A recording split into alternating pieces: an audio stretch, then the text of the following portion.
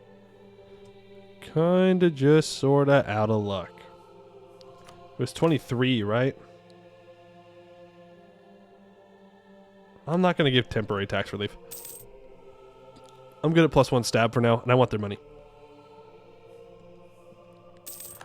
Bureaucratic expansion, on the other hand, don't mind if I do.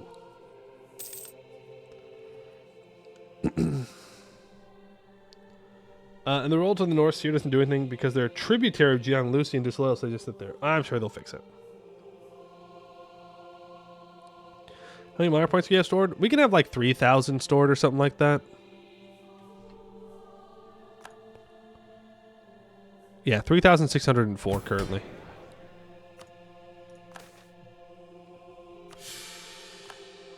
Not too bad.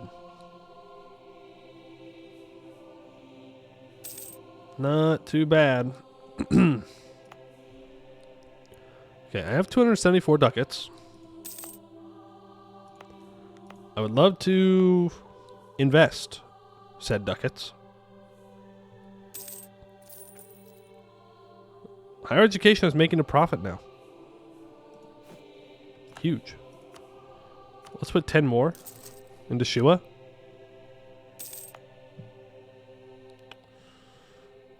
Labor-wise, we are still doing really good on urban labor. Let's do another, let's say 20 ducats into Shua.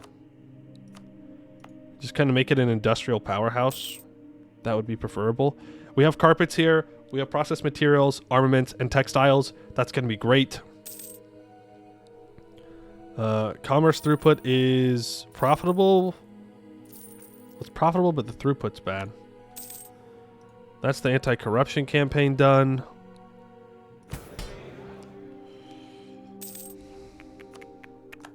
Can I explore measures to fight corruption? I could. In every province, minus 0.2 yearly provincial corruption for 10 years. Minus 20% admin efficiency, but we don't care about that. I don't want to lose stability. I could leverage the elites. Minus 20 elite loyalty. Minus 33% corruption impact of elites for 10 years. Minus 5 state corruption. No, I don't want to do that, because I have a reform in 3 years. But I will recall corrupt officials. I think that's fine. Because if we look at our province, let's say our capital. Let's look at Shua. It's more important now. Provincial administration. The corruption that we have here is 45.61%. Which...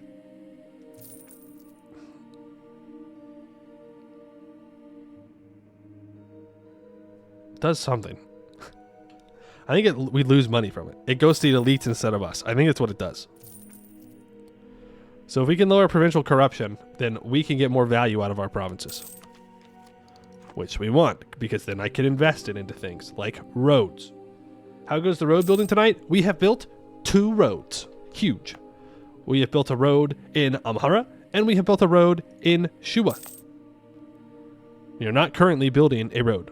But we might want to build a road in Begemder, because apparently the AI wants to invest in it, so we should help them invest in it.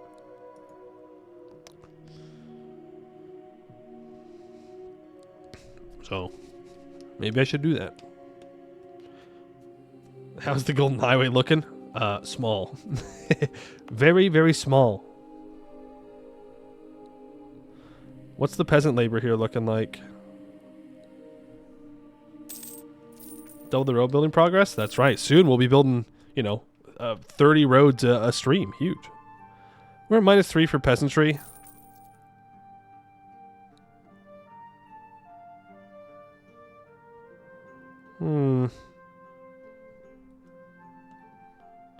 How much would it be to build this road? Design project, improve infrastructure, pathing, 1. 252, or 259. Wouldn't building a road to that industrial city in the west be worth? Are you talking about to out here? I mean, it could be. It absolutely could be worth. To try and get this autonomy down a little bit and improve communication efficiency. How much would this road cost?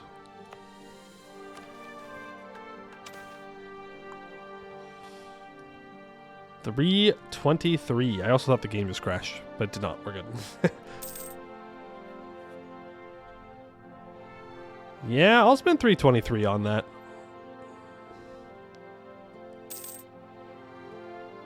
Cities seem mighty developed. They are pretty developed. One has gold, the other has trade. It would be nice to get some more control over them. And once we can get decent control over...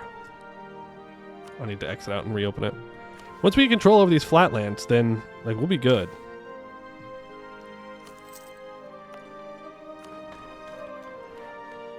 So you can get to build that. Not that I checked this province. Minus 1.8 peasant labor. And there are 184,000. Is that, am I right about that? I think it's in the thousands. Which is a hell of a lot. Not as many as Shua, but it's nice because it is entirely just rural with some upper class development. Ooh, the autonomy is also going down slowly. We shall build our great road. And remember, Silba already has a road. He's got one. Which is cool. We love to see it. Love to see it. The investment manager spent a little bit of money. That's fine. We've also improved the relations with the Mamluks. And so now that we are no longer at minus 150 relations, I think we can trade with them. I think that will work. But the thing is, like, I can sell to my node, but I can't skip over to the Mamluks node. But if he puts a merchant in my node, can he buy from me? I just can't sell to him actively? I don't know how that works.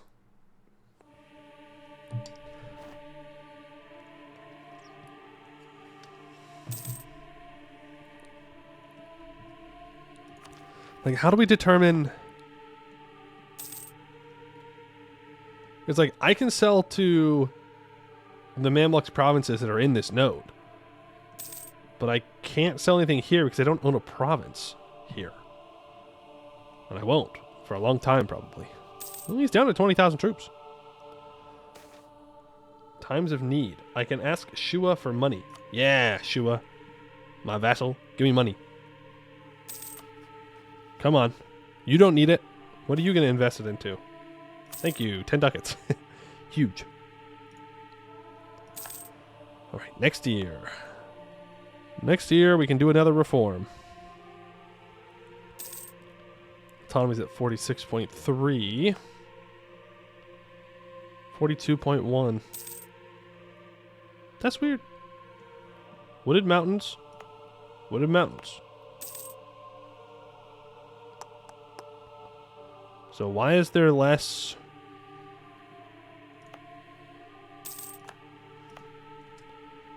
Why is there less autonomy here compared to here? Oh, well, this is a city, number one. That's what it is. It's a city. That's why. City and more elites. Fair enough.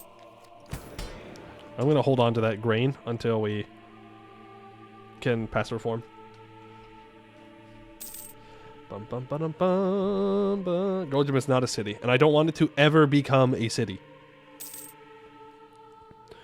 I want it to stay rural. I want it to just produce a bunch of coffee and a bunch of food to feed our population and to keep them awake so that way they can work. The little blue forts are provincial forts that are built by the estates. They're level 1. They do not project a zone of control. And it's based on the garrison infrastructure. So if you have level 1 garrison, then it builds a little fort. There are higher levels of garrison, but the fort level stays at 1. It just increases the defensiveness, I believe. Don't know. Do we have any provinces that have level 2? Doesn't. Oh yeah, right here. So here, you get -4 local unrest, 25% defensiveness, 6% garrison growth, -10% hostile movement speed, compared to Surrey, where it's just 15% defensiveness, -5% hostile movement speed, -2% local unrest. So they're good to have. But I'm pretty sure the regular forts are just better. Okay, social instability, recent reforms, show devotion, reduce tributes. All done and completed. So now I need 30 metropolitan influence. Okay, let's do this. Promote the metropolitans. We will go to level 8 commerce rights. Boom. Enact the reforms. Oh man, everybody is mad at me. Everybody's pissed. Because their factions are mad. Well, the spiritualists actually aren't that mad. Why are they mad? Ah, fuck you, I don't care if you're mad. Get over it. I don't care if I have -3 stability. Uh-oh. Whoa. Better Diplotech than Ethiopia, +30. Really?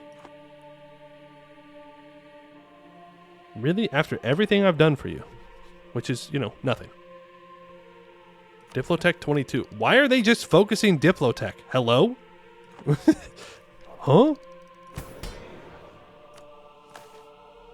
What did you reform? Our commerce rights. So we now have commercial law 8.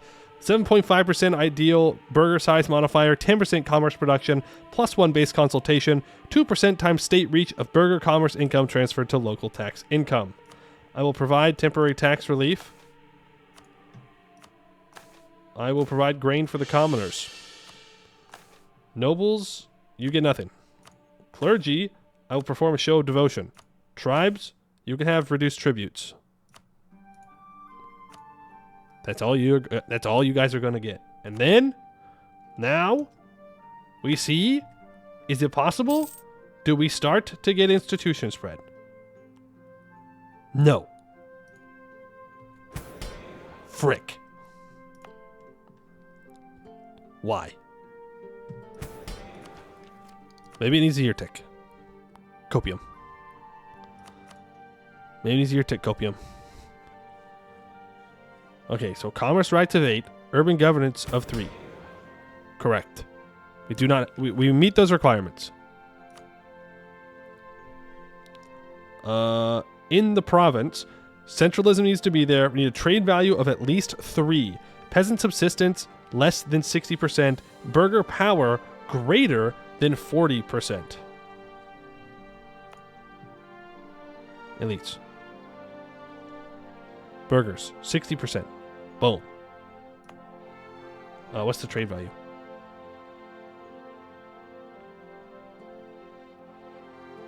Shit. Okay, we're close. We're close. In our capital. To 3.9.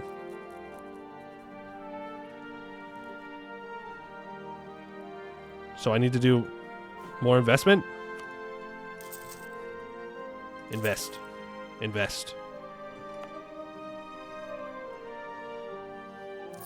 I might have invested too much. I might have thrown. We'll see. So it's 3.9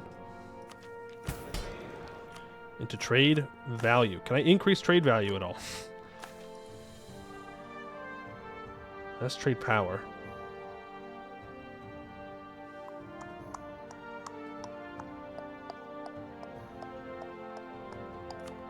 No.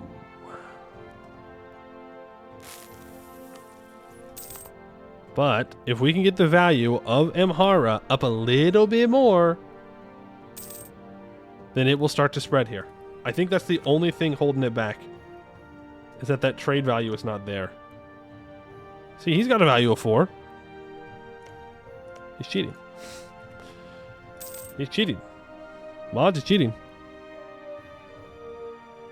I can't prove it, but he is.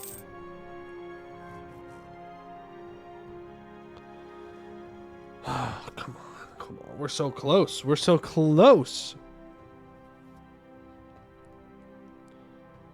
It also sucks because we don't have a lot of people that we can trade with here. Would transferring stuff, collecting other notes help? I don't believe it does that here. I don't think it lowers anything. Oh, my trade value went down due to my investments. Nuts. Nuts. Is there an edict? Local commerce. 10% commerce output. It'll cost Diplo points.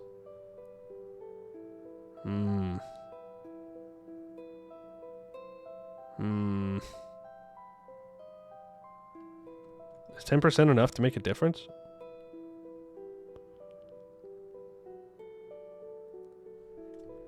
Only one way to find out.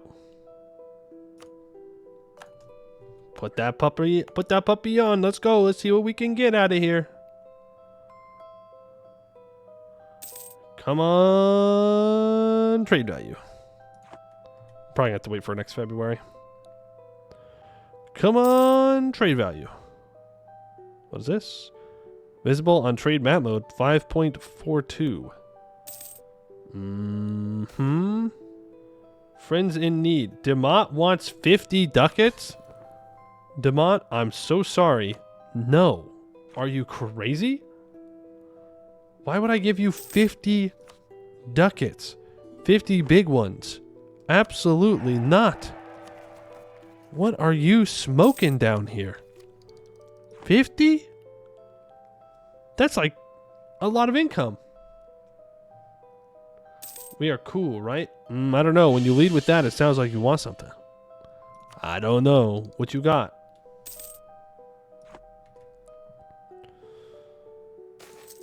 Investment manager. Okay. Yes, invest the money. Can you get 3 ducats? No. You want 3 ducats? Go ask someone in, like, Europe. Simeon is rebellious. See, this is bad. This is really bad, because if all of these guys start flipping rebellious, the Mamluks might just see me as a tasty snack, and I do not want to be a tasty snack. I may just need to take Diplotech. I don't want to, though. I don't want to. Why are you disloyal? I get nothing from you. I take the smallest amount of money. The smallest amount of money. Ifat gives me 2 ducats a year. You won't give me like 0.0 something ducats. I just need your troops to be ready to go to war, but I have not called you to war in decades. Lock in, bro. Why are you being like this? Oh, if our dude dies, we're just going to lose his stability. Oh, man. Oh, man. Oh, it's been a year tick. Well. Back up to 3.9. Why do I have trauma? Oh, my stability. New disease. Spawned in Egypt. L Egypt. That might be an L for me. That might spread to me. That would be devastating. Actually devastating. We do not want that. What I want is trade value. So here's my thing. Does trade value mean the amount of trade that we are doing here? Does it mean the goods that we are producing here? I don't know. But 10 ducats into Amhara. Maybe that'll help. Do we have more or less ways to interact with vassals in MEIOU? There are different kinds of vassals.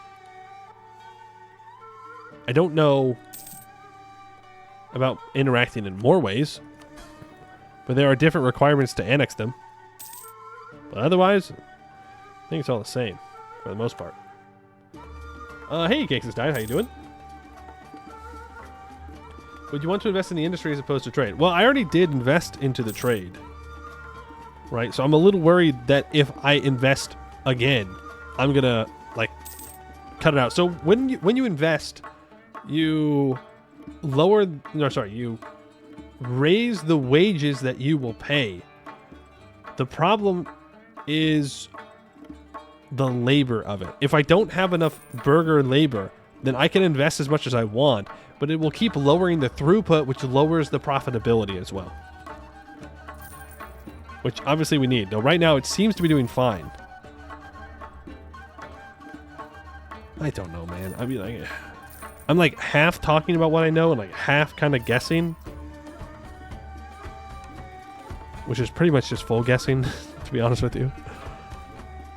Like, I think...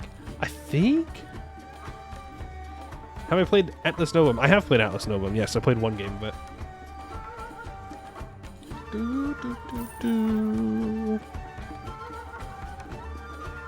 Yeah, see, I have minus 0.7 burger labor. So... Won't matter. Wait, where for? Where for? Where for? Where for? Let's go! Yes, yes, yes, yes, yes, yes, yes, yes, yes. Oh, baby, we are so back. Oh, we are so back. Commercialism is also spreading in these two provinces. Yeah. Oh, it's 5.8 over here. Damn, they're trading like crazy over here. Okay.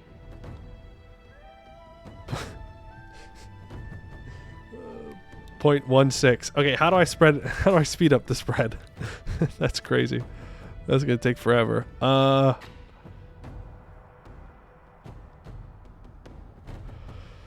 There's a multiplier. Higher commerce rights increases the spread. Burger power minus 0.4 divided by 0.6. Okay.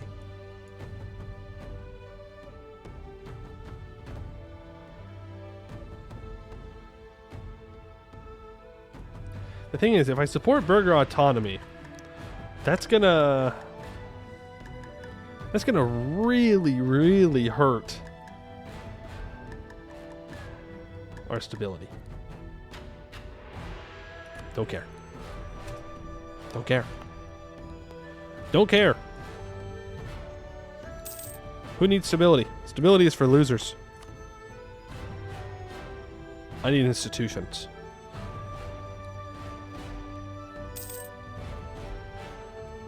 Yeah, and we are like on our own. We're gonna get no friendly spread at all. Is that 20 bureaucracy power you saw? Where? In our capital? Where are you talking about bureaucracy power? Oh, here? State reach? Yes. We are at 20% state reach. So...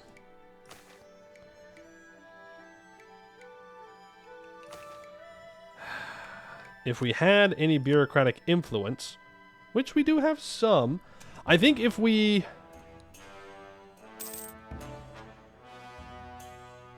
side with the bureaucrats when this ruler dies, I think we can start doing some bureaucratic reforms.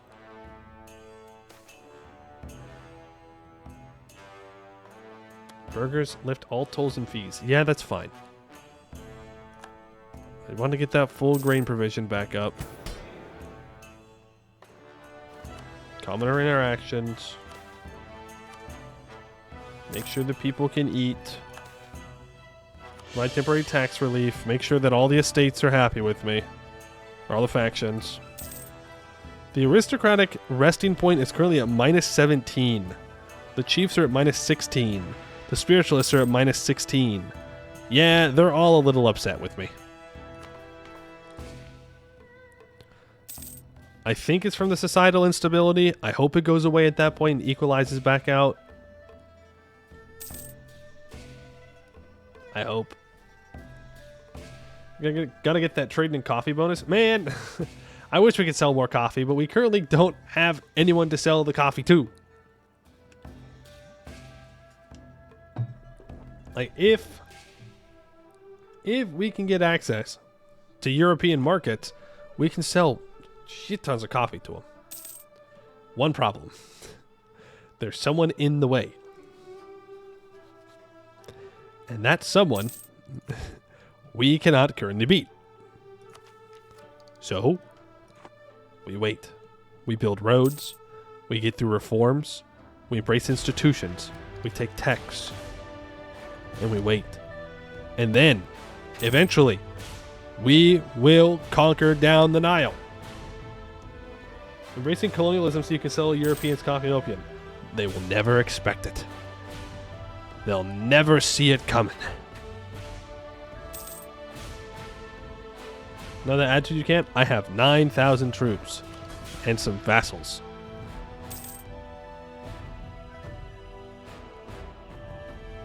Yeah, ignore that 8. It's these guys. I mean, altogether, we can defend ourselves against the Mamluks, who just made more claims on me, by the way.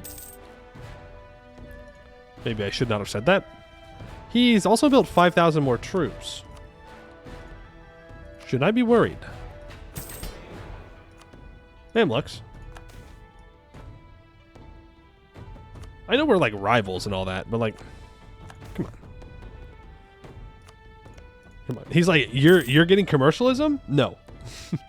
Illegal. No commercialism for you. We're still building a road here. We could build a road in Sennar.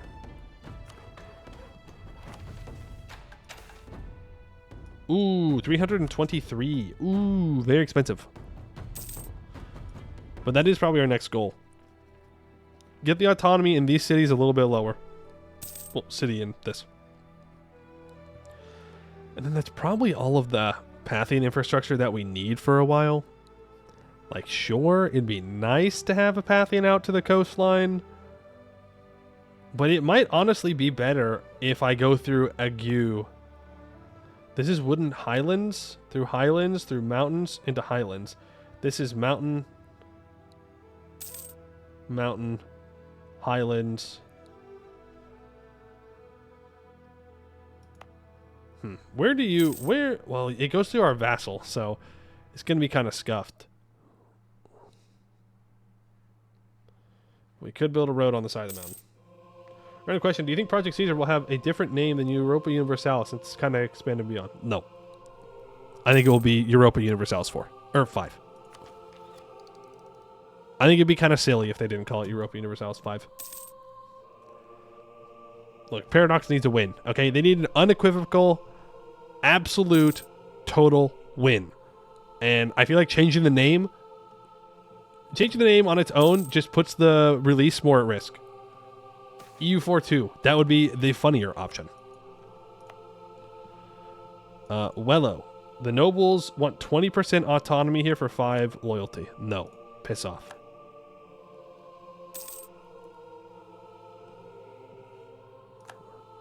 I heard you built 3 roads. You were doing so well. I'm very pleased with the progress you were making on my new provinces. To Mamluks. Yeah. Well, you know how it is. I just love to be helpful.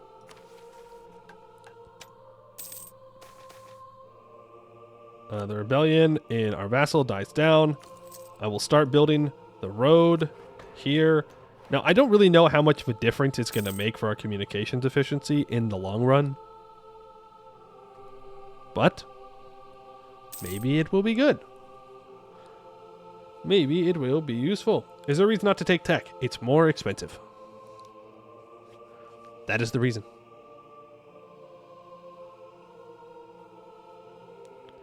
It's more expensive, and therefore I do not want to pay for it. I'm patient. And if we need to take mill tech when the Mamluks declare war on us, then we take the tech. And we're good. We still have 4 trade power. That's great. Holy shit, this is going to take forever. 1480? Okay, we cannot just sit here for... we cannot just sit here for 50 years. Waiting for commercialism. That's crazy.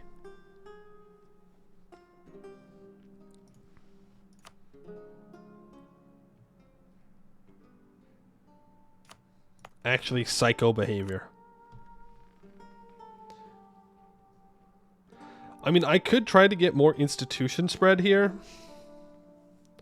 But then I'm a little bit worried that we won't have enough trade.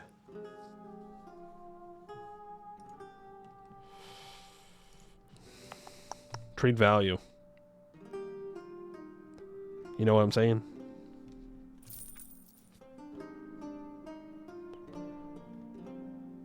Maybe it's time to invest into education again. More education. More commerce.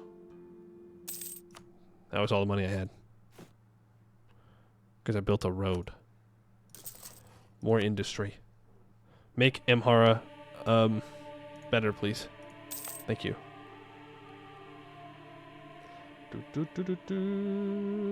Parents trying to wash their hands of the vampire fiasco. I mean, yeah, they've had a lot of fiascos, so they're going to try and save face. You know how it is. You know how it is. 10 pretender rebels? Why do you hate me? Why do you hate me so? Build a troop on Gojam. Faction alignment. Let's begin a new alignment. We are going to align with the bureaucrats. Yes. Yes. It's time. It is time for the bureaucrats to be in charge. It is time, it is time, it is time, it is time. We are going to be successful. It's going to be great. It's going to be wonderful. It takes our troops forever to move anywhere. Is it the clergy that is education these days? So there's clergy education and there's non-clergy education. Non-clergy education is better. So I don't know why you'd want clergy education. I mean, maybe if that's like, if you have a really strong clergy in your nation, it's a good idea. But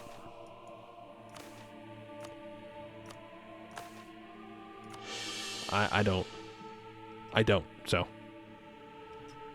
I'm not going to give them that power because they make money off of it, right? And I don't want to improve my clergy. Thank you very much. If you want strong clergy, go play in Europe. You'll find it. If that diplomatically insults me, you're not a very good tributary, you know that? All you do is give me like 2 ducats. To be fair though, that's like half a month of income, so.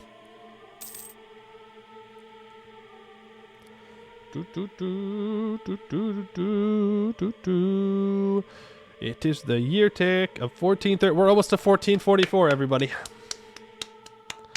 Almost to 1444. And I will say, our border's looking pretty close to 1444 borders. I'm just RPing really well. But we won't start off with any rebels. So that's good. And the Mamluks are still just as scary as they are in 1444. Huge. Just really sticking to the lore. The Karamanids are still around. They're allied with Iran. Who's doing well? Oh, they were the Jalarians. Jalarians, yeah. Close enough. That might be what's keeping them alive. I don't know where the Ottoman is. He's around, though. He's around. Oh, Korea is a great power. Look at that. The Tang and the Ming. Oh, Ming number 1. 130 heir. And a queen. Hood Da. Okay. That kid's gonna get disinherited, by the way.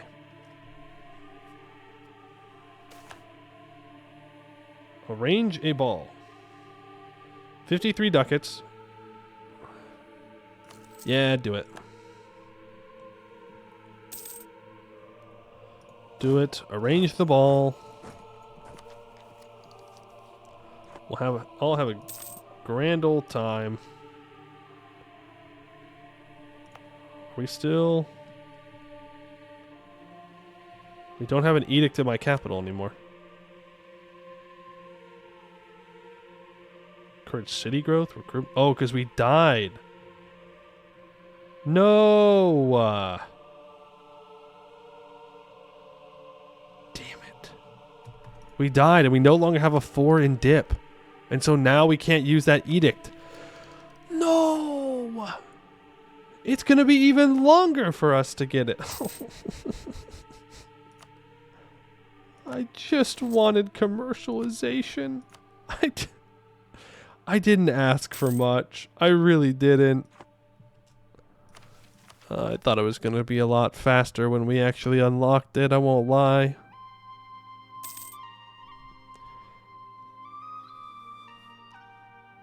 Lower peasant subsistence would help. Higher commerce rights would be a pretty big deal. More burger power.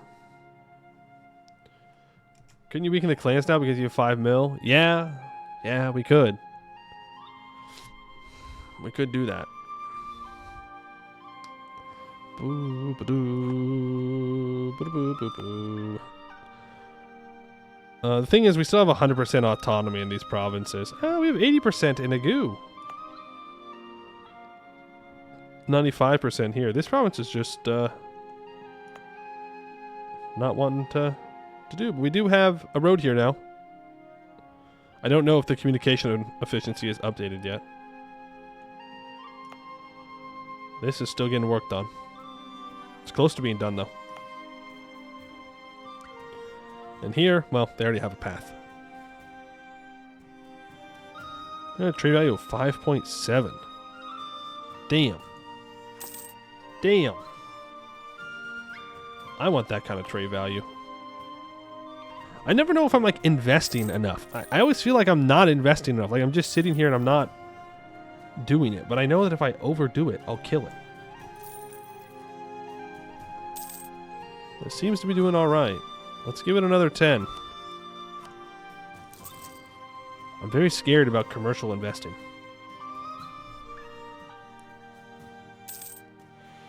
Commerce is volatile, and investment should be carefully considered in times of low treasury funds. Low treasury funds? I don't have low treasury funds. We're good. I'm making 6 ducats a month. If I'm not spending money, I'm wasting money. At this point. Oh, huge. Our bureaucrats are now at 11, which means, guys, hold the phone. Hold the phone, everyone. We might be able to do a reform. It might be possible. We might be able to do it. Okay, I think it was tax farming. Only 20 bureaucratic... No, there was a different one. There was one that required less influence. Though, means of recruitment would be a massive change. 10% less elite power from autonomy would be so good. Because that's going to hit the nobles a lot more than it's going to hit the burghers.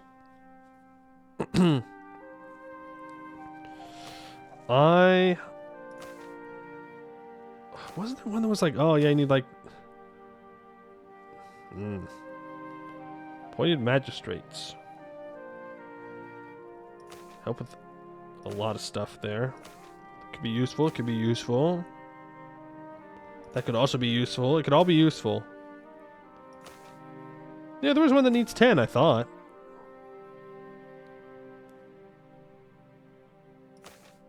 But maybe I was wrong. This is 5 state reach, 20 bureaucratic influence. I mean, I could side with the bureaucrats and just piss the aristocrats off and the chiefs, but I don't care about what the chiefs think. They can fuck off. It doesn't matter. Their power is 34%. I mean, they're still making a lot of money, is the thing. But I don't really care. But I have to make the aristocrats happy. You yield concessions to ancient liberties. I can... Yeah. Well, No, promoting the bureaucrat faction increases our corruption by 5. Which is a little rough.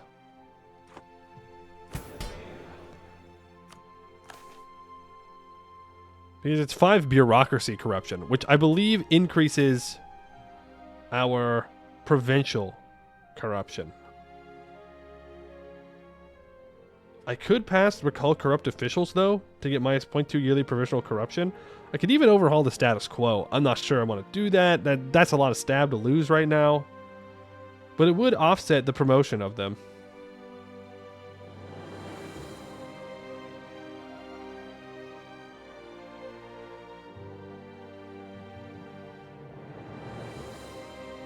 In one fell swoop.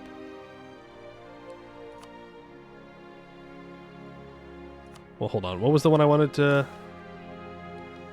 change? Was it tax farming? Yeah. It's tax farming.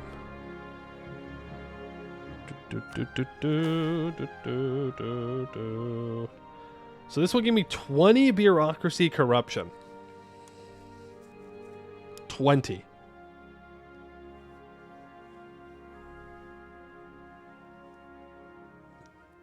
Minus 10 elite loyalty. Minus 20 relations between the elite factions and the state.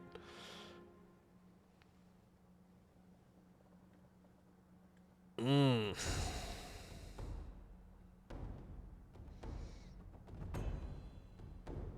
how much charisma you already have, 5 more or less won't change much. I mean, it will, though. It will.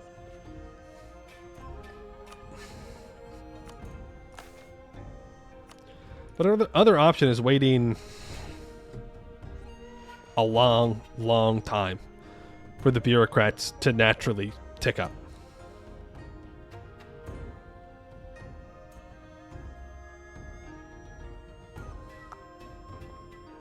How do I even... Base faction influences the proportion of the elite power. Which we just don't have a lot of bureaucratic power at the moment. But if we ever want to do these reforms, we gotta get to it.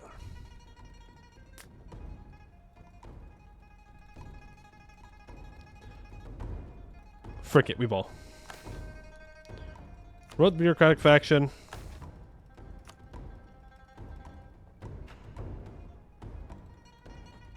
I have to wait till next month. Why did the aristocrats just take over? What the hell is that? What? Hello?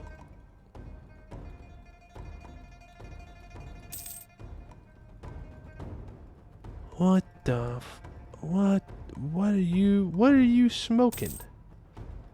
Nice. It's okay. It's going up. It's fine. Surely. Surely it's fine. Surely it's gonna keep going up. I'm not gonna lie. I don't really care about pretender rebels. I will not die so he can keep his dynasty. Doesn't matter to me. Okay, now my bureaucrats should be at 30. Wait, didn't I just need it at 20? Am I waiting for nothing? I think I'm waiting for nothing. But it's at 30 now. I'm just saying. I need 25 state reach average. Okay. Tax farming. We send it.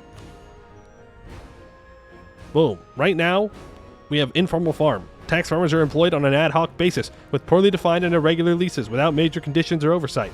The practice is cheap, yet the autonomy provided to farmers is immense. Let's get this going. Reform the farm. We are reforming the farm. We lose a lot of things. People are going to be very mad. And you know what we tell them? Piss off. We explore measures to fight corruption, and we overturn the status quo. Boom. Immediately. Hit them with it.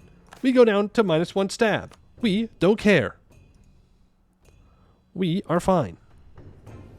Boom, boom, boom, boom, boom, boom, boom, boom, boom. And in one fell swoop, we have completed our first bureaucratic privilege. Not even a reform, just a privilege. Just a privilege.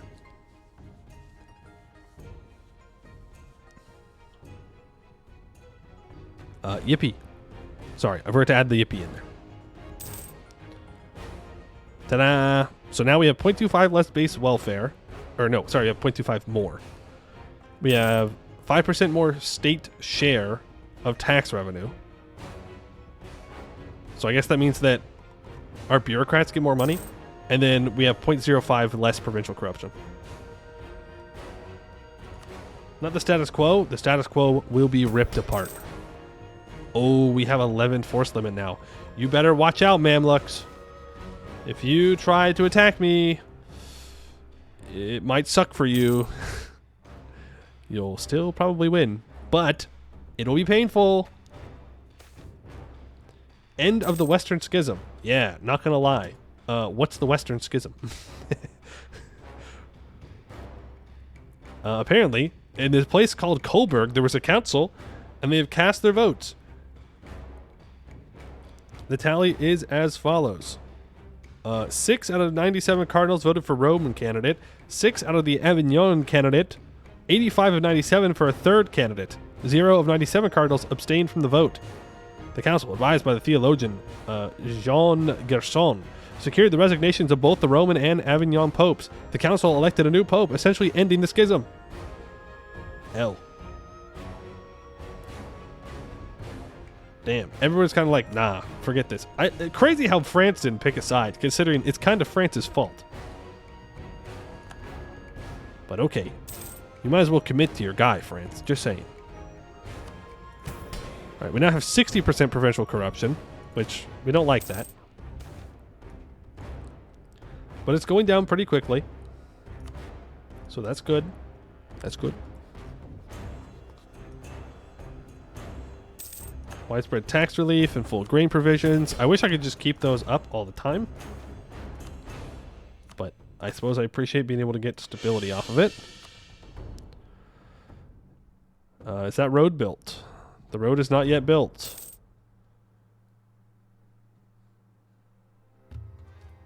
Why has the peasant labor demand gone up? It was lower. I would have sworn it was lower.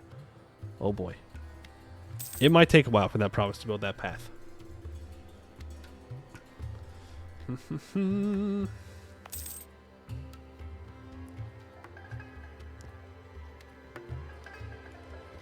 Some anti-pope pope scandal, true. Just popes doing pope things. Europa, thank you for the follow, appreciate it.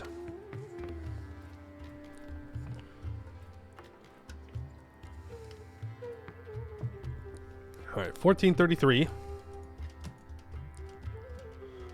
We are slowly but surely making our way towards better reforms. We now have official tax farming. And our communications efficiency is still pretty bad. Down here, but it's up to 10 now. This is definitely updated. We've brought the autonomy down to 75.8. All in all, things are looking up. Gojam, how are you doing, my friend? They're actually doing pretty well. We could probably invest into stuff here. But I kind of don't want people to migrate here. Let's do a census. It's been a while.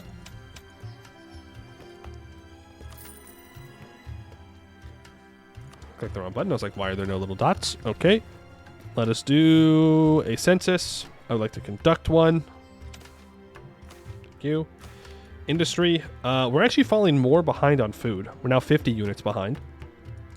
Salt. We're still behind. Fiber. Falling behind. Fuel. Doing all right. Raw material. Still not doing great here. Timber. We are still having a surplus, but the demand is starting to get there. Exotic goods. We need more. Luxuries. We're doing okay. Consumer goods. We have more. We have enough military. We do not have enough naval. Industrial. We still have a surplus. Knowledge. We have a shortage. Commerce, of course, still struggling. And coffee is what again? It's an exotic. Let's put 20 into the coffee production.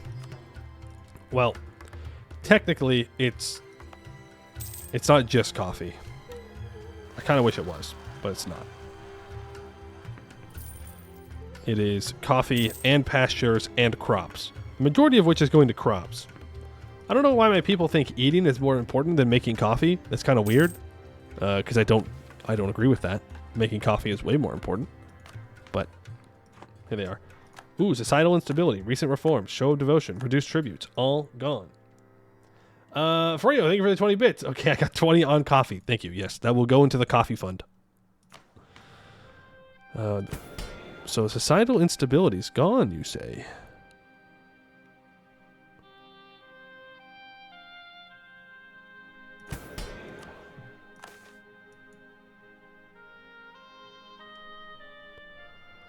Is gone, you say? Well, no, ain't that something? Ain't that something? Oh, damn it.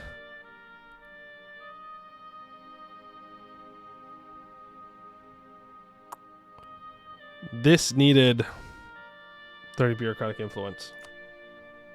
It's going back up. Our stability will get back up there. I think...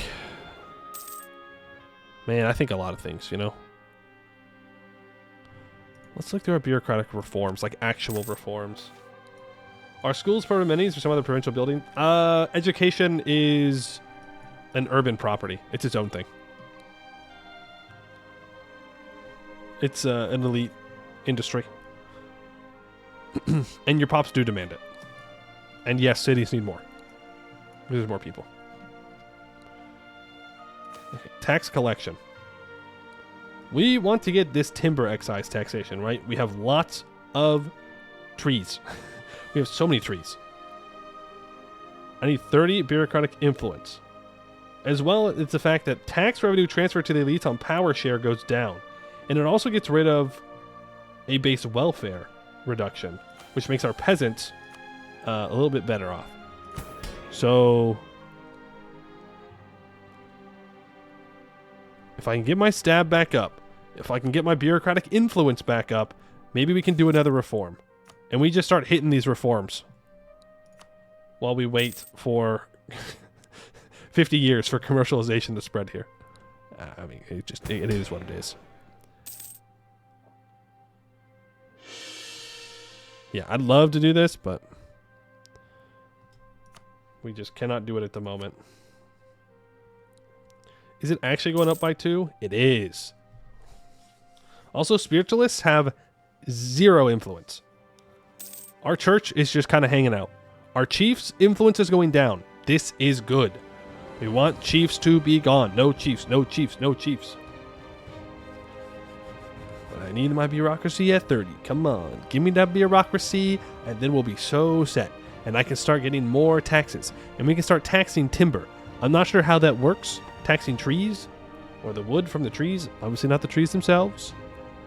But, I mean, if I can make money off of it. We are about to max out on admin tech. Or admin points. So I'm going to take admin 19. Now we do have maximum extraction resource size plus 2%. And 1% urban production efficiency. Very good. But it will cost me 526 admin points. And I would rather not spend that if I don't have to. That mill tech, though, is getting farther and farther away. And Mamluks are at 21, and I'm at 18. My vassals, though, are teching up, as is my ally, who has 10,000 troops. So, let's increase trust. Also, in MEIOU, it's 10 favors for 2 trust. So it takes a lot longer to get to 100 trust, but we're doing actually pretty good. Vietnam does actually have a lumber mafia, illegal logging and dealing in lumber. That's crazy. That's crazy. Ents have been avoiding taxes for too long. That's right. That's right. The Ents of Ethiopia really need to pay their dues. How dare they? How dare they not give me what I am owed? Commerce still seems to be doing pretty well. Am I Am I holding back too much on the whole commerce thing? I might be. Give me some industrial investment. Give me some commerce investment. Give me some academic investment. And I would like to put 10 industrial investment into Burr as well. I do need more naval goods. Urbanization. 40 ducats for 5 burger loyalty. Yeah. I don't want to, but yeah. I suppose. We're at 28.85 bureaucratic influence. The influence dropped 27. I do think it dropped, yes. And I don't know why. I'm assuming it updated on the year tick, which makes me a little nervous that we're getting close to another year tick. That I might just be stuck in a loop here. Let's see what happens. We're at 29.55. Okay, we go to 29.78, but does it shift back down due to an update somewhere? No. Well, hold on. We're still paused. Maybe. Meh. What do we got? Really holding us in suspense. Hold. 26? Oh, so that's a yes. Yes, it is dropping back down on the year tick. By quite a bit, actually. By quite a bit. Quite a bit. Does anyone else out there want to ally me?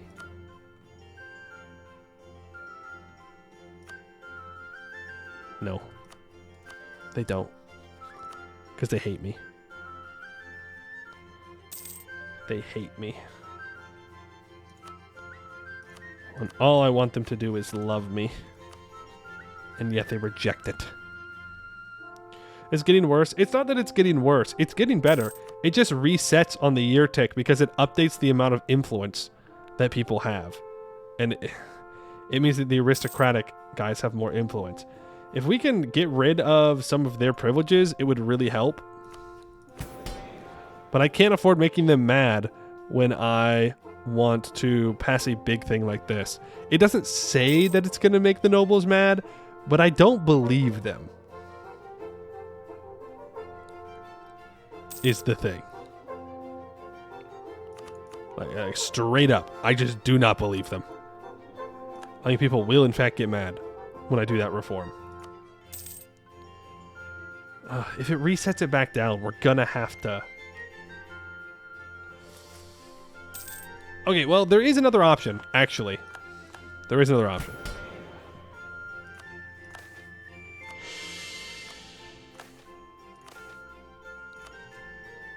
I could upgrade my advisors. It'd be more corruption, but it increases their influence. We'll see what happens on this year tick. What does it go down to? Last time it went from like 29.7 to 16 or 26. It's getting worse. The tick before 27. This time it's 26. Okay, well, we'll see what happens.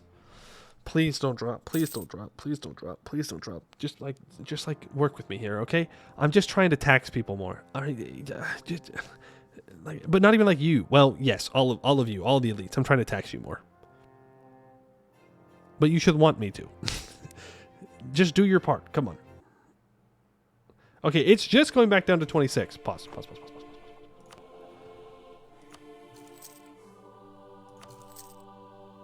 All right, all these advisors are going to level 2. Cost us a little bit more money, and it will increase our corruption. That's okay. That can be worked on.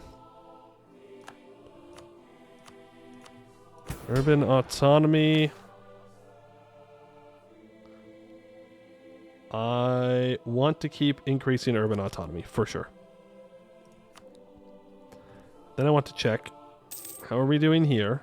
Oh, what is being built in our capital?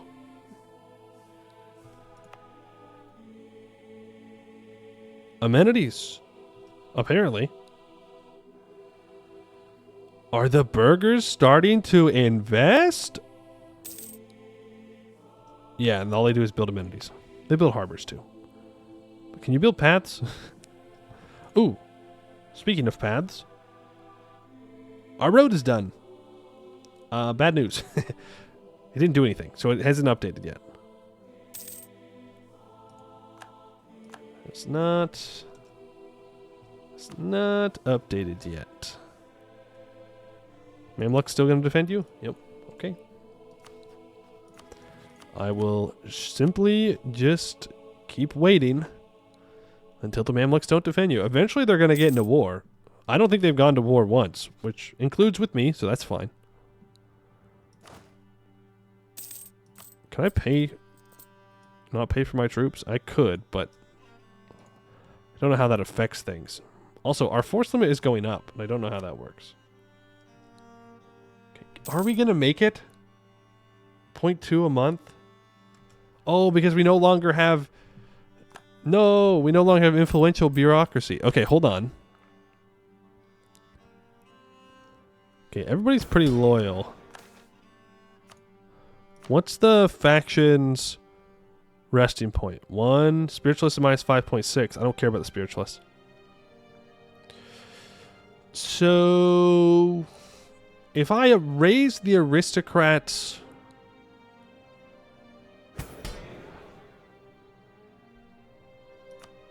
because now it's only going up by 0.2 again, which means we're not going to make it. Right?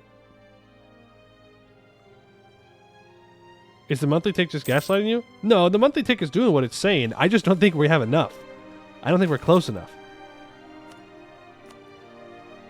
No, we're definitely not going to make it. Okay, well that means that we have to promote the bureaucratic faction again.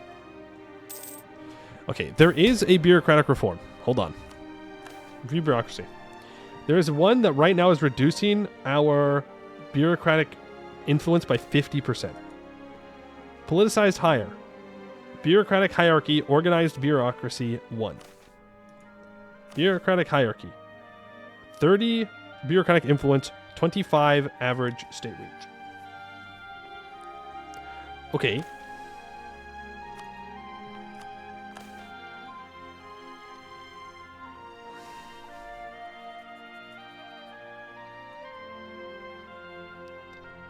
Do it. Keep expanding. Gotta get to 25.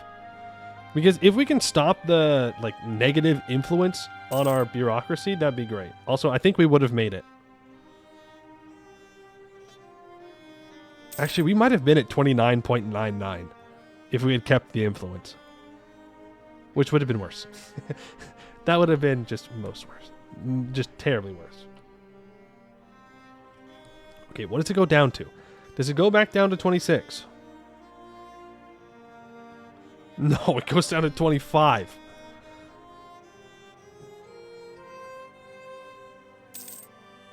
Oh, brutal. Okay. Bureaucratic instability is gone, though.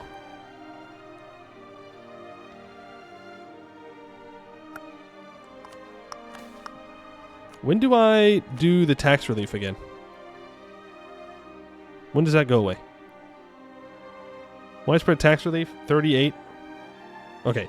So we're going to wait for this reform until September of 38, because that's going to allow me to give the elites a bunch of loyalty. Or sorry, it's going to be the factions positive opinions, not loyalty. Are you actually at 41 loyalty? No, they weren't. Well, I held a grand celebration anyways. Which is fine. Which is so totally perfectly fine. There's a noble reform that would decrease noble influence, increase bureaucrats. Yeah, I know. There is. And we can start going after the nobles. But it's going to make them mad, believe it or not. And I really need to get this levied armies up so that way I can increase my military service level as well. So I can get more force limit.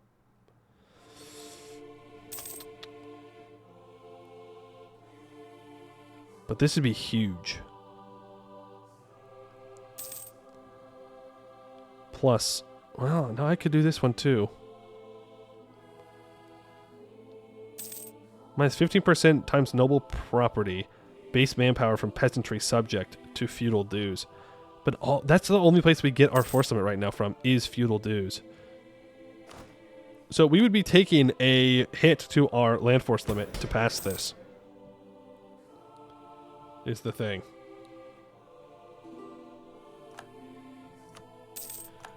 But at the same time, I mean, the sooner I do this one, the sooner I can do this one, you know? And then the sooner I can not be as scared of the Mamluks.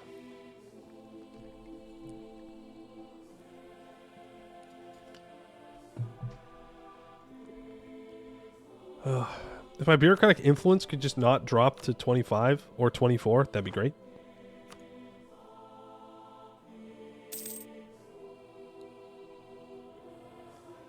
Yeah, but see, the aristocratic is only going up because of those 2 privileges. But it'll really make him mad if I start taking them away. Marital bliss. No, I don't want the help from any estate for any reason. It will just make them ask for things they don't want to give. Sorry. Okay, but September.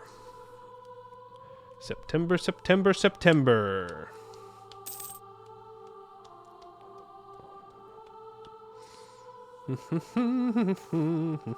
Military ideas. Cool.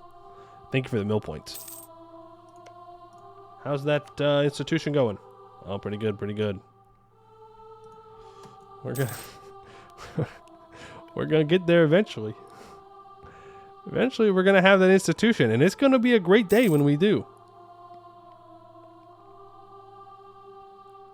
And everyone's gonna be very jealous of us. Noble birth. 5 noble loyalty, 12 relations with the aristocrats. Till 43, I get plus 1% yearly army tradition decay, minus 2% discipline. Yes. Absolutely. That is massive. That's going to make the nobles much more happy about my reform. Well, now I think I should go for this one.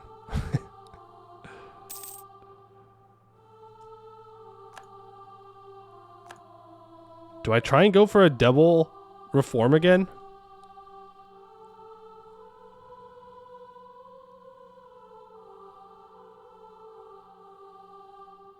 Well, we can see what if people get mad about this, and if not, then we can also do the levied armies.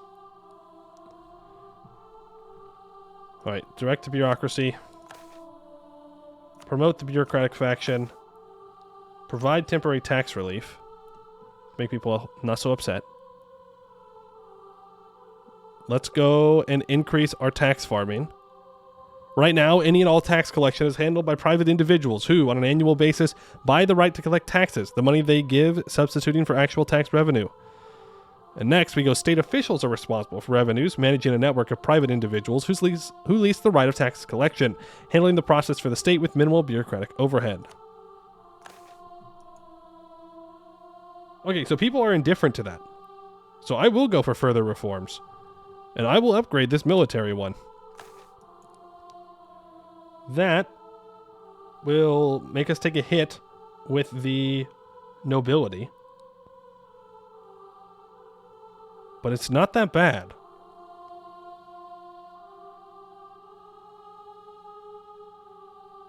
Yeah.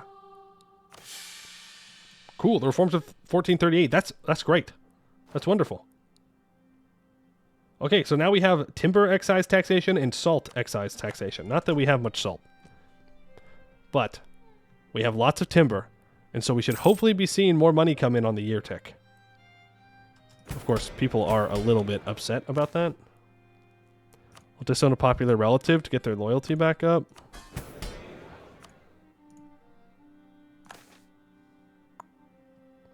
Now, we are at 30 influence right now. The factions, except for the chiefs, are all loyal.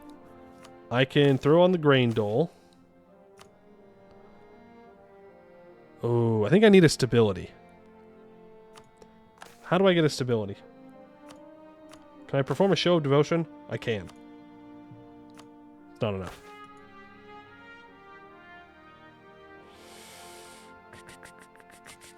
Promote and support commerce.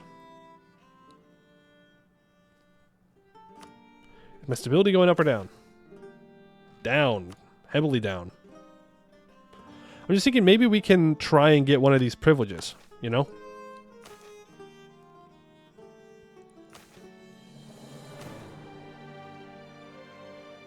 Oh, I need that 25 state reach average to really start getting anything done. Aha, this is the one we were looking for. Civil examinations. That's the one we were looking for that's cheaper than the rest of them to do. Civil examinations. 15 state corruption. 15 bureaucracy corruption. Minus 10 relations with the elite factions in the state. Minus 20 relations between the bureaucrats in the state. Do it. Mandate testing of new officials. New officials are firmly considered through a variety of often ad hoc tests by various officials across the realm, often bypassed through the right recommendation or family connection. I think that's what we have right now. Yay! Okay. Did we do it? Oh no, that is the new one.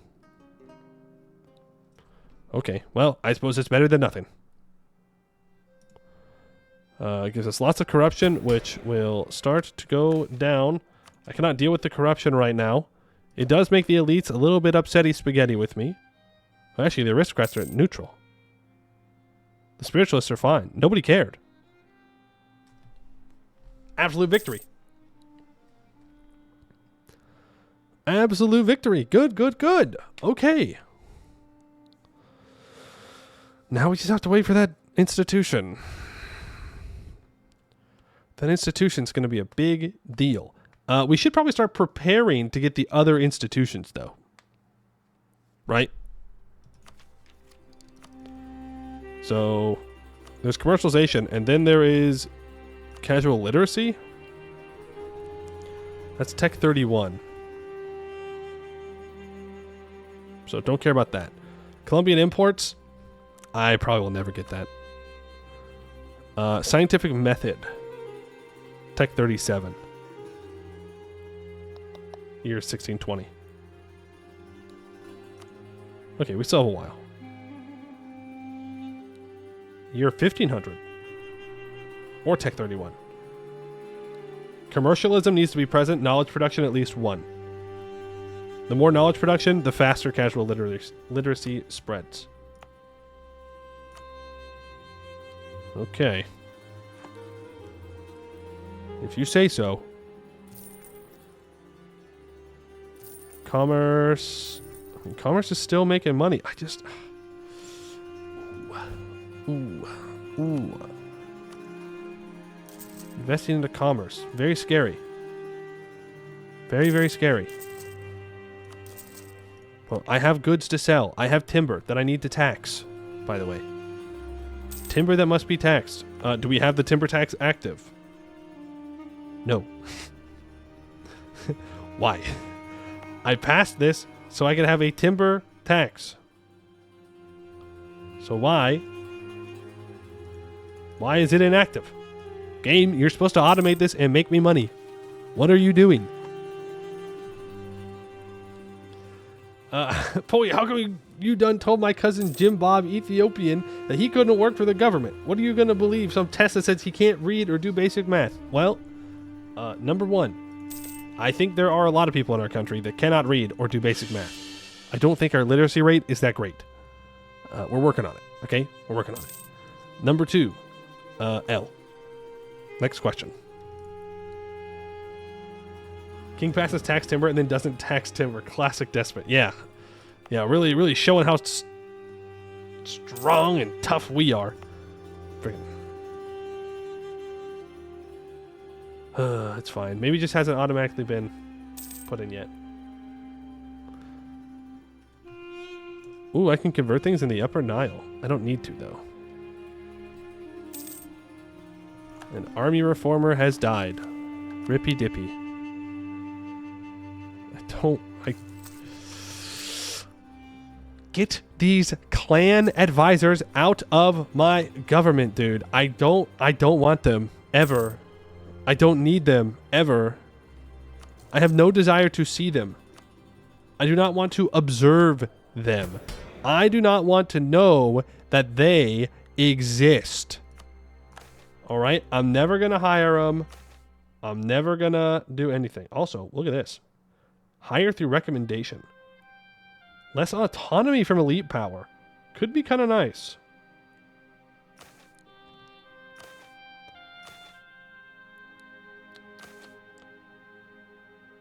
$25 state reach average. I mean, that's just what we need. Sovereign courts is also a ref one. Ooh. Appointed magistrates. Sovereign courts. Oh, that pisses people off. That makes people mad. It also gives us just so much corruption. Just so much corruption. Stupid amounts of corruption. But look at the effects. Right now, it's plus 10% stab increase interval, 0.1 global autonomy, minus 0.5 base welfare, and plus 0.15 provincial corruption. This reduces the stability interval by 5%. Cuts that global autonomy increase in half. Cuts the base welfare decrease in half. And takes 0.1 off of the provincial corruption. Let's do it. Okay, lots of reforms. Hezkias the First Solomonid the Reformer. And the Indulgent. Ignore that part. That's just propaganda. Oh, also I think it's time for his kid to fall down some stairs. King really went to tribes, doesn't want to see any tribes. No. Don't say that. The vast majority of our people are not in tribes, okay? They're peasants. And peasants are good because they work the field. Tribes bad. They do not work the field. They do not mine the mines. They do not chop the forests. What do?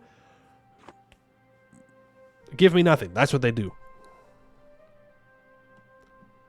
He was indulgent in propaganda. Well, you know, we've all got our vices, I guess. Weird vice to have. Oh, I just really love propaganda. But to each their own. Also, our next idea group, pretty sure it should be bureaucracy ideas.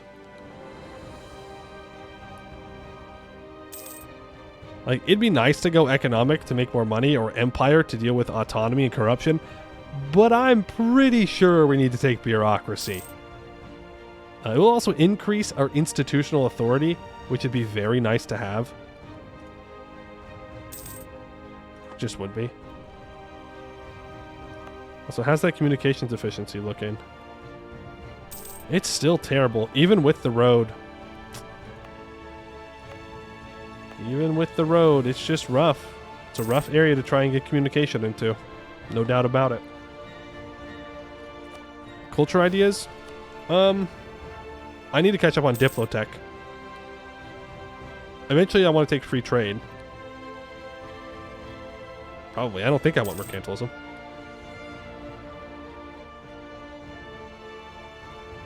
Maybe I do. Maybe I do want mercantilism. Domestic trade power, provincial trade power.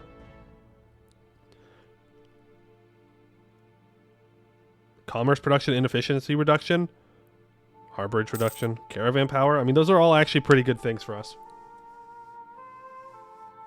Yeah, and the minus yearly clan power from bureaucracy ideas is really good for us. Really, really good. But I just need the institution. Is there any European that wants to teach me about commercialism? Please. Can I just have a European advisor come in and teach us how to reform our country? I don't see how this could go wrong. I trust them. Surely they will just help us. Unequivocally. Without any kind of secret motive behind it. Surely they just want to be helpful. What is it, Europe? I mean, we definitely know what Europe is. We just don't know where it is. Well, we know where it is. We just don't know anyone there. Goodbye, child. You're a 130, and you weren't going to be industrious. I could feel it. Only industrialists in our house. Ooh, but then my prestige goes down, which makes them disloyal again. That's alright. They'll come back around. They'll come back around. It's all good. Bro, I want to kill this guy so badly. I cannot tell you how badly I want to kill this guy. Because, ironically, at one point, I was complaining about his salt mines. Now, I want his salt mines. They're maxed out salt mines. I want them. How are we doing here? Commerce is still at 66% throughput. And 43% size. Or 43 size. 100% skill. 122% productivity. Okay. We're going to make a risk. We're going to make a big risk. We're going to put 50 ducats into our capital's commerce. That's right. I said it. Which is now up to a major center of trade, by the way. He is still the Mamluk's butt buddy. Yes. He is, in fact, that.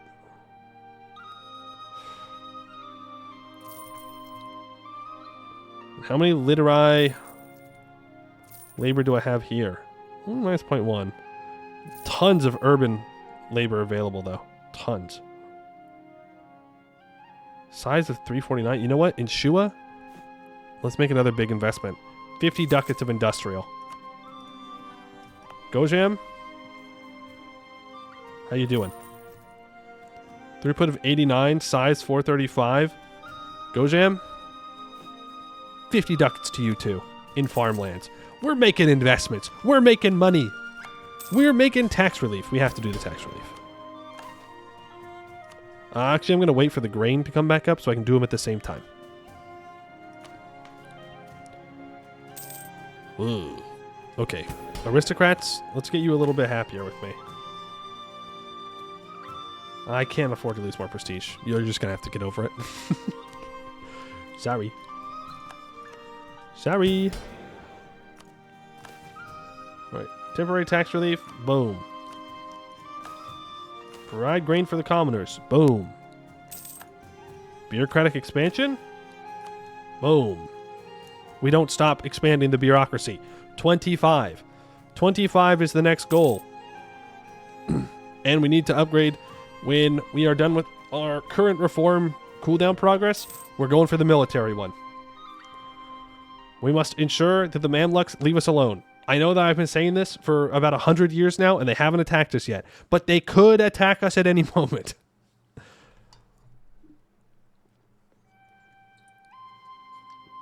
You've barely capitalized. I've hardly seen you industriate at all. Sorry, kid. Out the window. That's right. Now, this is interesting. We could overturn the status quo, lose 2 stability, and get rid of 10 bureaucracy corruption. When is our recent reforms instability going away? Societal instability goes away in 4 years.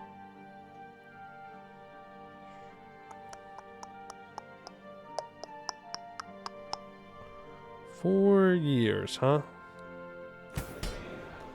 Are we gaining stability? We are. It would go back up. Honestly, those who do not aggressively fight for the future will simply be forgotten and left in the history books. And therefore, we will aggressively reform. Stability or not. I don't need stability, okay? We're safe. We've got vassals. They are loyal. They are more caught up on tech than I am. Which is kind of funny. Vassals kind of overpowered. Look, they're even higher mill tech than the Mamluks are. Same thing with my ally. So I just sit here, I vibe, I reform, and then when I embrace commercialism, then eventually I will be able to help everybody and we will all succeed.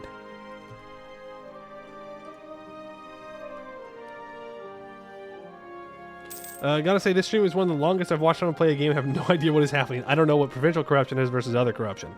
So we have state corruption, which is like the regular EU4 corruption that you have. Okay? It's gained by all of these things. All the things on the screen. Lots and lots of things. The biggest one here, of course, is the all-power cost. I believe it is cut in half, the downsides of it, compared to regular, since it's expected that you have it. Provincial corruption is in the province itself, which you can find under provincial administration. And this reduces how much money you get out of the provinces and is taken away by the estates, or by the elites. Sorry. So that's the difference. This affects us on a national scale, things like global trade power. The provincial is more local. 100 ducats to the nobles. No. No, no, no. The nobles do not get my money. Well, they do, but not right now.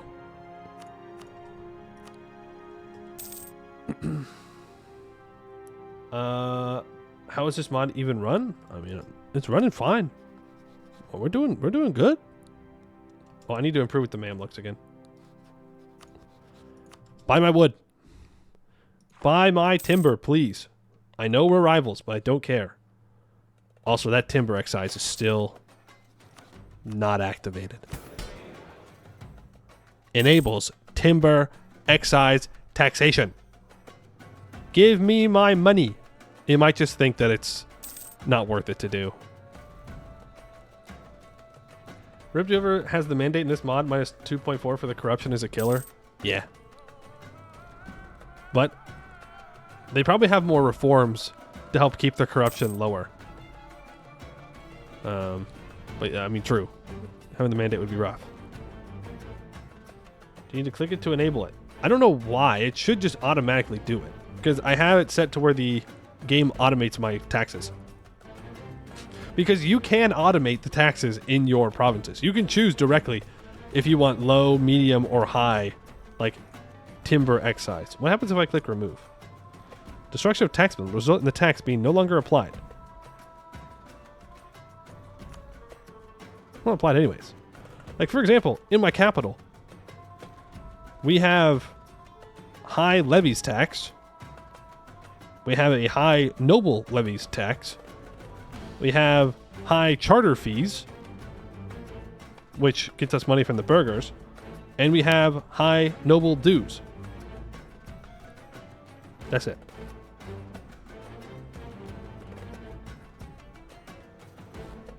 We don't have an inheritance tax. We don't have a rent tax. But what other taxes do I have unlocked? Tollage. I do have... Okay. Tax on commerce. Charging any individual that passes through a given location. Usually bridges or the walls of a settlement. Tolls can affect the volume of trade by reducing the output of the commerce industry. Oh, yeah. No, we don't want that. we don't want that. We want lots and lots and lots of trade. We want the world to know about Ethiopian timber. Through and through. Commerce is up to 48.11. I don't know if that's updated. Let's see, has Gojam updated? No, I really should be writing these numbers down. I'm going to assume no. That it has not updated yet.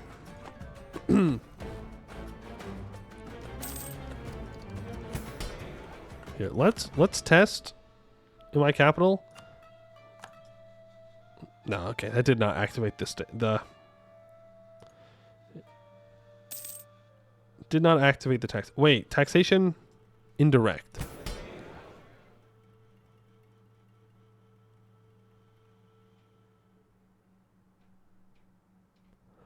I think I've had the timber tax the whole time.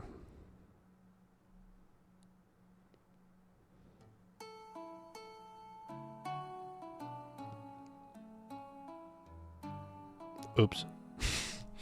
Well, it doesn't matter because eventually we're going to upgrade this and then we lose access to it. But now we have it. Ooh, property and inheritance tax. Ooh. How does AI manage all this? I don't know. I mean, the AI is running like most of my country, so it can't be too bad. Right? Like, I'm not controlling where my taxes are. I'm just choosing which reforms I go after and building roads. That's really about it. Which, speaking of, we might want to... I want to do that again. I can't do any more reforms. Not with this stability. Bum, bum, bum. Ba-da-bum, ba-da-ba-da, ba-da-bum.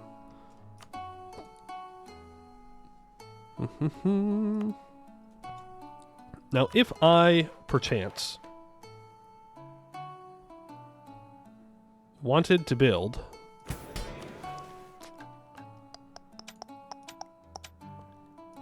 a Capitol building, how much would that cost me? It was like $1,200 the last time we checked. Hey, it's down to $932 now. Okay. We just need more knowledge. That's what's making it so expensive. Higher education is currently at 77% throughput. Fight Sudan for money? No. Number one, I'm behind on Miltech. Number two, I have to split my money with my vassals. And since they would be doing all the fighting, they would get all the money. Number three, it kills pops in both my vassals' provinces and their provinces. And eventually, I'm going to want all of those provinces. And so I'd rather not kill the people there for nothing. Be for like 20 ducats. When I could just sit here for a couple months and make the 20 ducats and not have to worry about it. You know? Look at your tax income. Timber excise seems to be a national level tax rather than just a provincial one.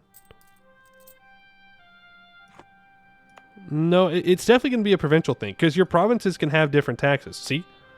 Begemder has a low noble levies tax and has a medium rent dues tax based on the peasant population, but Amhara does not.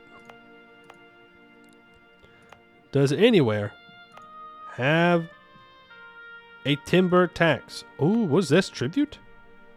A clan-based society is heavily dependent on bonds of kin, community, and the loyalty between groups, leaving tribute as the primary means of payment for the population at large.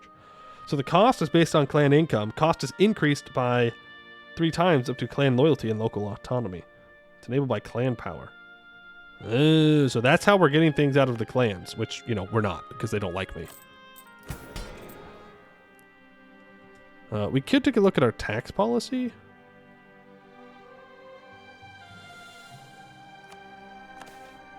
Curtail the bureaucracy? Why would I do that? How do I view my tax policy? Tax code. Redelegate our tax code once more, allowing us to instantly allocate a distribution of power across the realm. So right now, every time we do taxes, we spend 24 Diplo points and 29 mil points. So every year. And there is an admin one, but because we have the elites don't pay taxes, it doesn't have the admin points, but it would do 20. Wait a second. Configure disable taxes in the realm. Ooh. Timber excise 0. Overall income from taxes 75. But we don't spend any on this.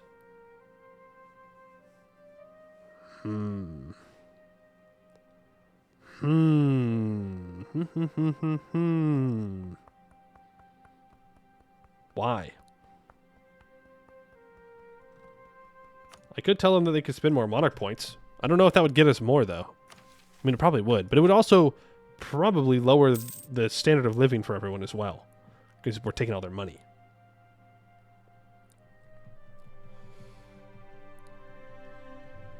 Hey,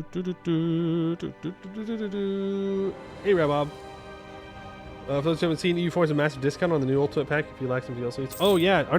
Isn't it where they have 4 of the DLCs that come with the base game now? 1-2-1? Dog, don't do that to me. Come on. Please, no. I can already feel it. This kid is not industrious. They're going to be some, like, artist or something. We don't want that. Oh, watch. Now that I've lost the claim, Mamluks break alliance. Just you wait and see. Just you wait and see. Willing to be... No. I was like, oh, maybe he'll want to be vassalized. Ugh. And he's not big enough to get a second ally, which would really help me.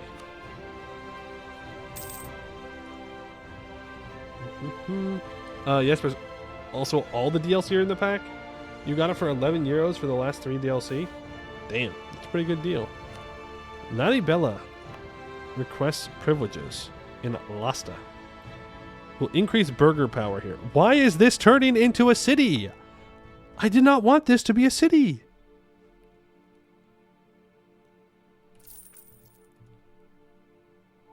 I mean, yeah, obviously give the burgers more power, but I feel like all my provinces become cities. I guess this one's still not. Gojam's still going strong. It's because they don't have any industry, any urban industry. Why is it bad to be a city? It's not inherently bad. It just gives it more autonomy. Like, I would rather this area just focus on its rural production. Like, these forestries could be filled out. It doesn't really matter, though, in the long run. Cities are really good. How do the factions feel about me? The aristocrats are a little mad.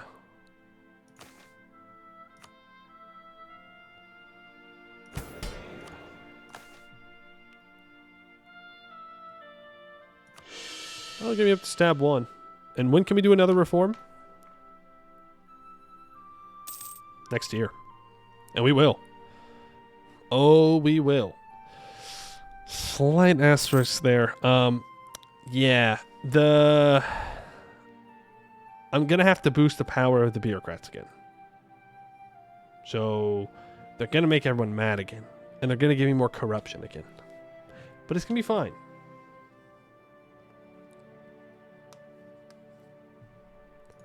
Gonna be fine. I think we should check out our communications efficiency. It's been a while since we looked at that map mode.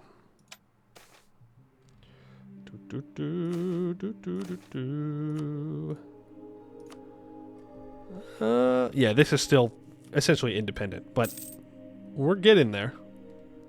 The communication efficiency in these provinces has definitely gone down a significant amount, which is cool.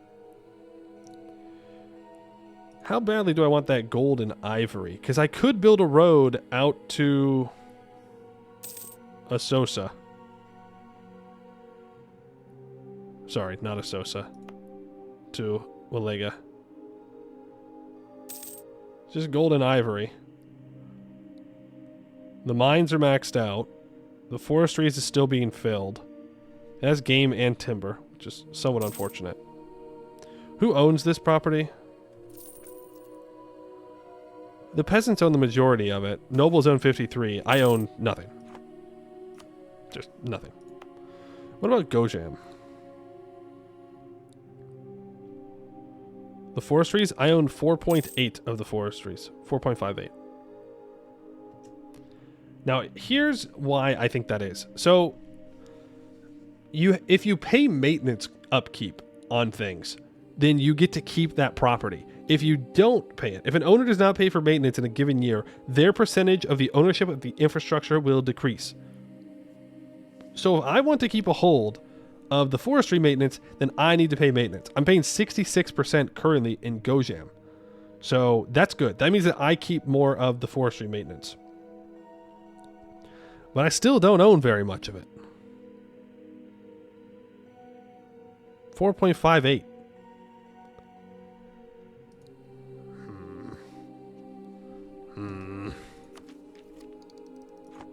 Mosquitoes are causing a problem again? Wait, who got malaria? Oh, damn. That's bad. Oh, no, dude. No, no, no, no, no, no, no, no, no, no, no, no, no, no, no, no, no, no. I don't know if this is going to help. Issue an embargo. Shut that down. Shut that down. I do not want that malaria outbreak. Unless the malaria outbreak doesn't spread? Maybe if it doesn't spread, we'll be fine.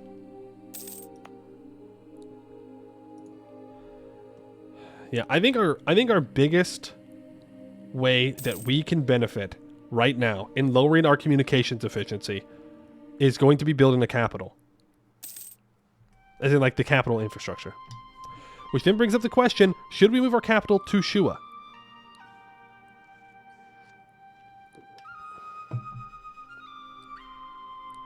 Right? I don't think so. I like my capital, okay? It's fancy. It's fancy. And how is that fanciness doing when it comes to higher education? 77% throughput. 84% throughput. This is becoming a city now. Okay, well, here's the deal. If you're becoming a city, you need higher education. That's just the way it is. You want to be a city? Fine. Open new slots. Higher education. You gonna learn. You gonna learn if you want to be a city. That is just how it goes.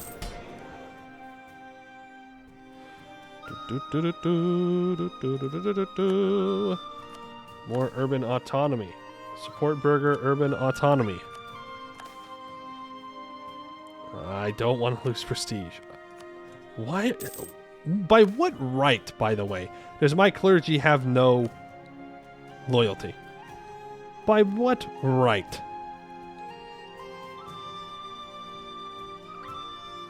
Get out of here, man. I don't even know if it matters. Who cares what the clergy think? You have no power here. Okay, we're done with our current recent reforms, so we could immediately up our noble levies, and we could even up our noble dues.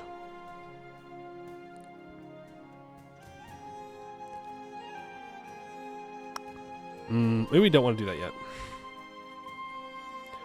So right now, noble obligations, there's 5% noble gravity, which means that they want more nobles in every province. They put in 30% noble investment into feudal levies and 80% base manpower from the nobility. If I upgrade it, they want less nobles everywhere. 50% noble power weight from siphons. I don't know what that means. But they give us 40% less base manpower and 15% less noble investment into feudal levies. But they do give us more money. But money's not really a problem for us right now. Right? Like, obviously, I would like to make more.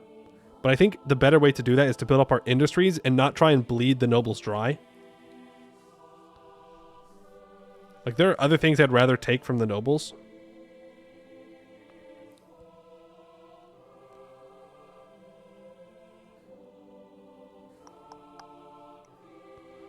Allows tax... Okay. Well, then maybe we just do one reform right now. Right, military service. All recruitment and organization is devolved to the nobility, including recruitment from the state domain. But if I upgrade it, basic infrastructure allows for the recruitment of volunteers into a state levy ready to serve in times of need. So we get 0.1 times welfare times 2% plus 2% times state reach, base manpower from all non-elite classes. And we have more state reach in our capital areas where there's lots of people than we do farther. So this comes directly from the peasants. So this should increase our force limit.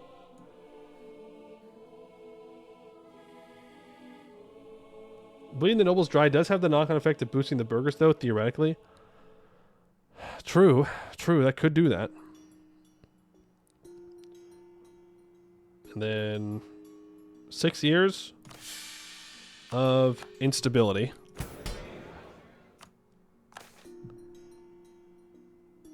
Could hold grand celebrations. That's a lot of money, though. 99 ducats, just kind of throw away. There are other things that I would like to take away from the nobles. Let's look at their privileges. So they have no monopolies. This is good. The monopolies just give them more noble gravity everywhere. And the base rate of all peasantry dues are owed them more. So if they have monopolies, they just make money, and then you can't make money off of game or forestry or I believe this is mining. You don't want that. What I am looking for... Oh, we have to take another mill idea if we want to get up to enlistment, by the way.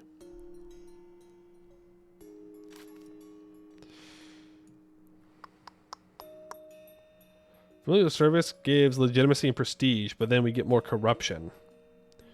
So noble dues and noble service makes it cheaper for us to take stuff from the nobles, so we can get more manpower, more money from them. Obviously, the manpower one is pretty good. We might want to consider that. But I think I'd rather deal with court titles, which give more influence, and these courts, which give more autonomy from noble power. On the other hand, rural autonomy, autonomous holdings, it's pretty rough. If I can bring them down to empowered, and also ask for less bureaucrats needed per 1K rural population, but we want more bureaucrats. Ooh, do we? Yes, but we have to start paying our bureaucrats more.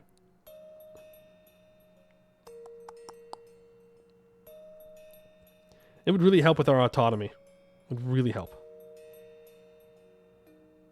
And they have less than 65 influence, so we could do it. We could hit them with it.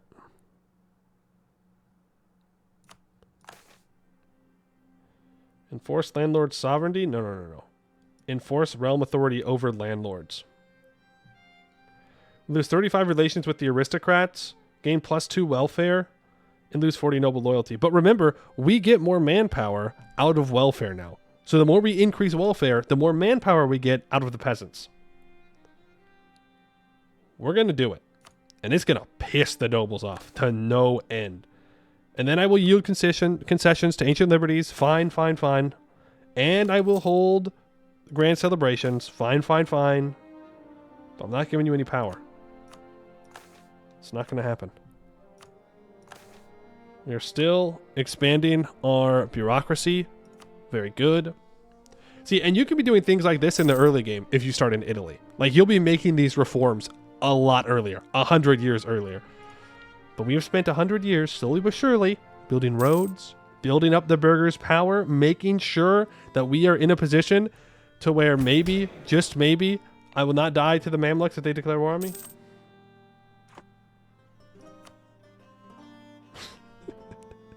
Waiting for commercialization to spawn.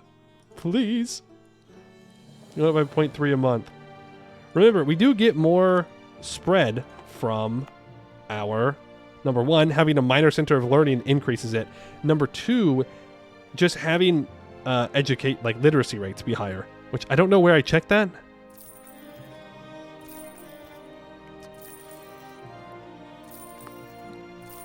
Yeah, I don't know where I checked that. But we do have 2 urban labor in our capital. So let's throw in 10 industrial to them. I don't know where I would check my literacy, but it does matter.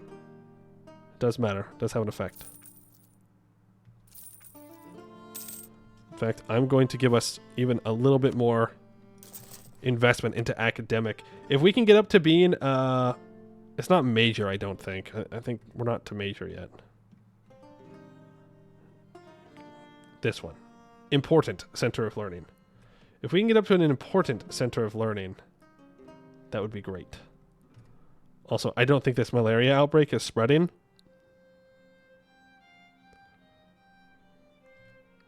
So I will unembargo them so they buy my stuff.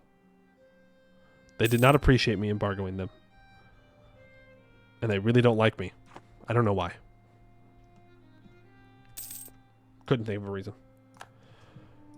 Alright, well, keep expanding that bureaucracy.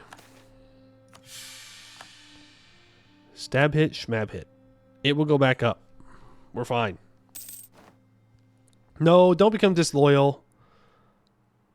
Don't do that. Just be loyal, man. It's fine. Oh, this is also the first calculation with our nobles being mad and our new ability to get levies from the population here. I love that you were doing essentially the same thing I'm doing in Vic 3? I mean, kind of, yeah. In some ways. And our first one is still 10. What you mean by that?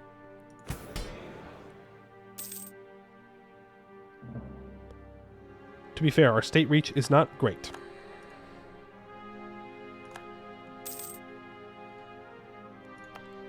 There is a state reach map mode that we can look at too. Special map modes. Political, state reach, close.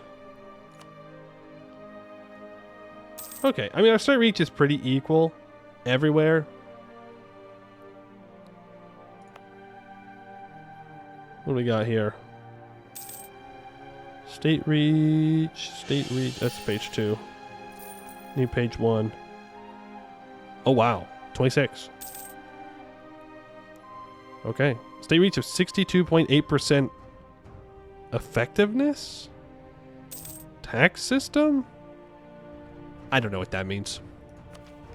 I'm not gonna pretend like I know what that means. We're about to max out on admin points again. Take the tech. Also, there is no unbalanced research. I don't think. No. Widespread tax relief.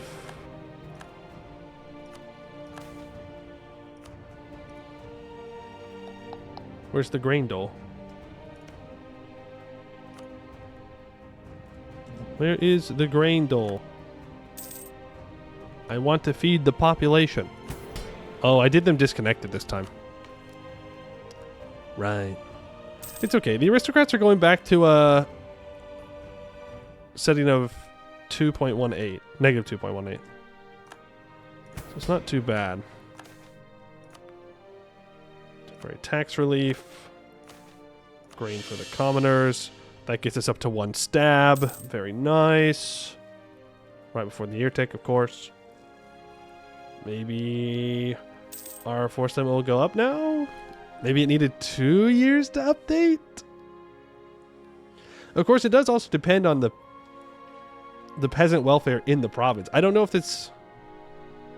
I'm sure I could check. I'm sure that I could check and see what exactly is going on in there. So in our capital, elites. Can I see welfare here? No. Okay. Unrest concerns treatment and education. Treatment, the peasant welfare is at 6.21. Okay. It went down. Maybe I don't understand what this is. Oh, okay.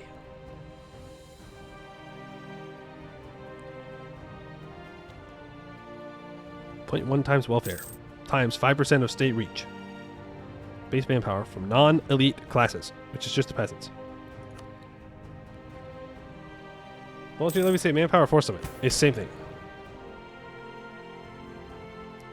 It's the same thing. As far as I'm aware. I'm pretty sure it's the same thing. Your force limit is based off of your manpower.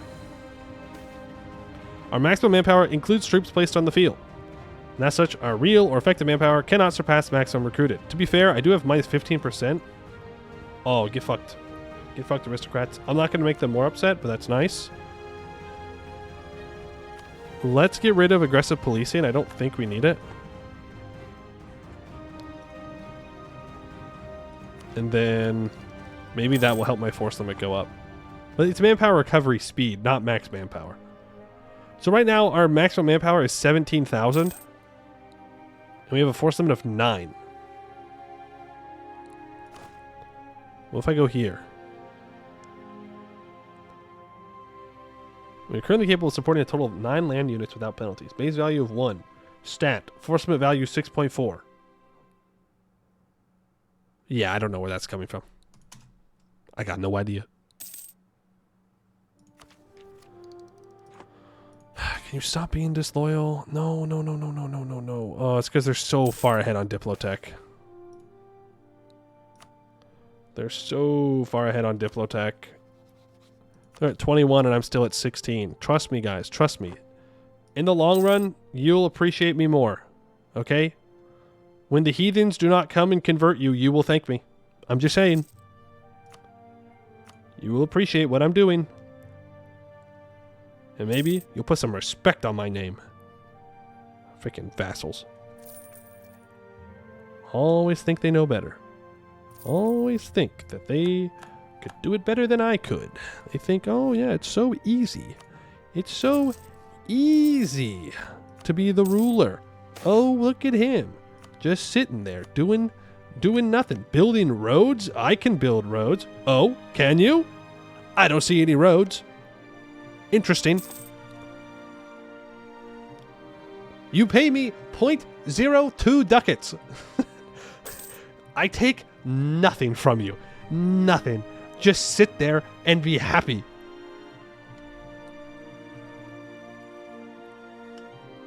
You have Diplotech or 3 whole roads. Don't tell them. We could have both. I'm being a little bit greedy right now. Just like a little bit greedy. Okay. And I'm starting to think maybe I shouldn't be so greedy. Maybe it's a mistake. At least Demont is on my side. Barely. What? Hadia. Wrong religion. Look at what they pay me. Look at this. Look at this. Okay, he gives me 0.12. 0.13. That's a lot of money for these guys. My bad. But look, like, you have no city, man. You just have two very rural provinces, which is great. And when I annex you, I will appreciate that so much. But, like, what are you going to do if you're independent? You can't live without me. You have nothing. You have no industrial goods. You have no armament. You have no textiles. You have no carpets. You have no trade. You have no trade. You have nothing. You are nothing without me. Nothing. We now have the largest city on the subcontinent. That's cool.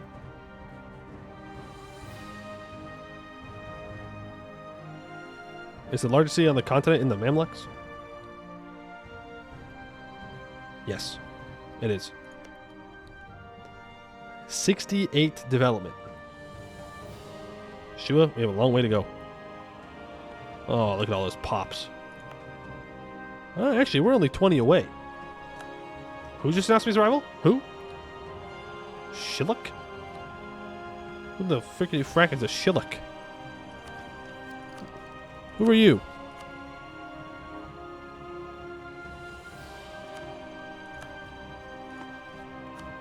You're not independent. I thought it was independent. Okay. Well, that's weird. All roads lead to Addis Ababa? I mean, that's the goal. Though, isn't Addis Ababa up here or something? Or is it in Amhara? I don't know where the capital is. I'll be so real with you. Almost have 400 ducats. How is our labor here doing? 3.992 urban labor available. Let's put in 50 ducats. No. I save money.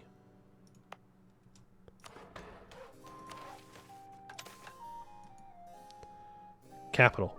924. 924. I could turn off the auto investment, but I'm not sure I want to do that.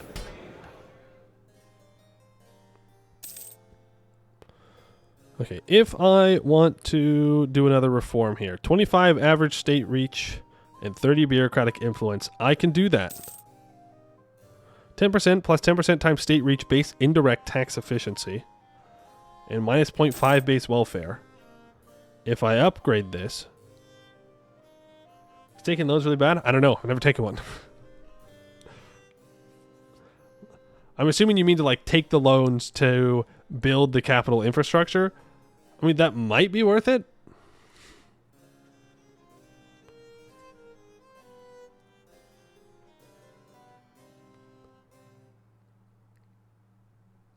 Okay, so if I upgrade the indirect taxation,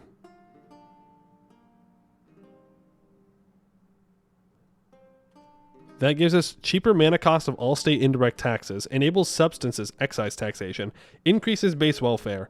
It gets rid of the 10% before the efficiency, but increases the internal number to 30% times state reach base indirect tax efficiency. Are we even using indirect taxes? These in the bottom are indirect. I mean, there are rent dues.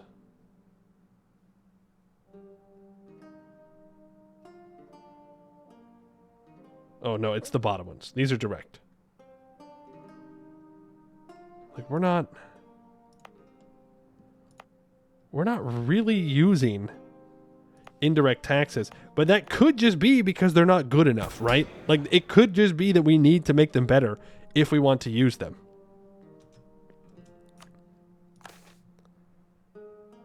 Fees as income.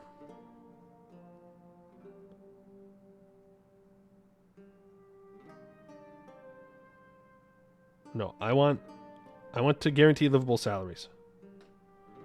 If we pay more wages to tax officials, there's less corruption in provinces.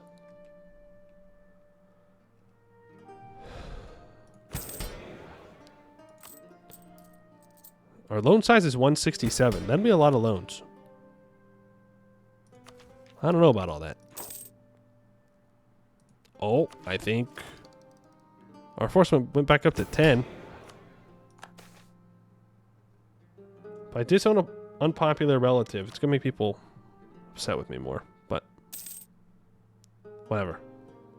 I need my nobles to be a little bit more loyal to this if I want to keep taking things away from them. But if we look, our autonomy should actually be dropping a little bit. I mean, it's getting better.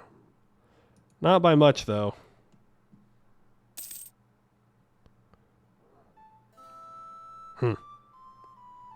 Guess not. Our capital is down to 41.9 autonomy, though. Not bad. Not bad at all.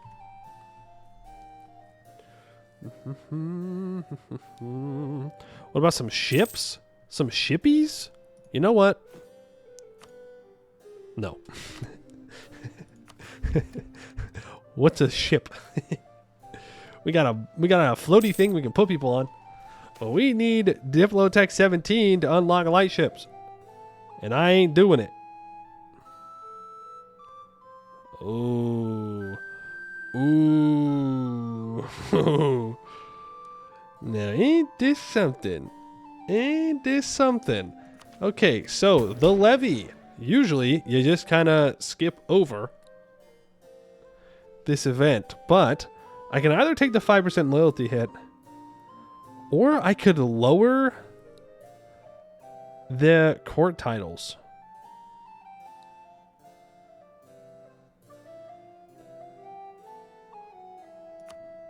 Yes. Now, this does mean that the nobles are going to absolutely fucking hate me.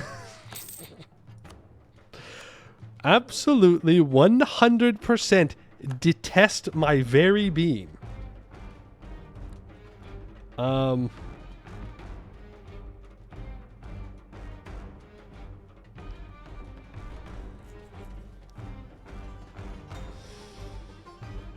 Yeah, I mean, I could overlook some tenant abuse. It would lower peasant freedom for the next 10 years. And it would lower the welfare as well. Nah, look, the nobles will get over it. It'll be fine. Copium. I can afford to be over force limit, so I don't care. And I don't actually need manpower because I'm not going to war. Knock on wood. Marriage pill, you're going to have to take it on the chin? Absolutely not. Absolutely not. I don't need to marry these nobles. What, because they think they're all special and different? No. There's nothing special or different about them. They're just ugly. And I stand by that. Don't call me a Habsburg. Look, here in Ethiopia, we do not partake in such incestuous breeding programs. I don't know how else to put it. I mean, that's just kind of what they do, you know? But not here. Here, we're built different. Though I did just say that all the nobles are gross and I didn't like them. And there's not really a lot of independent states of our religion around. So I might have to retract my statement on the nobles. Some of them are alright. A couple of them are fine. They're fine. Most of them are still bad.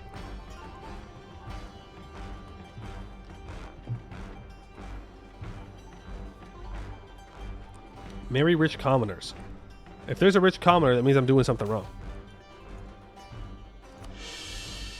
You know? Right, my fellow power brokers? Also, we're up to 2 stab.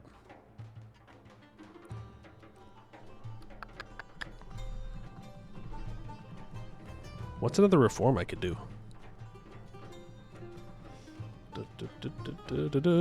Need another reform to do. It's going to be the taxation one.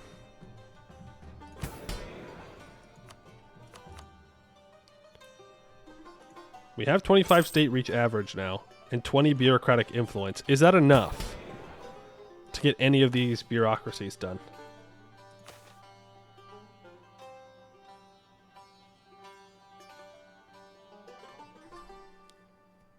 Oh, actually, we might want to keep the sale of office. It makes it cheaper for our administration to happen.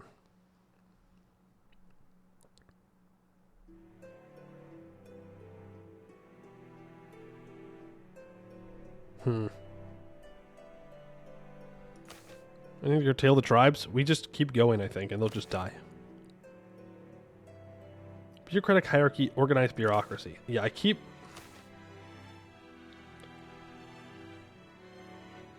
Yeah, that's what we go for next. 30 bureaucratic influence. I think the nobles are currently not happy, right? The aristocrats are not mad, per se.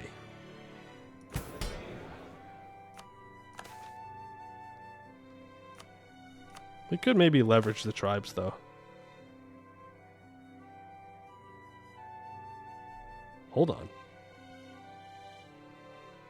Expand our authority. In every province, -5 clan power, plus 2.5 state reach. Yes. Absolutely. And then I'll just reduce their tributes. And that gets our state reach up to 27. Oh my god. Okay, hold on.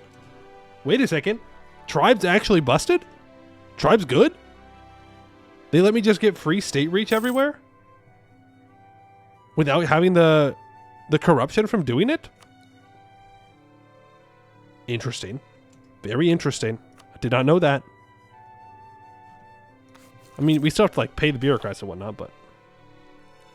Joyous occasion. Oh. We've been married for 2 decades, and the nobles, they're getting in line. I mean, we have a very happy marriage. Blah, blah, blah, whatever. Blah, blah, blah, whatever, whatever. The nobles are in line. That's all that matters to me. These guys seem way better than the nobles. Yeah, yeah, good point. We should just make them stronger.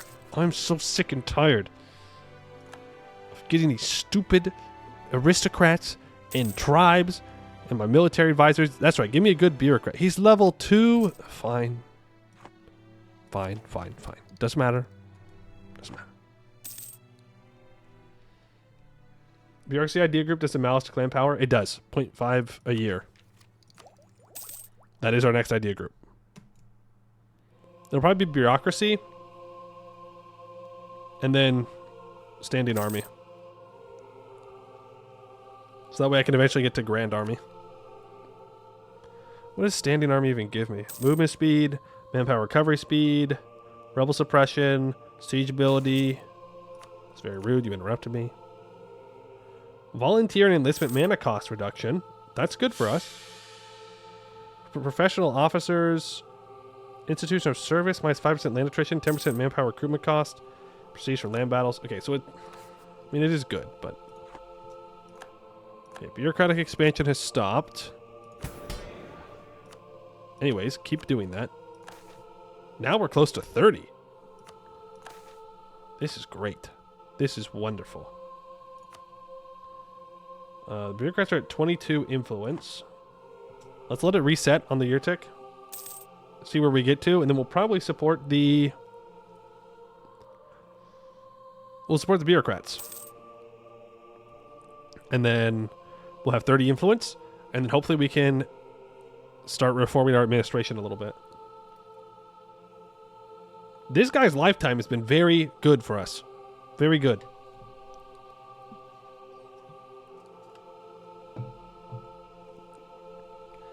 Wait for February for the trade updates. That's the end of our anti-corruption campaign, too.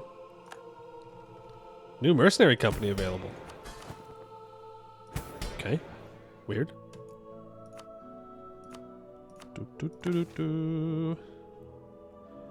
I'm going to hold these. Another party. I got to get the nobles to be loyal again. But I'm glad we did what we did, for sure. I can support the bureaucracy. Going down to 21. How mad? How mad are they going to be? They're at 8 right now. Alright. Let's promote them. And... bureaucratic hierarchy. There you are. No more do we have a loose structure. We will institute a clear hierarchy.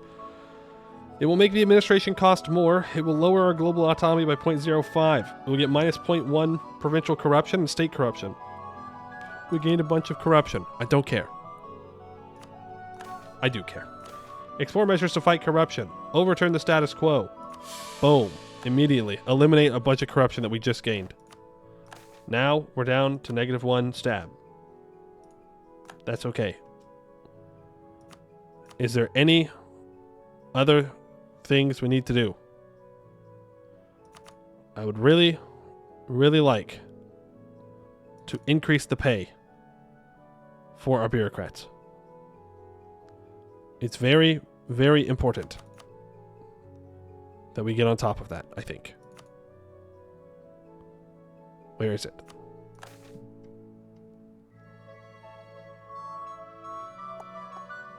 Where is it? Official wages. Living wage. 40 state reach average? Never mind. These suckers aren't getting paid nothing. They're gonna be broke, and they're gonna like it. What if I change this tax farming to regulated leases? That would be huge. And we can do that. Why would I not do this? Don't see a reason. It gives us more base welfare. We get more of the tax revenue, and there's less provincial corruption.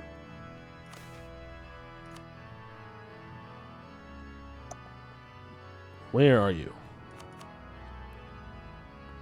That's the nobles. Wrong one.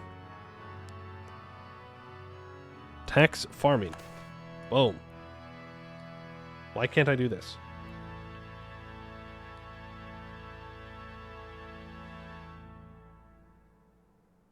Oh, I can. I have to go up. It just makes everybody really mad.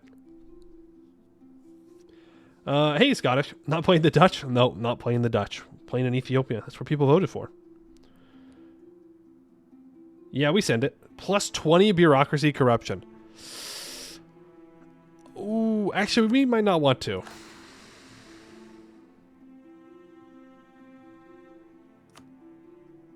Yeah, I'm going to hold off on that. That would put us up to 90. That would be probably a bit much for our provincial corruption. Let's let it come back down, and then we'll see.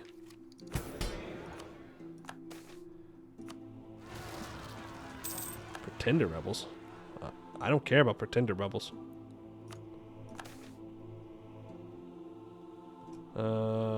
It's not going up by 10%. You're lying to me.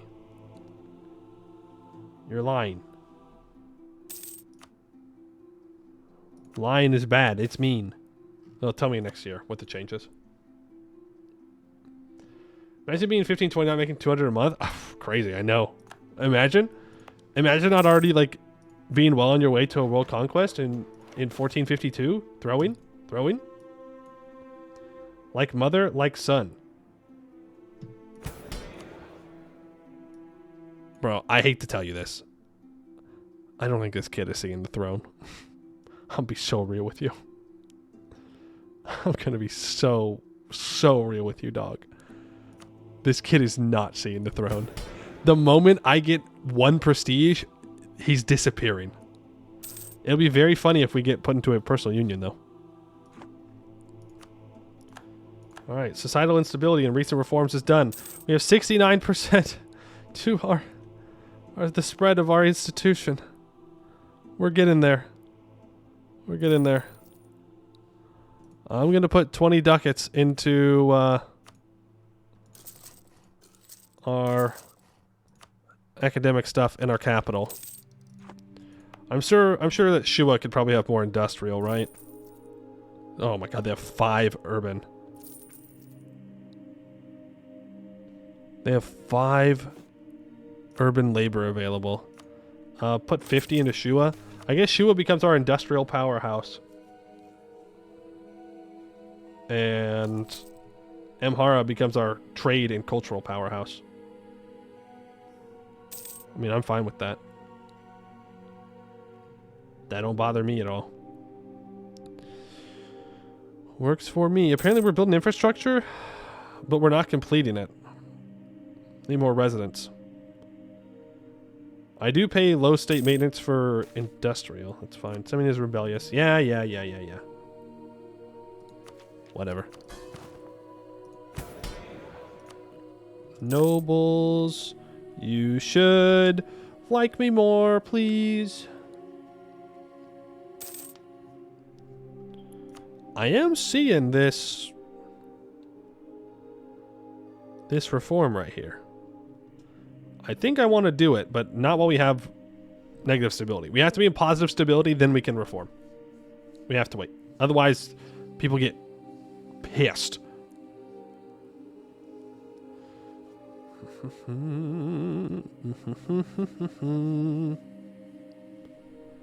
Free me. Free me. I'd like another merchant. Though, to be fair, I can't really do anything with it right now. But I'd at least like to see it. Did I see that the Ottomans have a merchant here? No, that's Shamar. The Otto man is not here yet. He's around here somewhere, but he's not expanding down here. How's our naval industrial area working? Wow. Size 2 for ship. I mean, I suppose it could be worse. Hater, thank you for the 5 gifted subs. I appreciate that. That means we met our sub goal, which means we have to play a spooky game at some point in this month. I don't know what spooky game I want to play. You guys can let me know in the Discord though if you have any recommendations for spooky games, and we'll schedule it so people know when it is. And again, I'm not a big spooky game kind of guy, so it'll be very spooky. But thank you. We did it. Yay. Now, if only the nobles could be so nice. Oh, that's a lot of green. That's a lot of reading.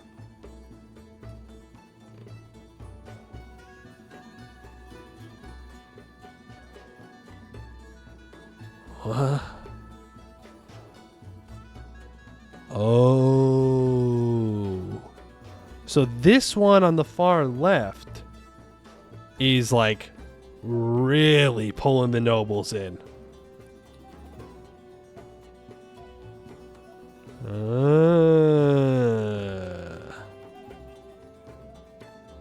Okay. Interesting. Very interesting. Is the clan click again? No. Not yet. Enjoy the subs. You'll come back to the VOD so you can watch on two times speed. Fair enough. Fair enough. Phasmophobia with the Discord members? I mean, maybe. But wouldn't it be spookier if it was on my own? Because if there's other people there, I can talk to other people. And then it will not be as spooky for me. But if I'm on my own, it will be much spookier. You can turn the nobles into landlords. Kind of, yeah. But your burgers turn into landlords. And you like it. You say, yes, please. Yes, please, burgers. Please be landlords. We love burger landlords. Yay. I could perform a show of devotion, but I need that prestige. I need that prestige. Your take. Maybe I do want to go to war with Butana. Not Butana. With whatever this guy's name is. Starts with an A. That I clicked on. If only to farm prestige off of him.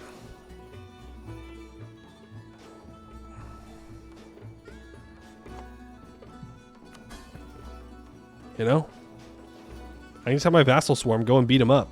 Well, then my vassals will get the prestige. It won't matter. Kill him off? No, it's not worth it. It's not worth the admin points. Not worth having yet. First time I played the game, Mist? It trapped you in a room with it and just kept popping in and out of existence? Oh, I don't even know what Mist is. Little war is a treat? I'd love to do a little war. But he's allied to the Mamluks. But you bet your bottom dollar that when I go to war with the Mamluks, I'm killing this dude. Whether it kills me or not, he's dying too.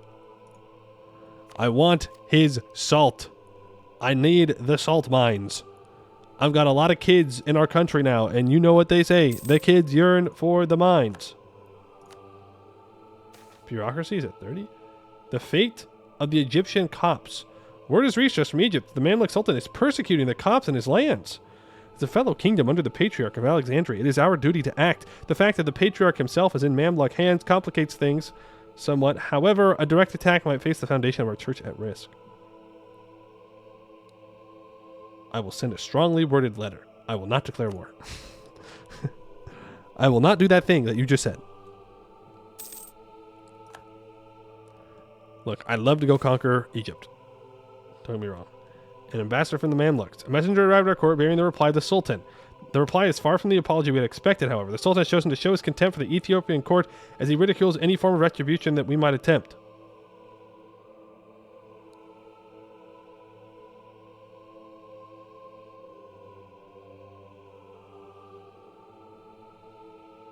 Okay. I get a CB for war, but do I actually go to war?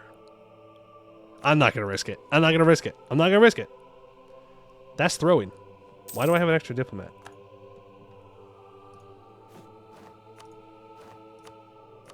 Don't know. I don't know. I have an extra diplomat. I'm about to max out on admin power again. We're so close. Take another tech. Another tech down the drain.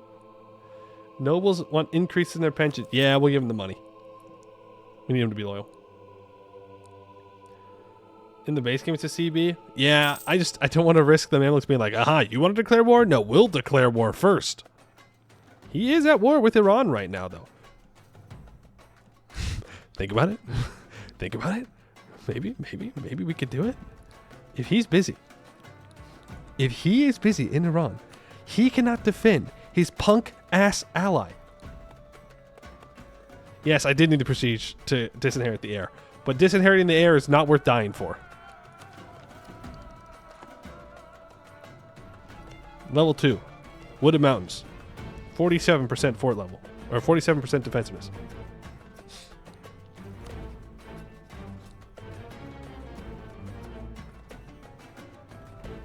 Damascus. Hejaz will not join. Declare war on Mamluks, coward. You got mountains. I am 5 techs behind him. And have less than half of his troops. And I have 1 mountain. And a bunch of floodplains that they can walk down to get to me. So, no. I will not do that. Though I do want to build a fort in Soba. Because that needs to be defended. I cannot have someone just walking onto a city and killing it. That would be bad. Kill the rebel stack, please? Why? No, that rebel stack will dunk on my troops. Because the rebels have his tech. And I do not have his tech. No, we're playing smart, okay? Imagine if we just threw right now and declared war on someone, or threw away all of our troops and got war declared on us because we were impatient. When we have spent like the last 50 years trying to get into a position where we can reform and then be so much stronger. Roleplay the English, you go to war when it doesn't make sense and cause the downfall of your country. I don't want to be English. Cringe. Cringe, cringe, cringe. Come on, commercialism. 81.82. We are getting there. And of course, this assumes that having it in my capital will be enough to actually embrace. Your manpower seems to be dropping. That's because the nobles hate me right now. But I will agree that switching on volunteers did not do as much as I thought it would.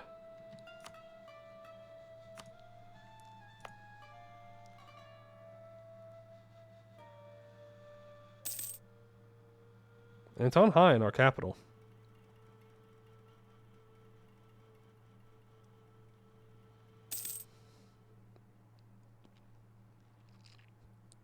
Skill issue. I don't know. You communicate thanks for everything. You're welcome. Glad that I can provide everything. Hope you're having a good day. You just need your enemy to throw harder than you, and you win. Yes, that's true. That's true. But what happens if I'm the one that just throws, you know? Oh, I got intricate web weaver. That's why I have another diplomat. I need prestige. Frick, dude. Frick.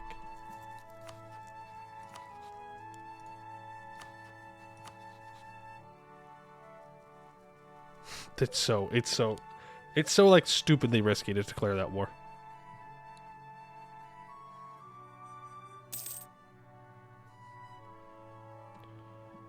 So stupidly risky. I don't have a fort up here yet.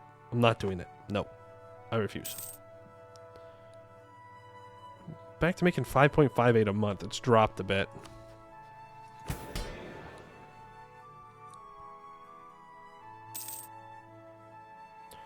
Oh, you don't want to know why it's probably not all too effective? I bet you... Direct taxes. Does it count the manpower taxes as direct taxes? Also, I need to get tax farming up to regulated leases and provincial administration to formal structure. And 40 state reach average. Does this count as a direct tax? No, it doesn't. It's a service tax. What if I upgrade this again? I need to upgrade this. I see more state reach. That's what we really need. Support burger autonomy. Have a good time, burgers. Get more autonomy. It's fine. You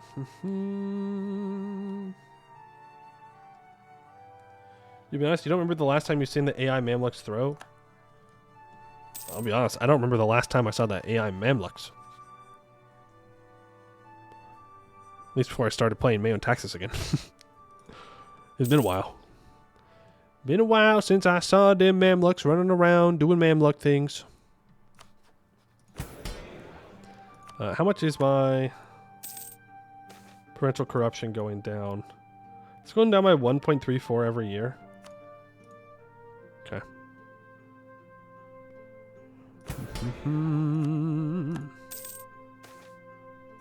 When can I do more anti-corruption? 62. Yeah, still have a while. I also have all these cultures that I don't have accepted. Including the culture in our largest city, by the way. In Shua. It's not accepted. But it doesn't really matter. It just lowers defensiveness. It gives it a bit more autonomy change, and it does make the taxation a little bit more expensive, but all in all, it's not too bad.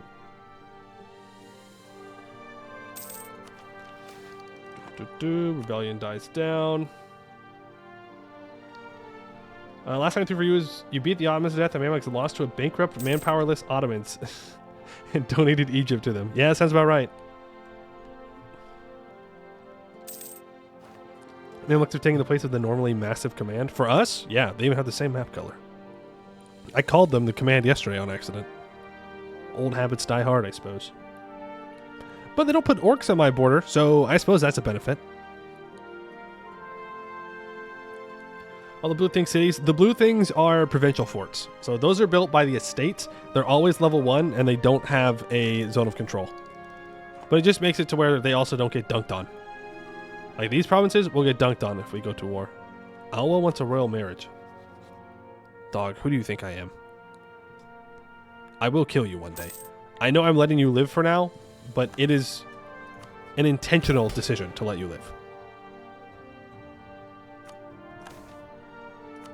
Okay, tax relief. Full grain for the commoners. That's back up to level 1.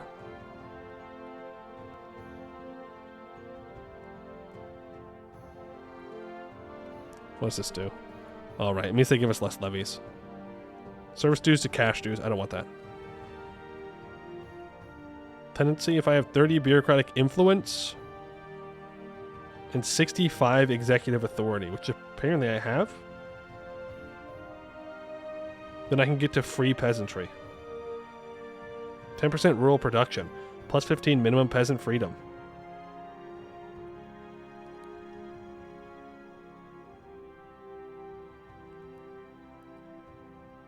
Okay. Uninheritable contracts form the basis of the provision of all rural labor, backed by a legal framework granting all parties involved basic remedial rights.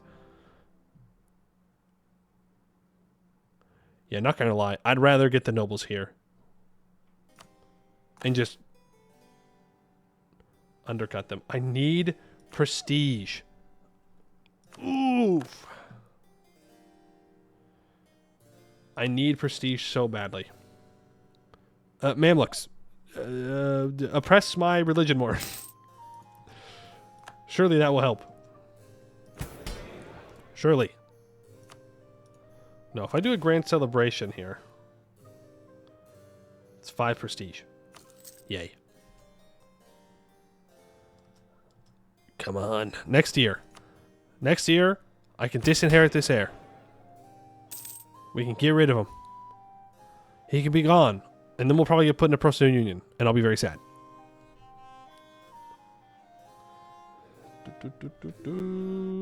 Sweet, the Mamluks and spread across Arabia is scary. Yeah, they can definitely get a move on. Ooh, ooh, ooh!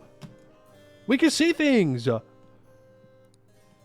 Ooh, Bulgaria. Still alive, somehow. The Ottomans. The Knights. What the hell happened up here? What happened? What happened in Anatolia and Greece? Who is the Ottomans allied to? Derbent and the Artukids. Okay. Sicily, still vibing with Aragon. Aragon, still independent. Could very easily get subjugated, though.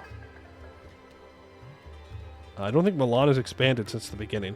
Average game inside the Empire. England still holds land in Aquitaine. Like, Aquitaine still exists.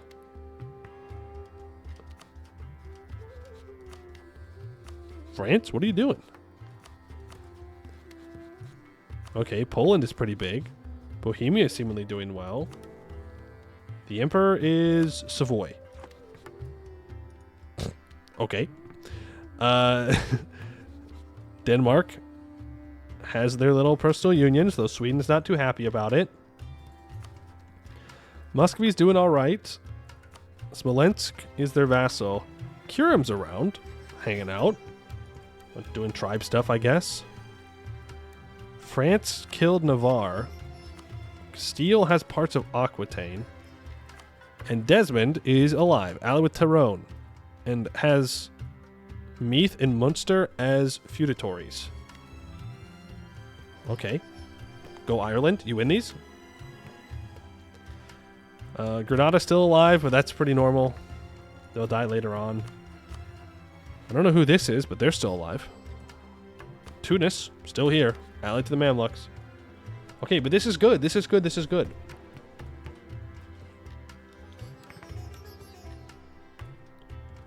No one is really that strong. I'm going to be honest with you. I mean, I don't know what their colonization looks like. They probably didn't start colonizing too long ago. Because to unlock exploration ideas, you need Tech 21. These guys do. So, Diplotech 21. So Portugal's probably been at it for a while. Yeah, see, they only have 2 exploration ideas, as does Castile. Yeah, Iran is dying. It's over for them. Don't know who this is. Is Naples still a PU under Aragon? It is not, no. With Genoa, Friuli, and Verona. Hungary's doing pretty well, allied with Poland and with Austria. Very strong core couple of countries here that could kick the Ottomans out, but I don't know, the Ottomans are doing weird down here. The Knights popped off like crazy. I'm not even... Wait. They beat the Ottomans. What? 11,000 troops. El Bozo. Oh, he's also way behind on Miltech. Oh, oof. Oof. Oof. El Ottomans. Ignore that I have lower Miltech. Oof. That is one thing I noticed in the Italy game, too. The Ottomans fell behind on Miltech pretty early on. Is Otto's losing good for us? No one to menace the Mamluks. I am the menace to the Mamluks. They don't know it yet. We don't know it yet, but we will be. We don't want anyone else threatening to take our rightful territory. Are you? Not yet. Okay. Not yet, but we will be. Just you wait and see. Doubters always lose. Remember, doubters always lose.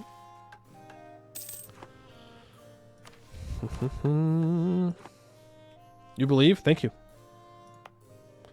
Now, if everyone could just believe a little bit harder, we can get commercialization here. It's going by plus 0.48 a month. Kind of huge. We just need... We need to be able to embrace the institution with only having it in our capital of Amhara. Please, please, please, please, please, please, please, please, please. I will take loans to embrace this institution. I will. I promise. Please, I just need to be able to embrace it. We need it so badly. So badly. Then I can take techs, and then I can start filling out bureaucratic ideas. And then we can start being even stronger. Please, please. We need this. Expand the bureaucracy. Keep it going. Never stop. Clans. Nah, they're still angry. They're still mad. Clans gain 0.1% power yearly in all clan provinces for the next 10 years. And lower centralization, though. Can arrange a strategic marriage?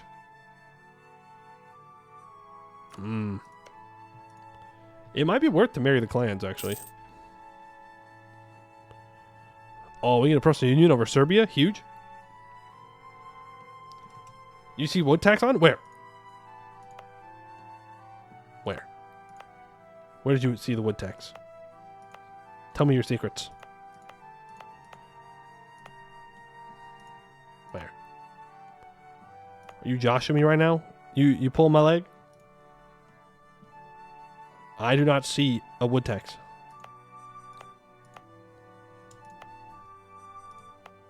You wouldn't lie to me about a wood tax. All the Nile touches belongs to us. Exactly. Correct. Political scandal. Well, I didn't want stability anyways. The year tick flips it on then off. No! We were so close to greatness. So close. Okay, commercialization has appeared in Amhara. Yes. This is true. We are so commercialized.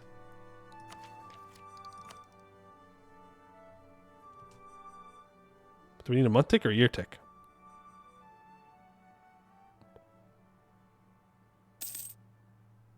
Okay. We need a year tick to get the update that it's in the province. Please, please, please, please, please, please, please, please, please.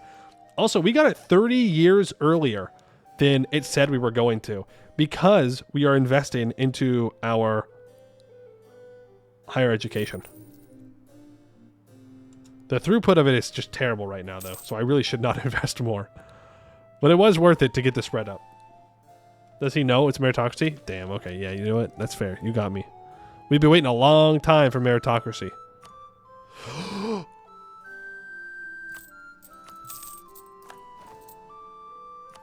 Yes! Yes! We can finally do commercialization! It's real! It's real! Oh, look at this. Diplotech 17, 18, 19, 20, 21. Oh, it's beautiful. Military tech 19, 20, 21, 22, 23, 24. Let's go! Yes! Okay. Boom, boom, boom, boom, boom, boom, boom, boom, boom. And we're almost to tech 25. Oh, look at that. We just blew past the Mamluks Miltech. The doubters are in shambles, okay? Everybody thought we were wasting our time? No, we're fine. We choose bureaucracy ideas. We go number 1, minus 10% admin cost, minus plus 2.5% admin efficiency. Boom. Minus 20% advisor cost. Boom. Minus 10% ruler authority plus 10% institutional authority. Boom. Stab cost interval, minus 10%. Boom. Yearly corruption, minus 0.1. Yes. Yearly clan power, minus 2. Plus 0.1 yearly centralization. Boom. Government by government, plus 50% impact of increased state reach interaction, which means it does even more state reach each time. Plus 0.1 bureaucratic influence. Boom. In addition, plus 2.5 admin efficiency. We then take Amatech 23, which does nothing. Amatech 24, which increases urban production efficiency by 2%. And soon, number 25. Ta-da! Okay, we need to focus Diplo. And that kid is going away. Oh, everything's looking up. Everything's looking up. Now we just need another heir and not die. Europe's on tech 26. We're not too far behind. Ooh, yeah. Okay. Let's upgrade our troops. Let's go Sofa. Ooh. Ooh. Sofa slave soldiers? Ooh. Well, oh well. Cavalry allowed armies to capture slaves, and so slaves became serving cavalry in battle. Eventually, the Sofa, slave soldiers, acted as auxiliaries, charging at the enemy to create a weakness that the cavalry could exploit. This combination was so successful for the Savannah states that even countries that had no cavalry of their own began adopting slave soldiers and taking advantage of the opportunity to centralize power by maintaining a royal army of Sofas that served as a counterweight to feudal armies. Okay. And our force limit is up to 11. Oh yeah. And everyone is super loyal now. And we're up to +1 stab. We are so back. Suddenly more tech than the Ottomans. That's right. That's right. We were sitting down here. We were preparing. And now?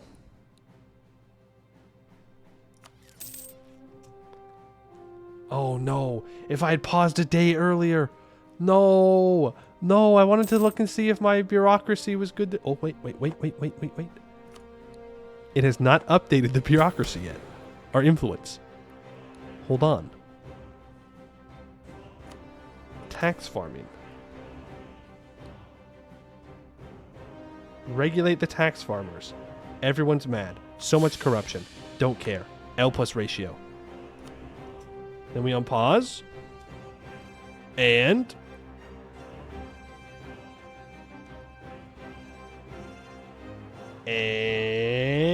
what does it go down to? I suppose it doesn't really matter. Mamluks are freed slaves, so you might end up getting the morale advantage. No, surely not. Ooh, it just went down to 30. Foreign visitor. Uh-oh. They're here. That's not possible. That is simply not possible. Portugal just got its exploration ideas. There's no shot they're already around the Cape. You are on drugs. They are simply not here, but okay. Sure, man. A strange man has come onto our shores, but not by the Red Sea route by which foreigners usually travel to us. He claims that he is part of a voyage from beyond the Cape, a voyage that, to our knowledge, has never been attempted before. He brings greetings from fellow Christian monarchs, though his prayers is unlike that which we have seen before. How should we treat this man? More visitors will soon come from Europe. I don't know. That doesn't sound like a great idea. But I will take it because prestige. Prestige is good. Oh, also, we didn't even look at what commercialization does for us. So commercialization gives us plus 0.01 yearly inflation reduction and -1 interest per annum. So it's not like crazy awesome, woohoo, but it is going to be interesting. I need to pay off that loan. 175 ducats, huh? Might be a while.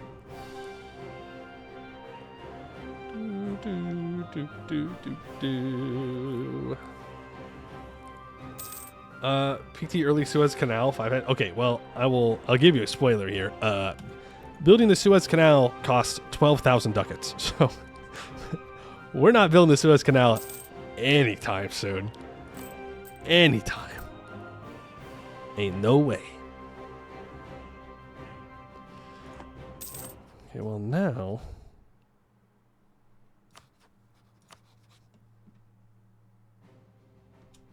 you better watch out, Mamluks. Shilluk declared independence on Alwa. That's going to be an L for Alwa, I'll tell you that much. Yemen, do you want to ally me? No, because you're an asshole, dude. What is wrong with you? Why don't you love me? I have been nothing but a good neighbor. We have traded for years. Ally me. Ooh. No, that's actually huge. We now have a minor center of trade in this node. Our investments into commerce here for the past 100 years has paid off. Let's put another 10 in there. I can take Diplotech. I can get +1 max horticulturist, +50 trade range. Absolutely. I did focus Diplo, right? Yes. I will currently not become a personal union. That would be great. I would like to avoid such things. Nobles, I still cannot make you more loyal. Burghers, you're fine. Clergy, you're pathetic. Tribes.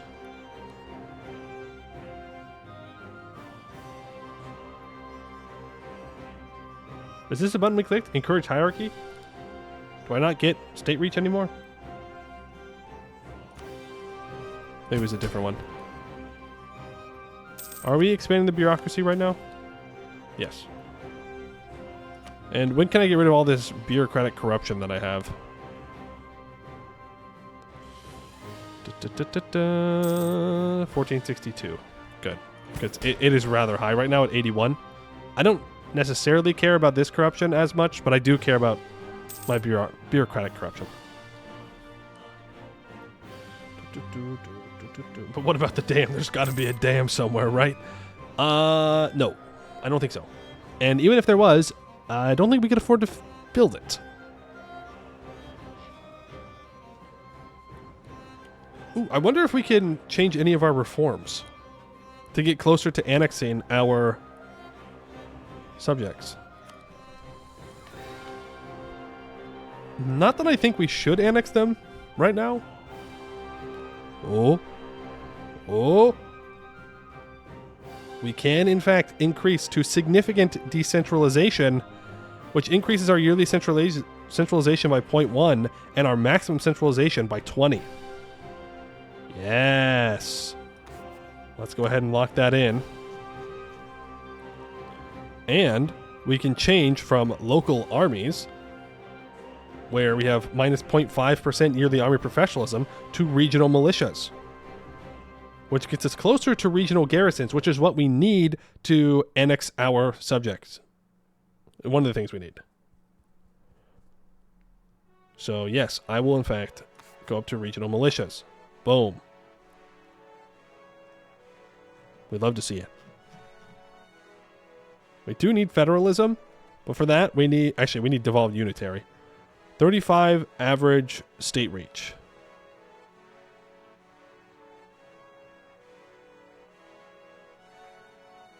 And 40 absolutism, most likely, which is the centralism. Okay, I mean that's a good step. That's a good step to take. My next idea group needs to be a military one. Just is what it is. No way around it. Provide full grain for the commoners. Portugal, 15 years old. No heir. I know for a fact that Portugal is not here yet. I know they're not here yet. There's no way. I can gain 7.5 noble loyalty there. Very good. Okay, so we're not going to do any more reforms for at least a little bit. Well,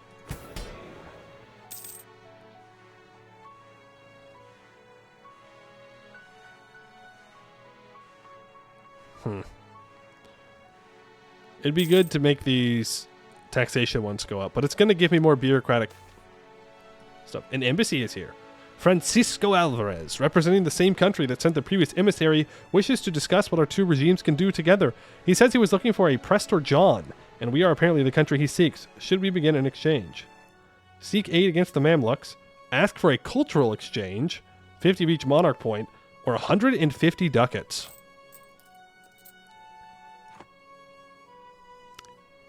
Yeah, a cultural exchange sounds good. That sounds good to me. For sure. We need the techs. In fact, this gives us modern castles. 0.1 military tactics is pretty huge.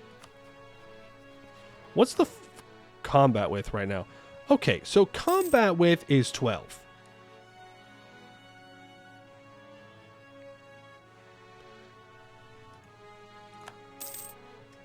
Interesting. Because that means that the Mamluks can doomstack all they want. But it's not going to matter too much. I also don't need to do tax relief.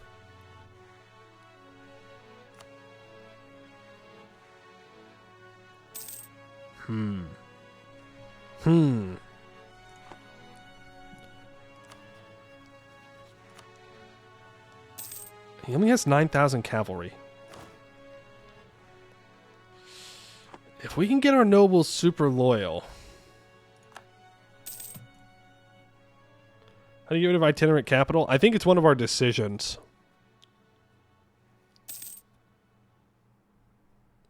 See, like, I want to integrate my vassals. But I feel like I need to build more infrastructure before I do that. We're talking like level 2, maybe 3 roads before those provinces will be of any use to me. Like right now, they've got a bunch of troops that I could not field on my own. Do Boats do anything in this mod? Oh, tons of them. I could build Boats now. No, I must pay off the loan first. A 423 air.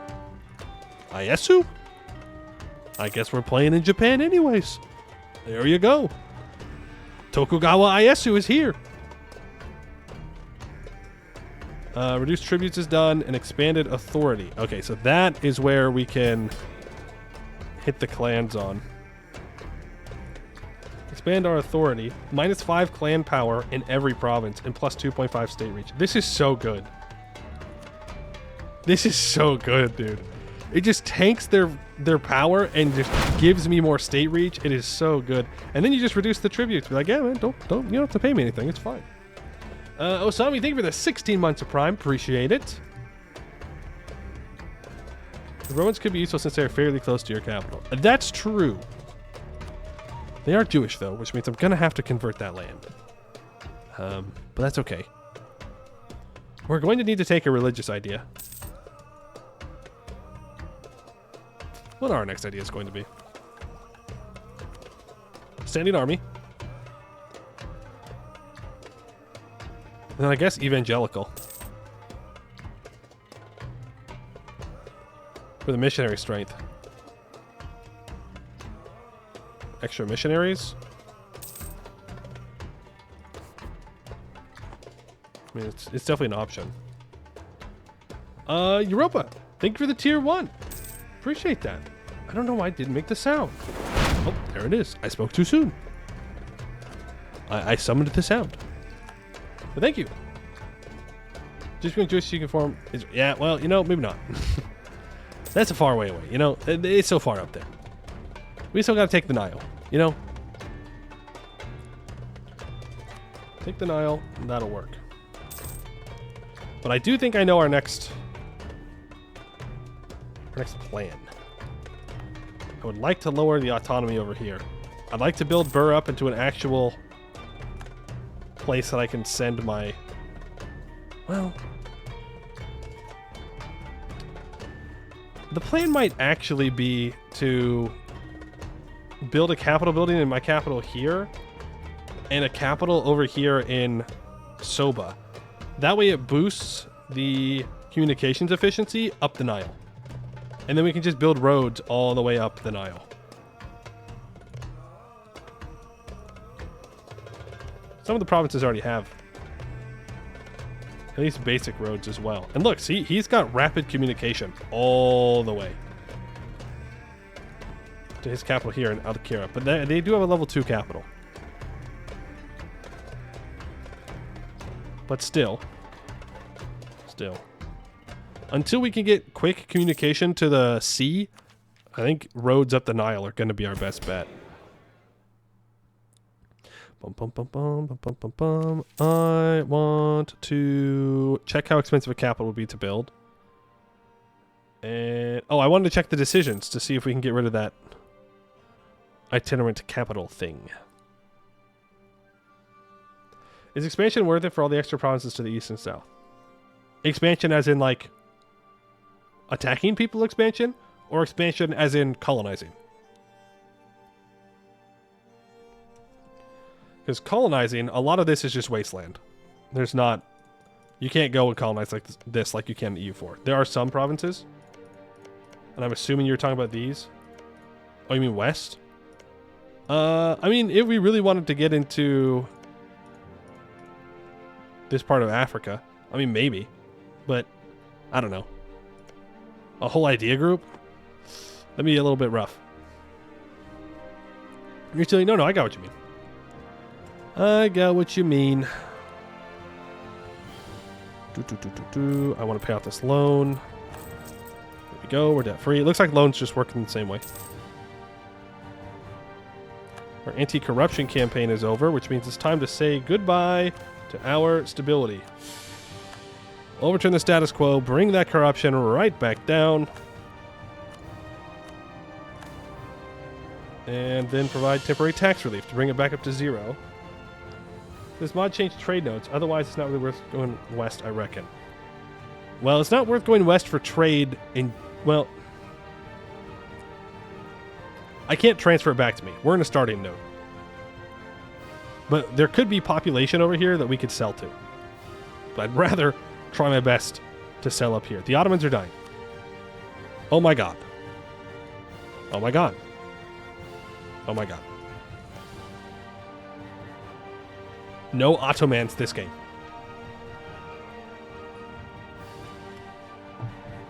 No Ottomans this game. How cursed? It's a little cursed. France is not doing well, and Savoy is the emperor. And the Ottomans are just getting dunked on.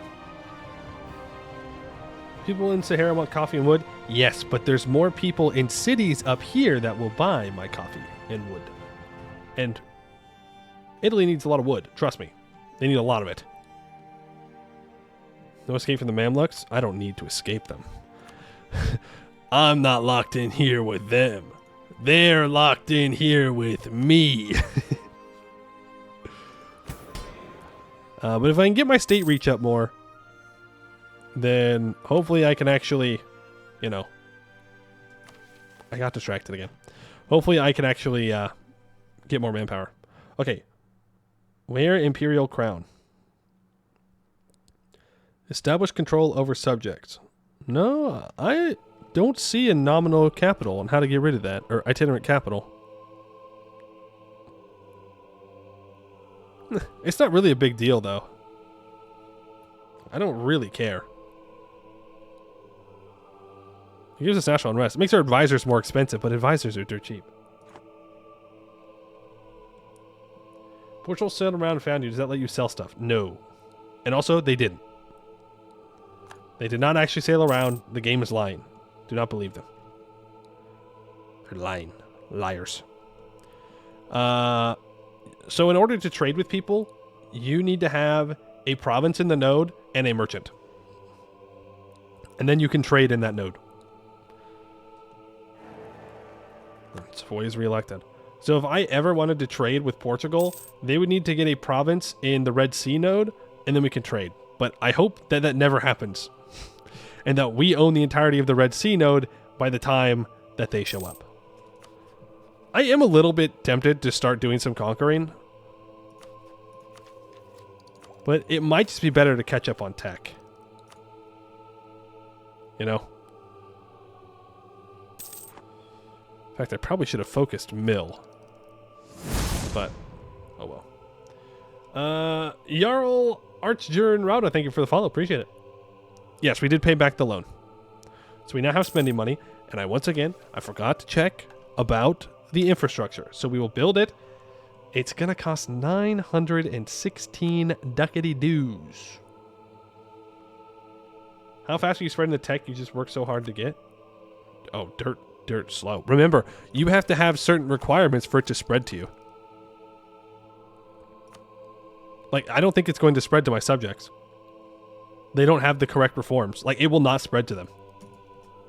No one will get it from me. Except maybe the Mamluks. But it'll take forever to spread up there. Like, we are so totally good. So totally. See, it's not even going here at all. It's a good change. At least I like it. You are a rebellious division. Okay. I'm not going to royal marry you. How is... You colonized. Oh, remember how early on we got Taka for free? This was uncolonized. I think if you're in the correct culture group... Well, no, because it's not even in our culture group. Maybe just over time there's a chance that you can colonize a province next to you. Curtail subjects decision you had? It allows us to get rid of this nominal realm, which allows wars between vassals and alliances between vassals. Liberty, desire, and subjects is reduced by 15%, though. So I'm not sure why I would do that. Because Because everyone's pretty loyal. Why is Simeon so more disloyal than everyone else? Better Diplotech. They have a conqueror as well. Alright, fair enough. No notes from me. No notes. We can take admin and Diplotech.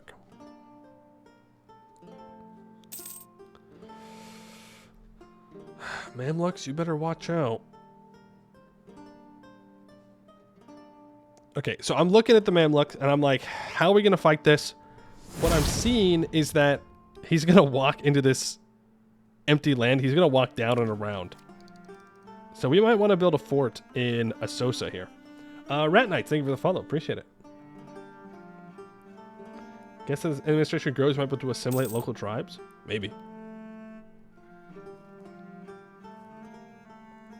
Oh, no, because if I build a fort in Asosa, then he'll just walk up to Wayula. Oh, man, there's a lot of ways to avoid forts down here. The other option is go to war, take Kari, and then it's in the Soba zone of control. You missed the Yap. Just this much. You missed it by just this much, just barely. You almost made it. Next time. Light ships finally. We can build one light ship, okay? There you go.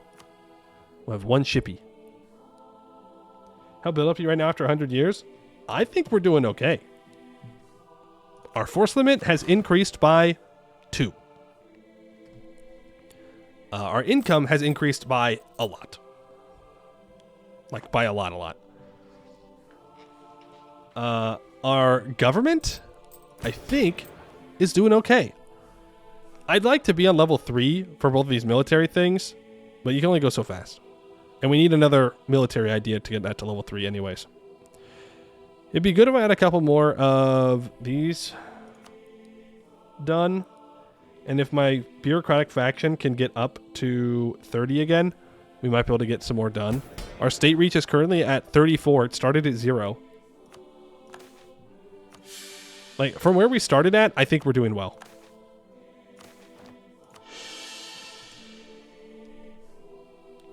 Any tall yet? What do you mean any tall yet?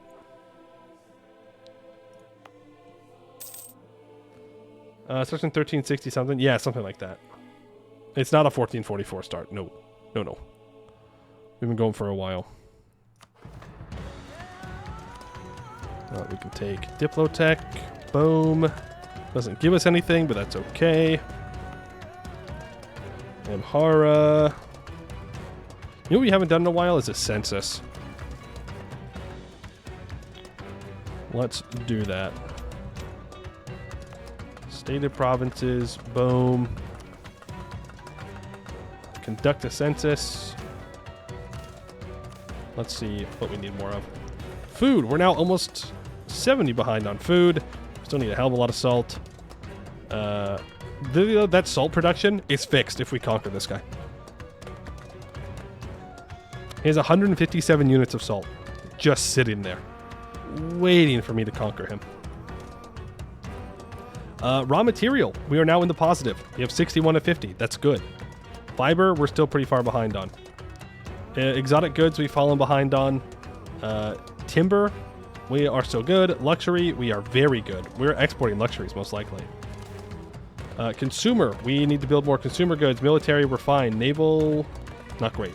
Industrial, still a surplus. Knowledge, we're in the positive. Commerce, 46. That means that it should actually be somewhat cheap to build roads. Roads.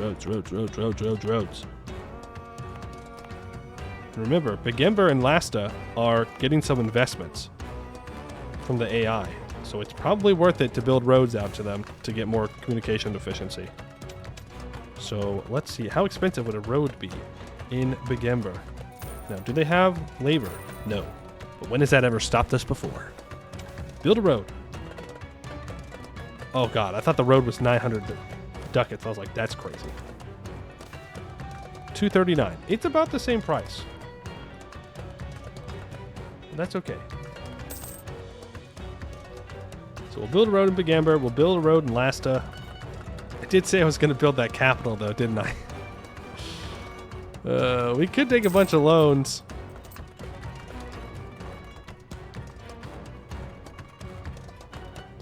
Our interest per annum is at -1 because we have commercialism. So a loan actually would not be the end of the world.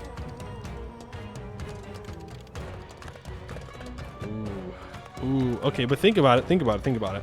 If we build a capital, it improves our global communications efficiency improvement by 6%. Improves communication efficiency for all provinces of the realm in equal measure, which is really good because that means it hits things even if they do not have roads in them.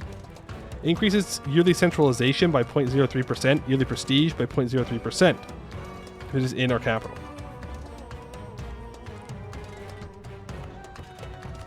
That would be massive.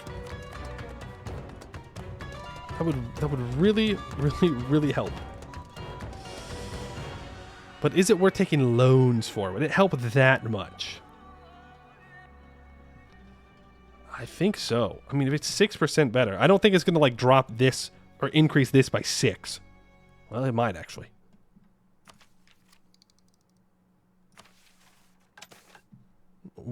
We discovered this fancy thing called debt, and now we're going to use it. Rank 1, prepare to construct. 908 ducats on the freaking spot. Oh, okay. It's fine. We'll pay it off eventually. Build infrastructure. 908 ducats. Capital to rank 1. Construct the project. All right, now we have to pay off those loans. And we died. All right, you better be industrious. Yes, we will begin new alignment. It reduces our state corruption by 6. I don't think it affects our bureaucrat corruption, right? Correct. We are going to side with the bureaucrats, obviously. And now, when our heir takes over from our region, we will lose another stability. But it helps us lower corruption a bunch, so all in all, not too bad. Not too... Oh, okay. Minus 2.5% material cost after I just started one. I'll go for this improved relations, and I guess manpower recovery speed's fine.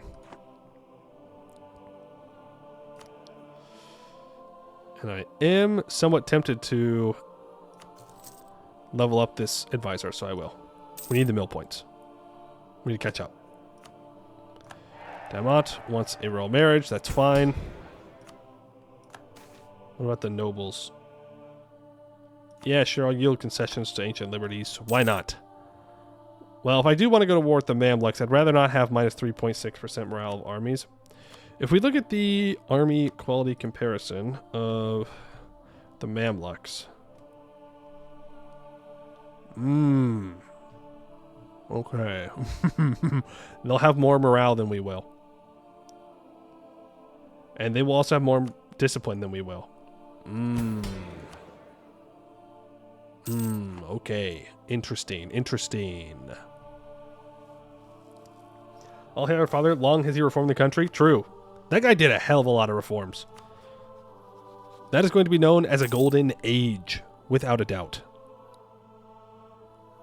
He really he did a lot of good work. I want more state-sponsored commerce. Boom. We've gotten our burgers up to 44% power, too. Not too bad. Clergy's still down here taking L's. Clergy every day, just taking L's. That's all they do. Well, not as many L's as the tribes. Oh, I'm so glad we got bureaucracy ideas in. Oh, it's so nice.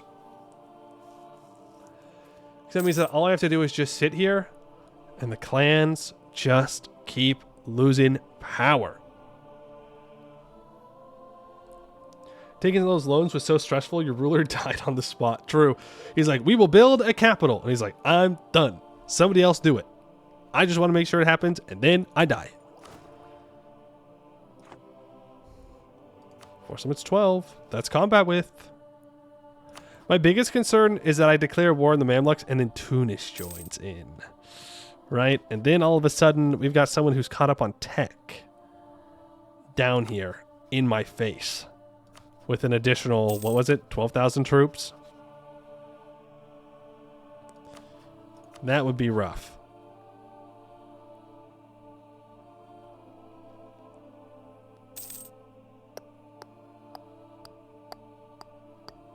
Tunis could actually turn the tide of that war.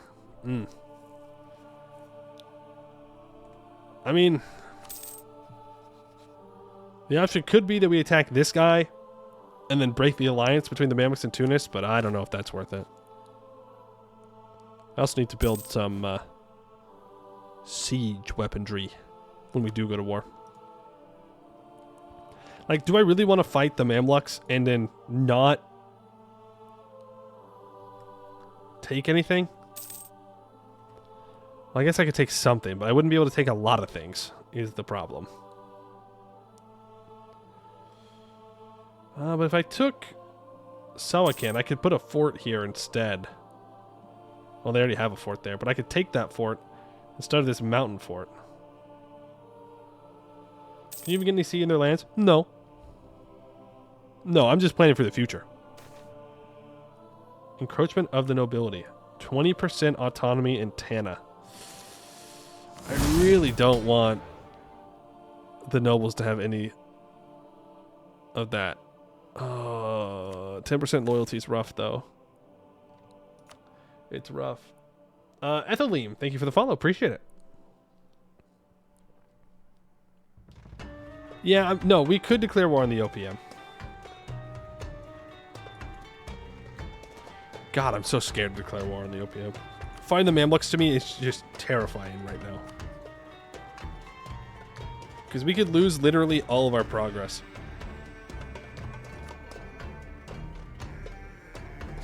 Like, they could literally just walk in here and end it.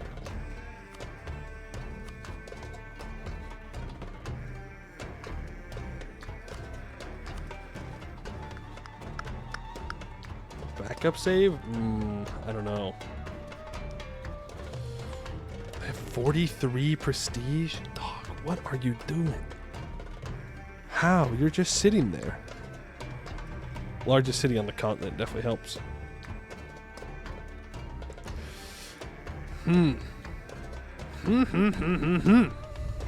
They're tech 23 though. I'm tech 25. If we get up to my next level of cavalry on the next tech, which are pretty good, I need to fix my prestige.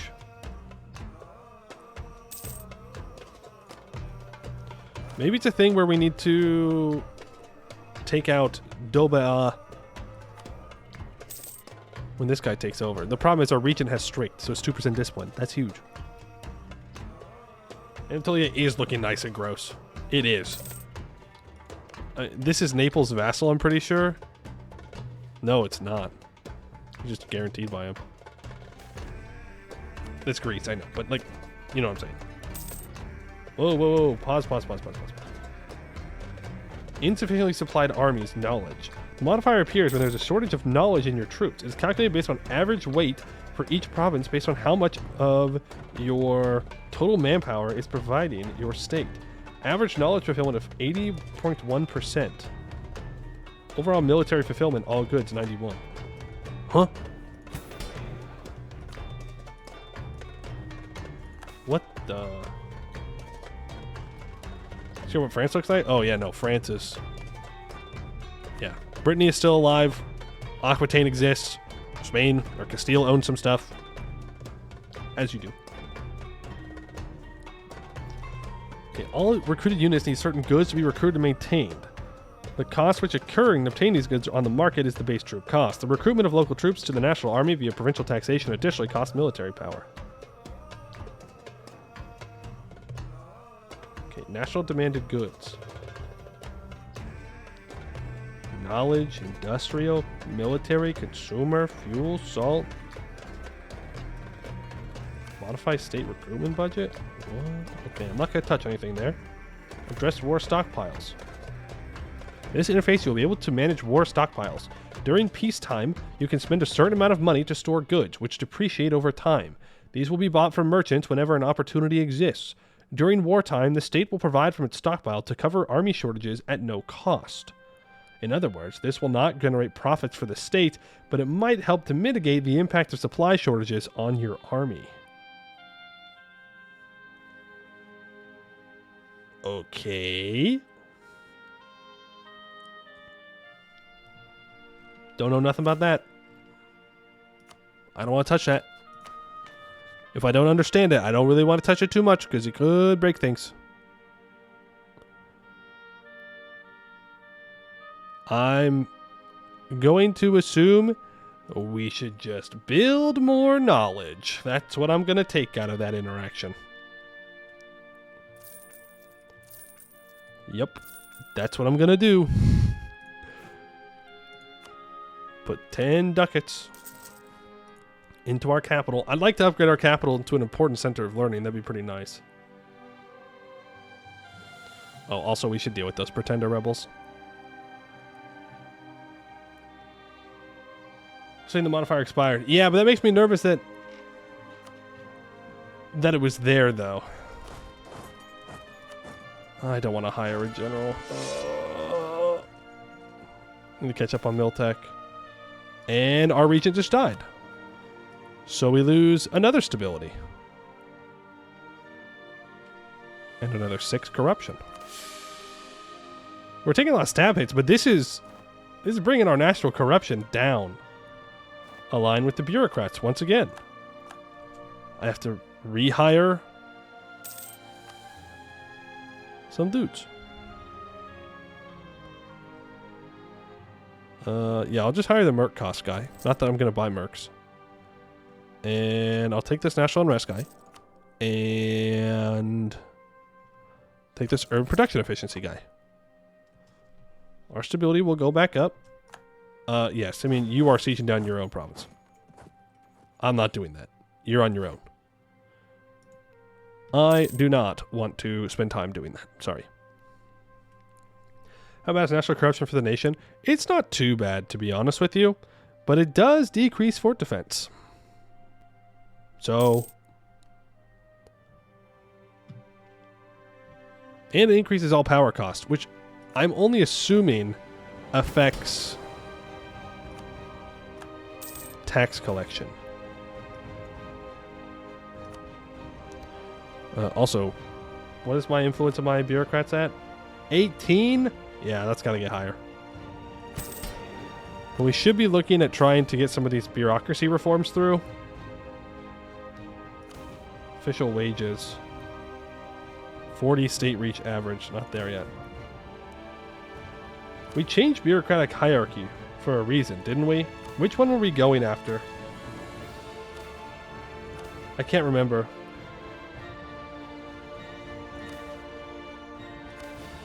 Was it term of office? Yeah, it was term of office to reduce the provincial corruption that we're getting. Which could be pretty nice. Means of recruitment. Well, this would also be pretty good. Less elite power from autonomy. And really that's going to hit the nobles harder than it's going to hit the burghers. Because the places where we have really strong, powerful burghers are not in the middle of nowhere. So, how are we doing here? Lots more knowledge needed. It's used up all the peasantry labor, though. Now it just has a bunch of resident labor. How much does it cost to pay off these loans? 191. Boo. Boo. Why do I have to pay loans back? Who is going to make me pay the loans back? Tell me. Who is going to force my hand? No one. The Mamluks. The Mamluks too. I'm honestly surprised they have not attacked us yet. It might be because they just don't see a good enough reason to. Well, like, they have decent communication efficiency. Down to here. Well, it's average. It's average. So it's actually probably not. There's probably no reason for them to take this land. Everybody agrees this is just trash land, but I'm just the sucker who wanted it first.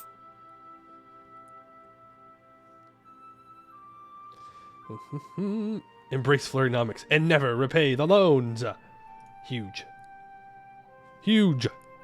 Who needs to repay loans? King of the trash pile? Maybe, but I've still got a crown. And I'll take it. Okay, nobles are at 50% loyalty. Remember, we want to be undercutting the nobles here a little bit. What about this low obligations thing we got going on? All right.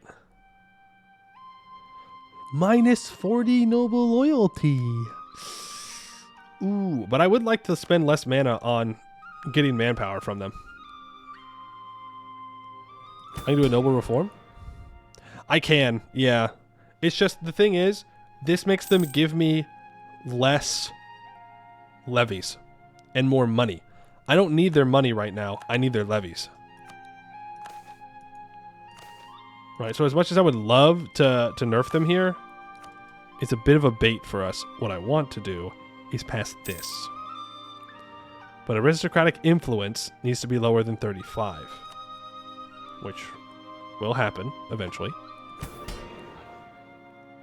In fact, where's the thing that gives them influence? Where's this privilege? They've got 2 of them. Prestigious diplomacy lowers my diplomats by 1. Where is the...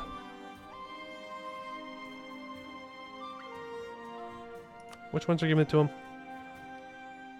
Consolidated Holdings gives 0.1, and Court Titles Ambitious Courts gives 0.05.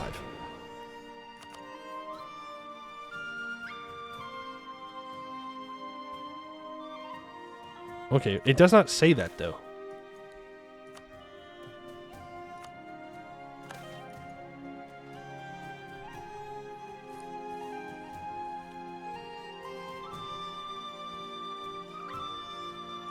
Yeah, I mean, like, I'd like to get rid of those, but I don't think it's worth taking a loyalty hit for that. I can just boost the power of the bureaucrats and then the nobles will die. Or they won't die, but it'll lower their influence enough to where I don't have to worry about it.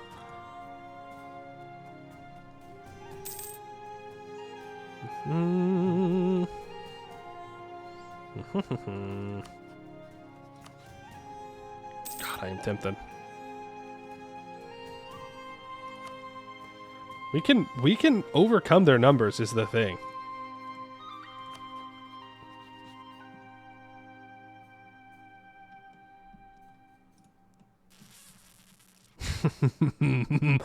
Ooh, I'm so tempted. Build that cannon. Build that infantry.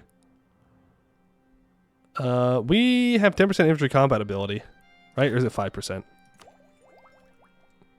5%.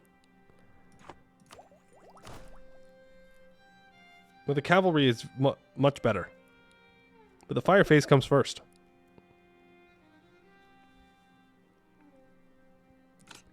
We don't have any fire pips, though.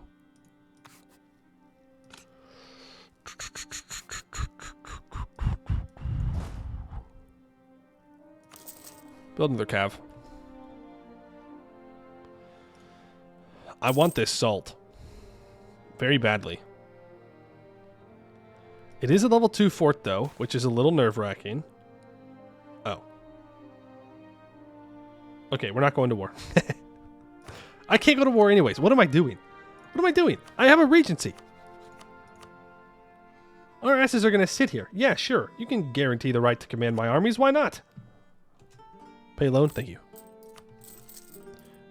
Yeah, you can lead my armies all you want. -2 discipline? Fine. And I'm going to start drilling my troops. I'm going to start drilling my troops. Look at that professionalism. So the more professionalism we have, the less loot we get, but we're not going to get much loot around here anyways. It does lower the amount of merc discipline that we have, but I'm hoping not to use mercenaries. Increases our army drill gain, which is good. Which is good. We want these troops to be top of the line, ready to rock and roll when the Mamluks show up. Boat is done. Assigned mission. Yes, sir. You need 2 fire? No. Would that be enough loyalty for a privilege? No, because these privileges, they lose like 30 loyalty or something. But if in 5 years, I can have my nobles be a little bit happier, even if I have to do something like a grand celebration to gain another 5 loyalty, be pretty nice. All right, boat. We currently make 9 navy materials a month. And if I send this poor sucker out to start protecting trade, number 1, it takes our trade from 5% to 8%. Number 3, it costs 4 materials a month. So we could have 2 boats. Wow. Wow, 2 boats. But I don't want to spend the money on another boat. I'm going to be so totally real with you. My poor subjects are not having a good time. Evil Italy is not having a good time. He has 6,000 troops, though. He's just not dealing with them. Which is kind of rude.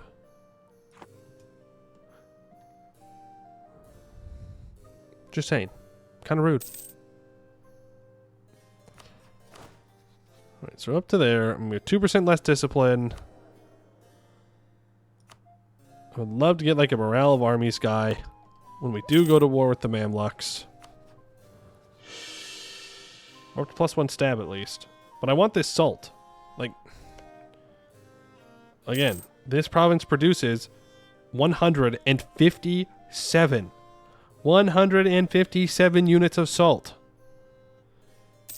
There is a big population here. 366,000 peasants that would just love to move to Gojam. Okay? I wonder how much additional labor they have.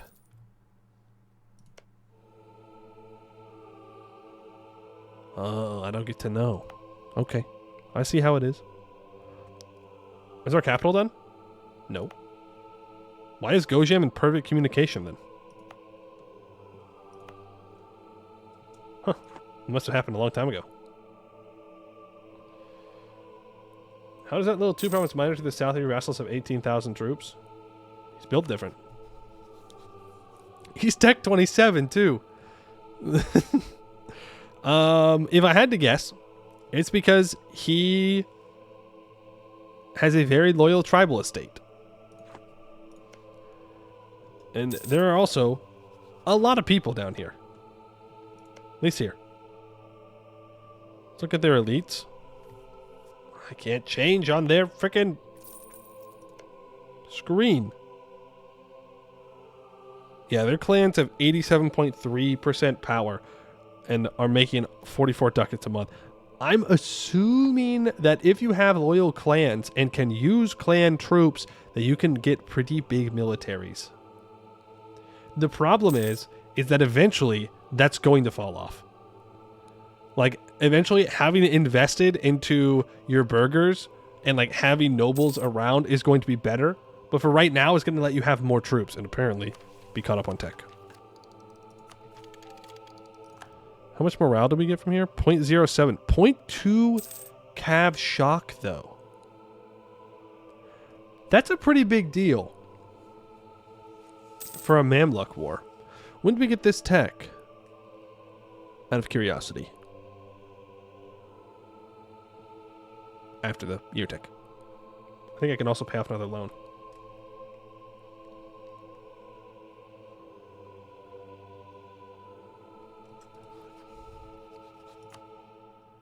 He does not want to be my ally. Ain't no way he wants to be my ally. Ain't no way, ain't no way, ain't no way. XMWM, thank you for the follow. Appreciate it. We could do something weird and go for pony archers here. But I think that's a bad idea. There's going to be 2 cav shock. I think we double down on the shock here. And we go for mailed cavalry. Cavalry in Sahel was increasingly divided into 2 types. Heavily armored feudal nobles who rode imported Arab horses, and lightly armored tribal archers who rode native ponies. Heavy cavalry demanded an immense amount of money, since the horses were not only imported, they also tended to die quickly from the tsetse flies. In addition, the chainmail and iron weapons that warriors needed were also imported, raising the cost of each knight to several slaves. This meant that the cavalry increasingly demanded large fiefs of land in order to maintain themselves at fighting strength. The effect was worth it, though. Armored knights would win a battle by themselves with a single massed charge. Okay, and we now have 14 force limit. Yeah, if we can get drums and fifes, get that .2 cav shock, and if the Mamluks is still Tech 24, we would be able to dunk on them. They will have 32,000 troops, but remember, some of those 32,000 troops is going to be cannons. Yeah, they have 4,000 artillery. So, I mean, they'll siege faster, sure. But, like, okay. Artillery right now does no damage. And with the vassal swarm, like we have multiple pools of manpower. Well, he only has 1. But our manpower pools are much smaller. Keep expanding the bureaucracy. Keep going. 40% state reach would be great. Yeah, corruption is going up now.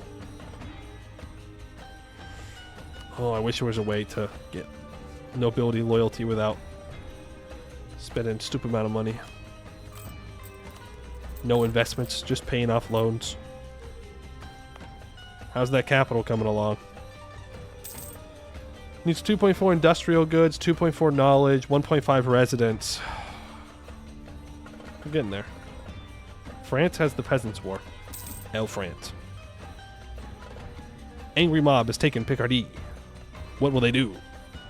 Probably nothing. They'll probably just go dunk on them. You send the interns first and then send in the knights? Yeah, I think that's what they're saying. I think that's the breakdown of it. Okay, we're back up to +1 stab. And we're making 7.16 a month. Not bad. Are we taxing? Let's go! We're taxing timber! Huge! Not there, though. But in our capital! Let's go! Timber tax. Timber tax. Timber tax. Finally, all my hard work paid off. tsetse flies are flesh-biting flies in the air that spread trypanosomiasis, also known as the sleeping sickness. Yeah, I know what tsetse flies are. I didn't know the big, long medical word. Some fairly terrible stuff that bed nets help with, yet again. Yeah. I get an admiral with 50 tradition? Dude, someone was so happy that we finally have a boat. He was like, I want to be on your boat. Please. Please. I want to lead your boat. Your one single boat. Disputed succession. Denmark?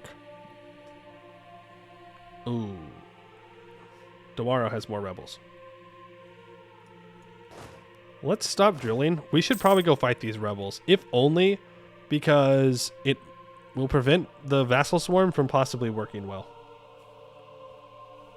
And I don't want that. Do do do do do do do do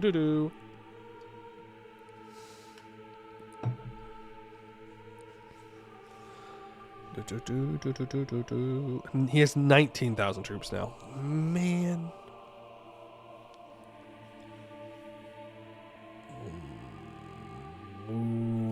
We could go vassalize him.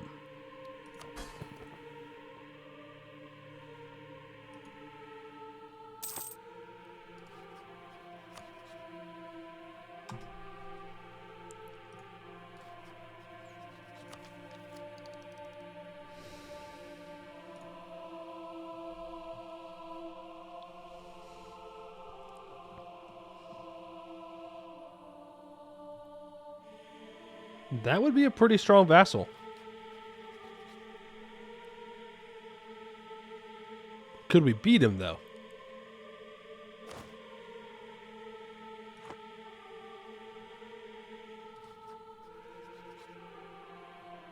He has leadership and quantity ideas. Okay, well, yeah, no wonder why he has so many troops.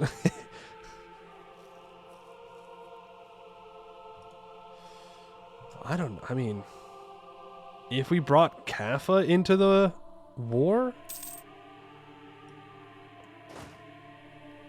I mean, I'm assuming Kaffa wants everything. True, but we only need his capital. Will a vassal like that be loyal? I have no idea. But imagine if we had an additional 19,000 troops to go to war with the Mamluks. That'd be pretty massive. Right? I mean, that would turn the tables of the war. It would make us be able to beat the Mamluks. Vassals cooperating. If they cooperate. But I have minus 2% discipline right now, so... Honestly, I shouldn't fight anyone. Not even the rebels. Until I get that discipline back. Just another 2 years. Portugal's 24 with no heir. Portugal, would you like to be my ally? And he says no. Because he is not within my diplomatic range. Which means he's not close to us. Also, I think Madagascar could be a fun run. In MEIOU Taxes. There are some downsides. There's no metal here. But there's lots of trees. So you can get your raw materials. And there's a whole bunch of population on this island. You have coal, lots of farmland. You have, I believe it's vanilla in one of the locations here. So you have your, I think it's a luxury. Like you could play just a super tall Madagascar game. Of course, you'd have to hope the Europeans don't get to you, though. That is kind of the downside. The Europeans do be doing European things. Also, look at this Damascus. Got a big coalition against him. No wonder why he's rebellious. How loyal is Hejaz? Oh, he's loyal now? Boo. Boo. I wonder if the Mamluks will declare a war somewhere up here. On behalf of Damascus. That'd be pretty sweet. Because if the Mamluks got distracted doing something, then we can really dunk on their ally.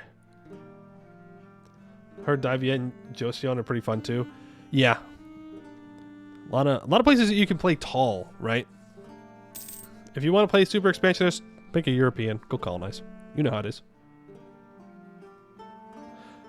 Vanilla should not be Mecca. I might be misremembering. It might not be there. But I remember there being like, there's some special thing there. We can check the provinces we can see. But I do know there's coal. Lots of coal. Which I would like to get a hold of, by the way, in my vessel. I remember there being something special down here. Not salt. There's coal. So, I mean, also, is this a... I think this is a pretty big coal mine, isn't it? 525 potential of coal. Coal and sea salt there as well. That's all we can see. It might be there a lot, but vanilla is a New World crop? Really? Is it? I didn't know that.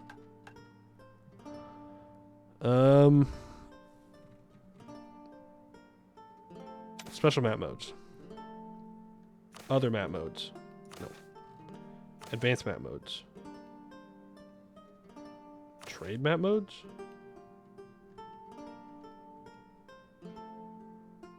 Exotic goods, maybe? Exotic good production? No, this is too broad. That's not what I'm looking for. I was looking to see if we can find anything. But friends from Mexico? Oh, interesting. Maybe I'm thinking of incense, because I know we have incense in our country too. Yeah, it's something. There's something on that island. I can't remember. But apparently it is not. Not vanilla.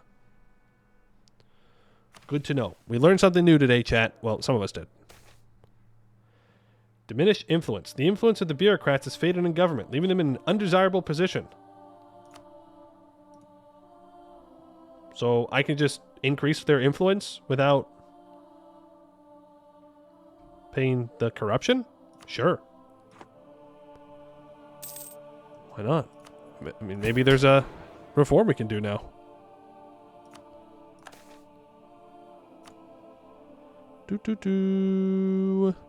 And I have once again forgotten which one I wanted to do. Ah, this one. Standardize the recruitment of officials. Plus 15 state corruption. Plus 15 bureaucratic corruption. People don't like me. Minus 10 elite loyalty. Not exactly what I want to do when I'm trying to build up the noble loyalty, you know, but you got to do what you got to do. You got to do what you got to do, and that is a good reform for us to put in.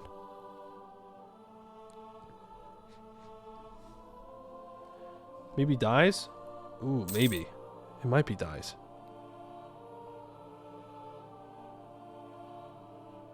Alright, well that gives us less elite power from autonomy. So that means that hopefully the elites have a little bit less power here, which allows my bureaucracy to be a little bit stronger. Also, hello tribes. Nobles demand increased pensions. 50 ducats? Deal. Ah, we can't abuse the clans. We gotta wait. Gotta wait.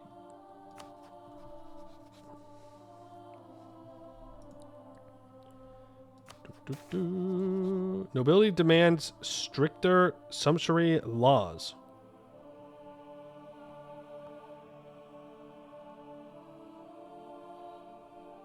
Minus 10% trade efficiency for 5 years?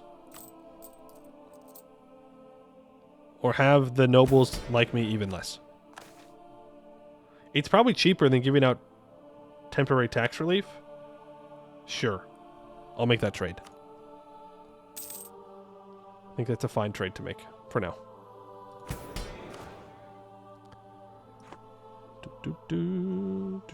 Yeah, I think we're going to go to war with this guy. I think we're going to try and vassalize him. We'll get our discipline back. We'll take out these rebels. We'll get up to our force limit. Then we'll go after him. Even though he's ahead of us on tech. He's at 27.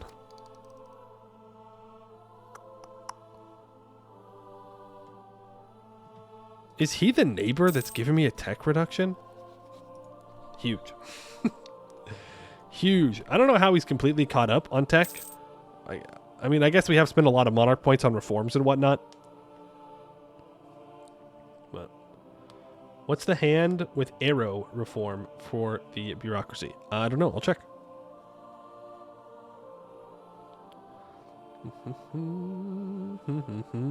Speaking of non-native plants, apparently the former occupants of your home planted paper mulberry trees. Why? Is mulberry something you can eat? I don't know. The hand? Oh, this is regulated leases. We already have this down at its minimum. For tax farming. So this allowed us to have more base welfare, which is kind of peasants. Less provincial corruption. And also, I get more share of the tax revenue that comes in. Oh, you're talking about the one that's available? Oh, you mean this right here. This is indirect taxation. So this would give us more tax efficiency for indirect taxes. Minus 5% mana cost for all of them. It would also unlock the substances excise taxation and increase welfare by 0.5. I guess we could do that. It would give us more corruption. But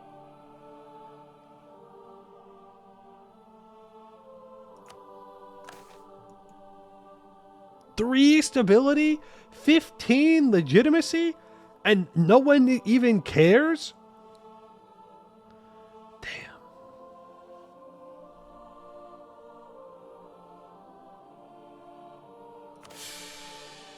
Great success, though. We gotta do it. We gotta do it, though. That's fine. And then you know what? Provide temporary tax relief now. And...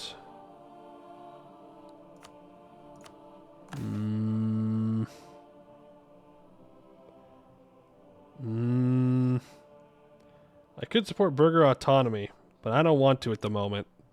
Makes it harder to stab back up.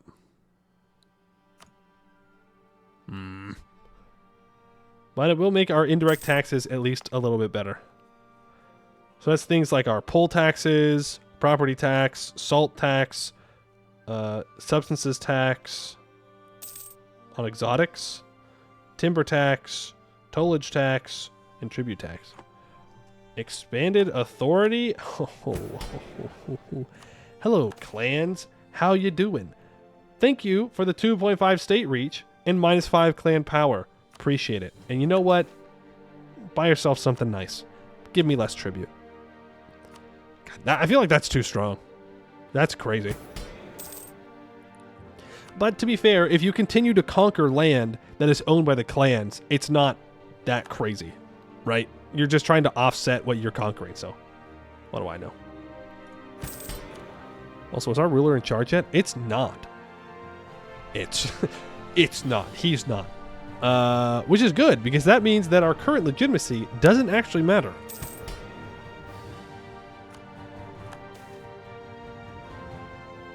Which is pretty sweet. Oh, Iran's going down again. You know what? Let me know what the Mamluks are up to. I feel like I should have done that over 100 years ago.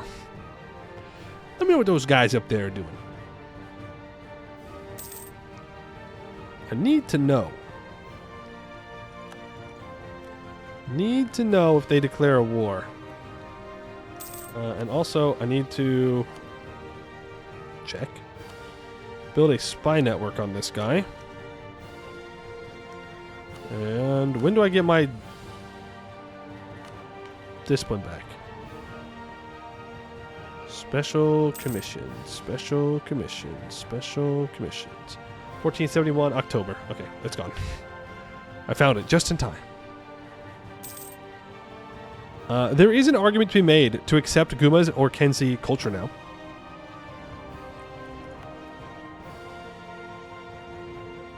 But at the same time... Ooh, we're a great power. At the same time, like, why, you know? I don't need the missionary strength. I do kind of care about the defensiveness. I would give you that. And I do care about the autonomy change.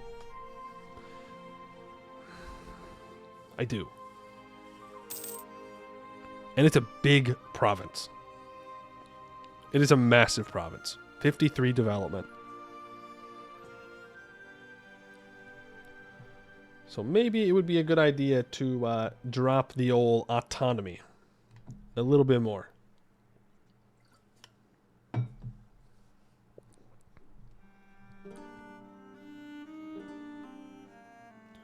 We do get trauma from having negative stab.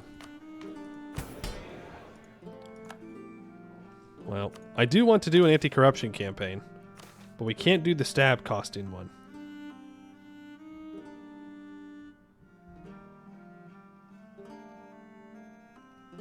We can't do any of that right now. We'll have a bad time. Gumuz is our capital state culture, isn't it? That's in Shua. It's Garage. I got confused too. Gumuz is these guys. Garage is these guys. So like we could, next to our capital, accept that. But we only get 0.05 from our autonomy here. So it's not as bad.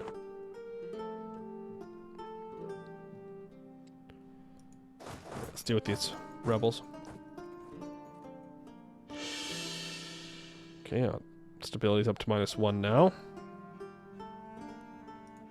Damn, we take a lot of damage.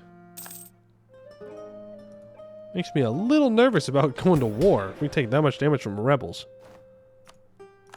Let's give out the grain to the commoners. Which is just a free cheat code for us at this point. I mean, it doesn't cost us any money. Really. I guess it might.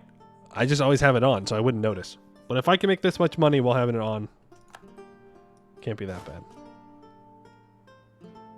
Mistake. That's right. I thought the same thing. Not the same thing about the cultures. Sounded very similar upon a quick glance. When's that capital going to be done? We're still constructing 5 units. The Mamluks have claimed a province from us. Or claimed a province. Yeah, Mamluks. Careful what you wish for. Careful what you wish for. Also, just so we can see evidence, we are the number 8 great power. Mamluks is the number 7. Wow. Wow. It's the fight. The fight for Egypt. Well, actually, we're not even trying to take Egypt right now. So it's just, I guess, a showdown? A stare down? How long till I can declare a war? 4 years still? Alright, go back.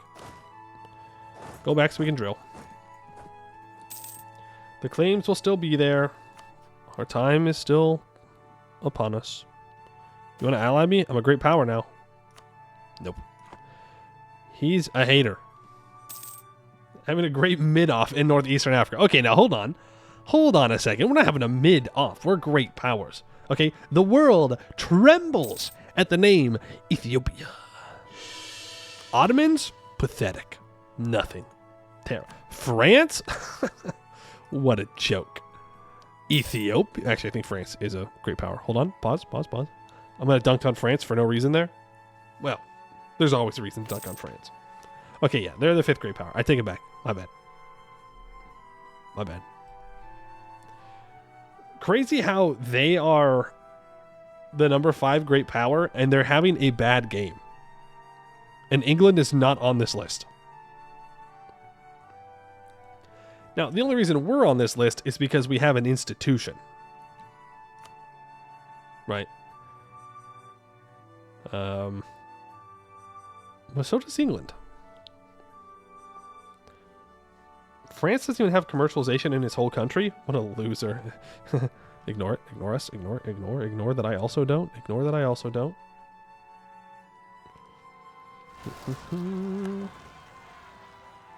The game agrees. England is a shithole. You know, the game said it, not me. I did not say that. I might, though, but I didn't. Not this time. We need an inflation advisor. Bring this inflation back down.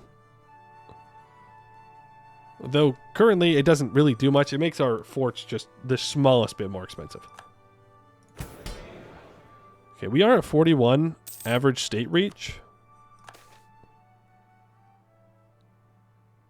This would take us back down to -1 stab. I don't want to go back down to -1 stab. If we can get back up to +1 stab, then we'll start expanding again. And what is our provincial corruption looking like? It's going down by 1% a year. Source of corruption. The state's at 19.74. Law's at 14.71. Majority of provincial corruption is now coming from me.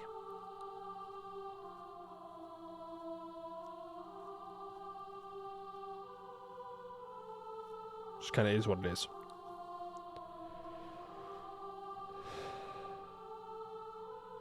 I have like no land share though, which is very sad.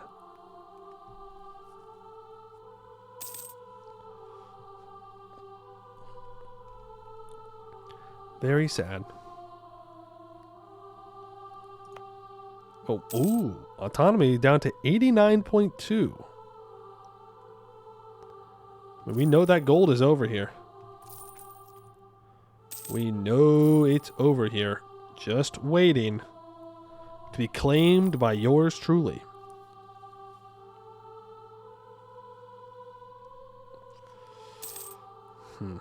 I wish I could take land in certain provinces from the estates. I wonder if I can do that. I might actually be able to do that now that I've said it out loud.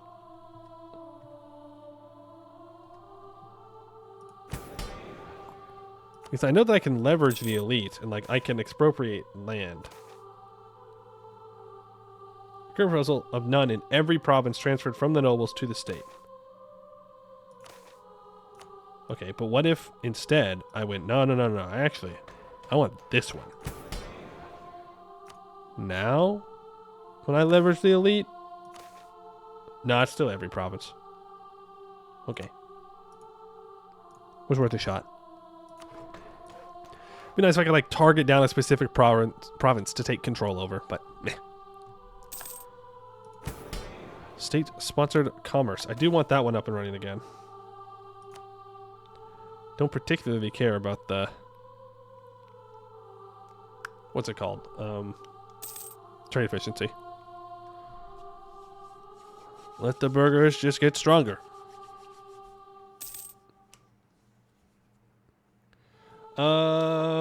This may be an idea, but before either conquering or vassalizing the other tribe, why not spread the true faith in them through commerce first? I have been thinking about it because I keep seeing that icon.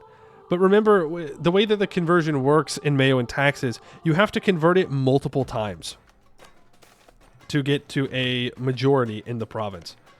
So, for example, their big province, they have 580,000 people of their religion, and not mine. I could only imagine how many times we'd have to convert it over. Like this one only has 65. That's a little bit more reasonable. But I feel like this would also just take forever to convert. They are pagan? It's a syncretic faith with ours. Hold on.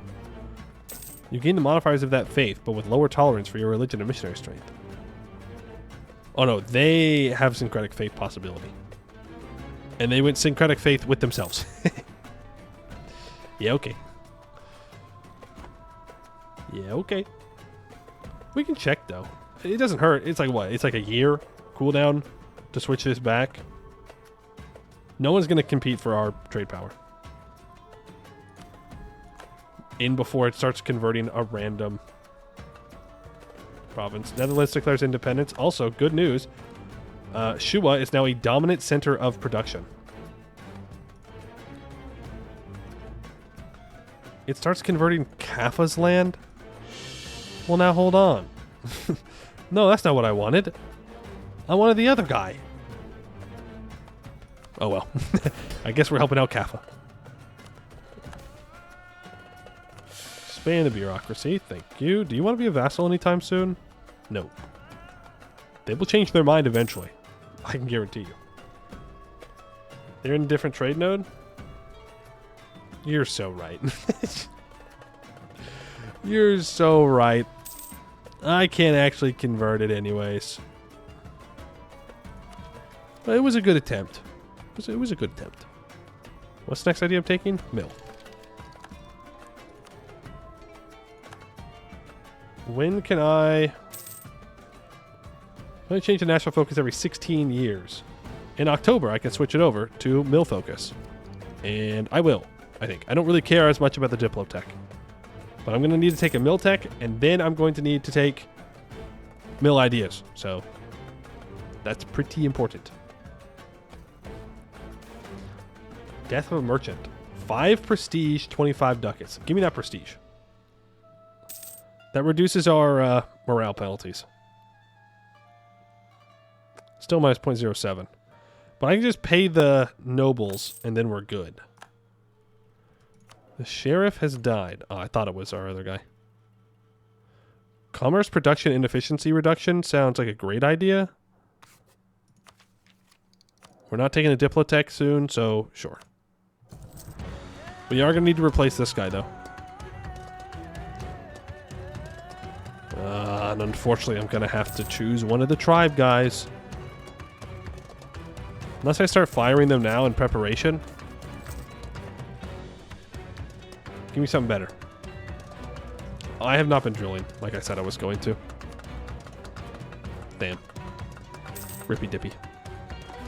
Rippy dippy, I forgot. Kappa is 60 years old. What happens if they die? Okay, but... like, I don't want them as a personal union, but I do feel kind of insulted when you don't give me the personal union, you know? Also, they're not that big, so it probably wouldn't be too bad to annex them. I just keep thinking about Hungary, my Italy game, where I was never able to integrate them because they were just too big.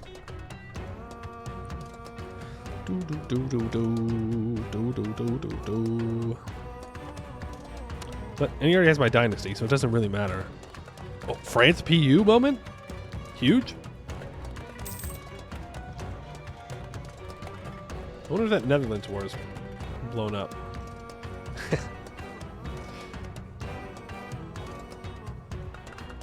Something tells me Burgundy ain't gonna make it. They've allied Portugal and Bohemia. And Savoy is defending them. El Burgundy.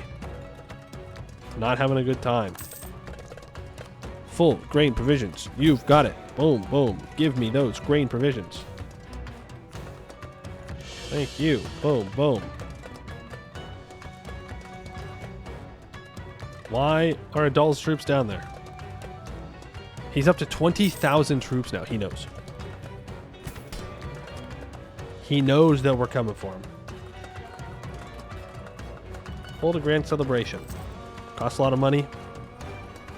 Gets us out of negative prestige range. Which is good.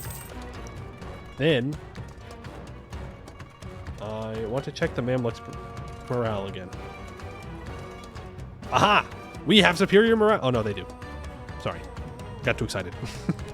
Got too excited, my bad. They have 0.01 more morale than we do. Why is their morale up? Wait, they were at war?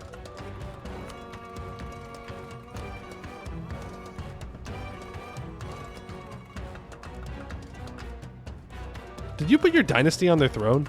That's so cringe of you. Why? Why? You can't even get a personal union. Why'd you do that? You got me excited that you had broken your alliance. Oh. It would have been a free salt. It would have been so free. Is our capital built yet? It is. Our capital is, in fact, built, ladies and gentlemen. It does not look like it has updated, though. Unless this really is just that far away.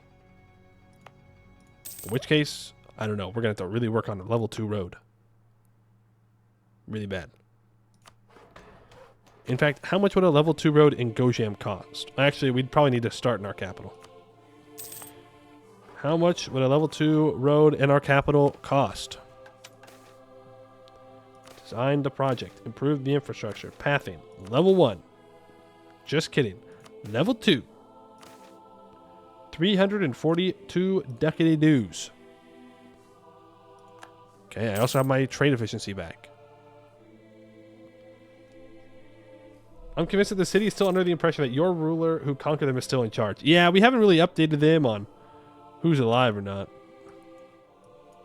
The baronial revolts, the option, I am the king happens. Sucks to be you. Sucks to be you. It's okay. They'll figure it out eventually. It'll take a couple years, and then the communication efficiency will update. It's real. Oh, it's real. He's gonna be so busy. Ooh, he's gonna be so busy. A busy, busy bee. going and sieging down the Eretnids. Now, the thing is, it's not going to escalate into a huge war. He's throwing. He's throwing.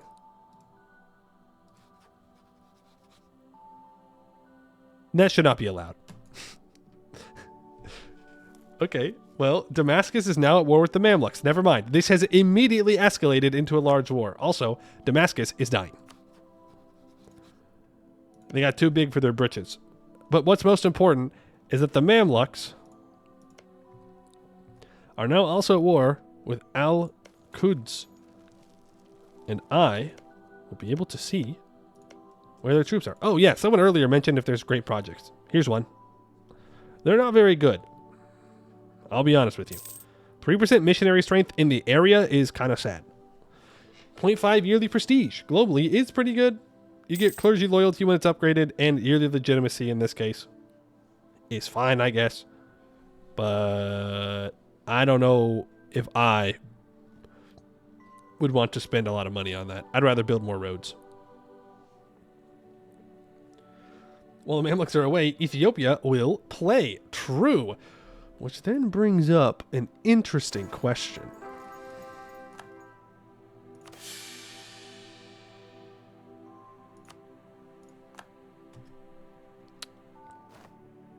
How much of severe looting? How much looting do we do? Okay, I need an advisor here that gives me morale. You're all fired. I don't even care if it's with the aristocrats. I just need the advisor. Interest per annum? No. Well, that's fine. Well, no. I want a bureaucracy guy. High judge. Alderman. The autonomy change would be really nice. Military guy, we'll see. I guess that changes what we're doing. We're no longer going to vassalize first. I still want to vassalize them. Don't get me wrong. But we're going after Dorbit first. Oh, and we're generous. -2 national unrest. Okay. All right. Morale of armies. I said it doesn't matter if they were aristocrats. But we don't need the aristocrats. What am I even saying, bro? What am I even saying? We don't need it. I do need to throw on another idea. Standing army ideas is the option. Because if we get quantity and standing army together, we will get access to the Grand Army, which I don't know anything about, but I'm sure it's good. I do want this tech first. It's saying in October I can get this tech. Let's stop drilling. Let's move up to the border with this guy, which is our capital. And I think it will be time. It will be the day, the age, for Ethiopia to finally go to war for the first time in decades, possibly a century. We may punish those who punish our brothers. We must take our righteous 7th rank in the world. True. For the 7. Oh. We did it! Let's go! We're so good at this game, dude. Easy 7th place. Also, England, unfortunately, is now on the great power list. We can no longer say they're bad, but we can say the Mamluks are bad. Congrats, thank you. Yes, we worked very hard. A 114 air. Didn't know we were playing a republic. Okay, so this is Ramazan. This is Anaziah. Okay, no, this is definitely the Mamluks. There ain't no way that Anaziah has that many troops. That would be nutty. So they're over here. It'll take them a while to move back down to us. Will it be enough time to siege this down? Don't know. But we sure are going to do our bestest. Our very bestest. Focus on that mill, please. We're going to take this tech. Boom and boom. Still behind. Tech 28's a big deal. New infantry, more combat with. Which we're not at combat with, are we? We are. How are we a great power? By play. Look. I know it doesn't look like we're doing a lot, but we have been doing really well. Like, we have some big ass cities, man. Big ass cities. Look at this. 36, 54. But that doesn't really count as ours. We don't have any control over it. 56. We have been building up, okay? And we have commercialization institution in our capital. It's spreading very slowly. We're doing good. Don't be a hater. Don't be a hater. I will call in Kaffa. I will not co-belligerate the Mamluks. That is throwing. And I will declare war. Bum, bum, bum, bum, bum, bum. This is not good music for this. Where is enemy of the Emperor? Here we go. It's time. Great, you understand that? Oh, yeah. That's how we're a great power. Sorry. I thought you were being sarcastic. My bad. You caught us stray there. Yeah, we have some really big cities. We've been building up our infrastructure and investing in our population, and it has led to a good spot. Now, are we like actually a great power where we can go toe for toe with everyone around us? Yes, because of our vassals. Vassals set to attach. They are not. They are now. It's time for you to die.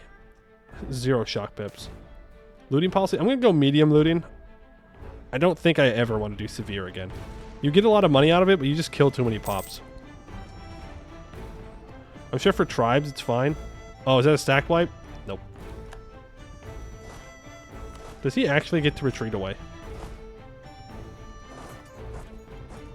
Let him go. Let him go.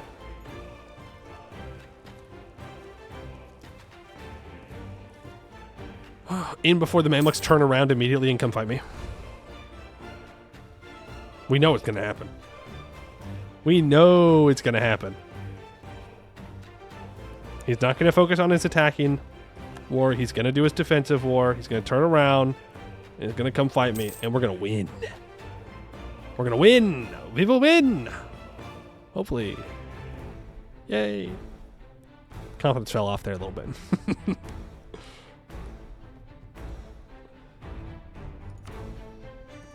Peace deal. This. That's it. Well, that's not it. We're going to take more. But that is the very least amount that I am willing to take. Until death. We death war for this. We don't, actually. If we just have to break his alliance, we just break his alliance. It's not that big of a deal. But it's fine. I don't want to risk... No, we're just going to kill him. We're going to kill him. It doesn't matter. We kill him. We take his salt. His salt is mine. And then we produce a whole bunch of salt, and my pops are very happy because they don't have to buy salt off the market anymore. They just get it for free. Well, not for free, but a more reasonable price. And then I'm thinking about this tributary we have here, and I'm thinking maybe it's time this tributary gets a little bit more integrated, if you're picking up what I'm putting down. Independence from the Patriarchate. The dependence on the Ethiopian Church on the Patriarchate of Alexandria has always been a liability for our country. Perhaps there was once a practical need of bishops, clergy, and spiritual guidance from abroad. The expansion of the Ethiopian Church over the last 2 centuries, however, means that our kingdom is now already training its own clergymen, and there is a strong religious infrastructure in the form of churches and monasteries throughout our lands. With the Egyptian patriarch held hostage by Muslim conquerors, we often have to wait a long time between the death of one bishop and the appointment of the next. It would be far more efficient to appoint our religious leadership from the ranks of our own clergy. Why would I do that? Cheaper idea cost for 10 years. Maybe.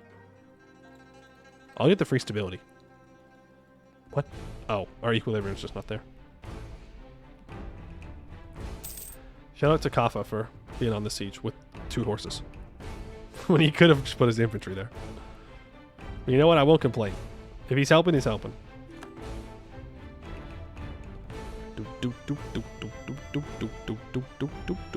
Off, damn it, goes. Sorry, Demont. Go, Demont, go. Now, he'll transfer those over to me, and I'll get to decide. I'm going to spare probably all the provinces. I'm not really here to make money. I'm here to take this province and walk away.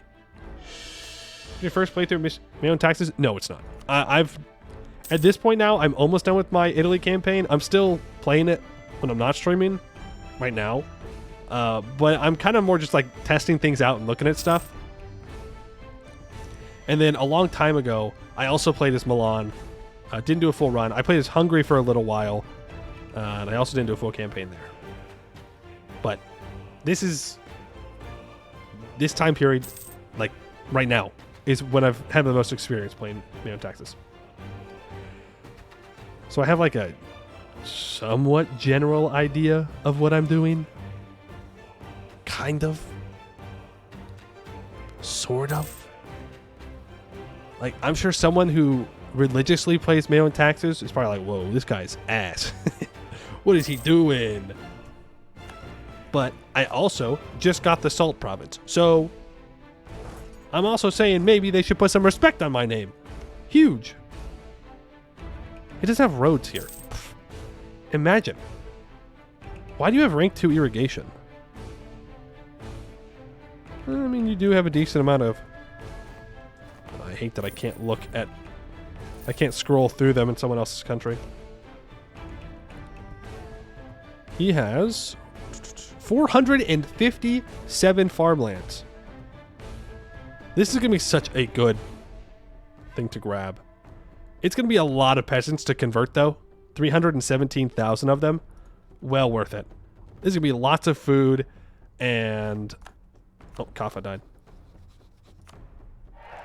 Lots of food and lots of salt. And it's going to be glorious. And it's going to be mine. Maybe I should go grab those floodplains.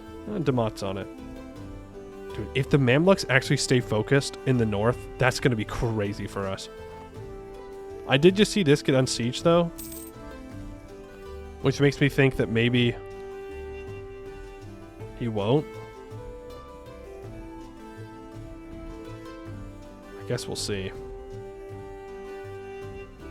Okay, he has 9 galleys in the Red Sea. I can't build galleys. I don't have the naval material income. And I don't have any cities where I can really make that happen. Like, I guess I can invest into Burr. I kind of want to let the auto investor do its thing because it hasn't done auto investing in a while since we were paying off those loans. Also, if we just wait 5 years, 100% war score. Just saying. Just pointing out the facts. Okay. Kaffa occupied this fort. That's a little odd. I wasn't going to take the province anyways, but okay.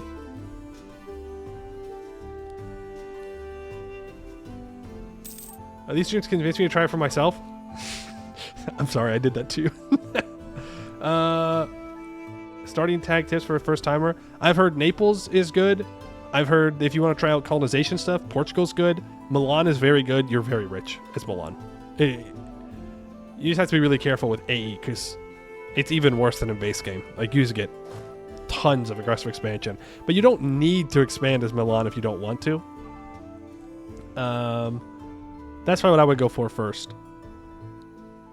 Somewhere in Europe is good because you do have to spawn institutions. And while it's not difficult to spawn institutions, it is another level of work. I mean, if you watch the stream, the whole thing today, I mean, it took us 60 years to get commercialization here. And like we had to reform our country in a very specific way to get there. Again, not that it's difficult, and I don't think you can do it. It's a whole nother thing to learn. I will get far more joy watching you play than I could by trying it. Yeah, I get that. I get that. For sure, for sure. Okay, I do kind of... Oh, God, that's a lot of war score. I'd like to take this fort off the Mamluks. But if I can take war reps off the Mamluks, I will take war reps first. Not money, because money will get split between my vassals and myself, and I don't want to do that. But war reps would be very nice. No way he's going to let me get there.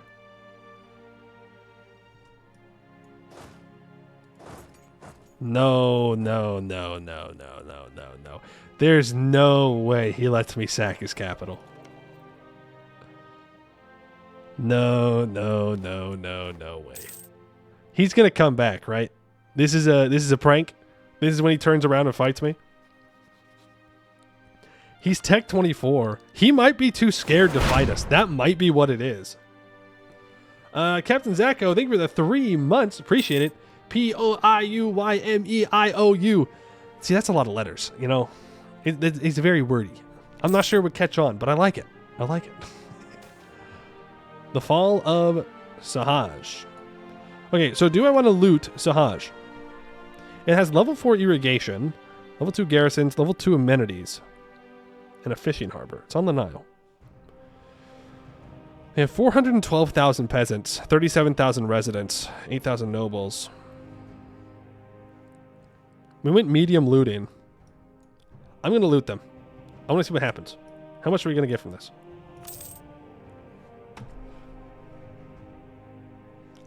Medium looting got us 200 ducats.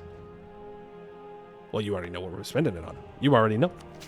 You already know what we are spending the money on. Okay, that's 1,000 ducats for roads. We might be able to spend the money on that. That's crazy. But we can't get too tempted.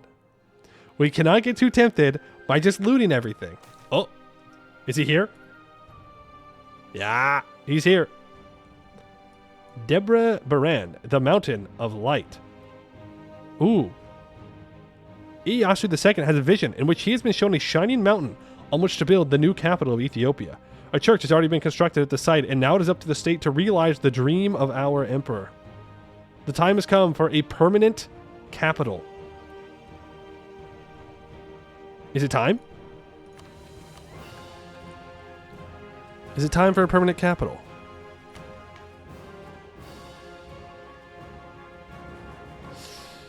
I don't know. It's kind of nice to have this. I won't lie. It's kind of nice. Yeah, we don't get that yearly centralization, and that's rough. You know? The advisor costs us more, but advisors are, you know, not that expensive.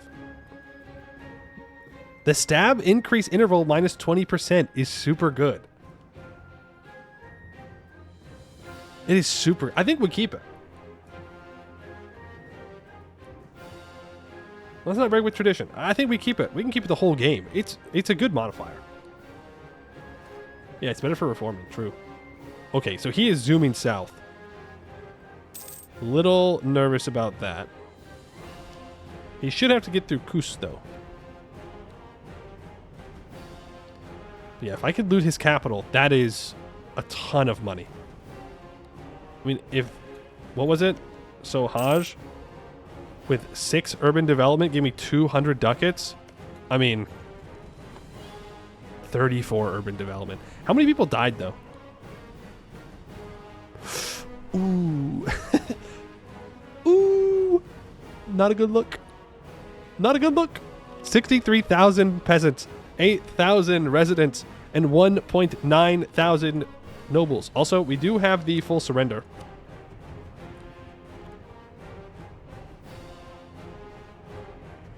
Which means I could take anything. We could go up the Nile. No, we will not be doing that. There's nothing I could do with that land. I do kind of want to loot Cairo. But this is good because that means I don't have to worry about him unsieging this stuff. Ooh, Kaffa's going to take a hit. The vassals are here. Okay, hold on. Wait a second. Wait a second. Things are not what they seem. If they try to attack us on Cairo, we peace out. Ooh, we spent a bunch of money on investments. Look at that. Wello got 15 ducats of investment into their farmlands. I guess we do need more food. All the money that we looted just got invested, which is great. Our brothers have fallen with their ineptitude. The number's nothing compared to that. That's true. Vengeance. Vengeance. One day we will liberate Egypt from the hands of the Mamluks. Not today, but one day. And it will be glorious. But for today, for just today, we will simply burn Cairo to the ground. 100% war score? Oh, I'm aware. Oh, I am aware. But I can taste the gold that I will get out of Cairo if I loot it. I can smell it. I can almost grab it. Ooh, I want their capital. Me before the war. Well, we shouldn't loot it. Me during the war. I want everything. Burn it all. No survivors. Gimme, gimme, gimme. They're just peasants. Their lives don't matter. Excited for winning a war. True, it's first war in a while. We still got it. We still got it. Just like the Mamluks Doomstack can almost grab you. No, I think they're too scared. We're all a higher tech. And we have force combat with. I don't think he has it in him. I don't think he's got the guts. I do want to take Sawakin in this peace deal, by the way. If only because it takes away this hill fort from him. At the same time, though, it's a hill fort that doesn't have much defensiveness. How many pops do we have here? 10? Well, there's 10 development.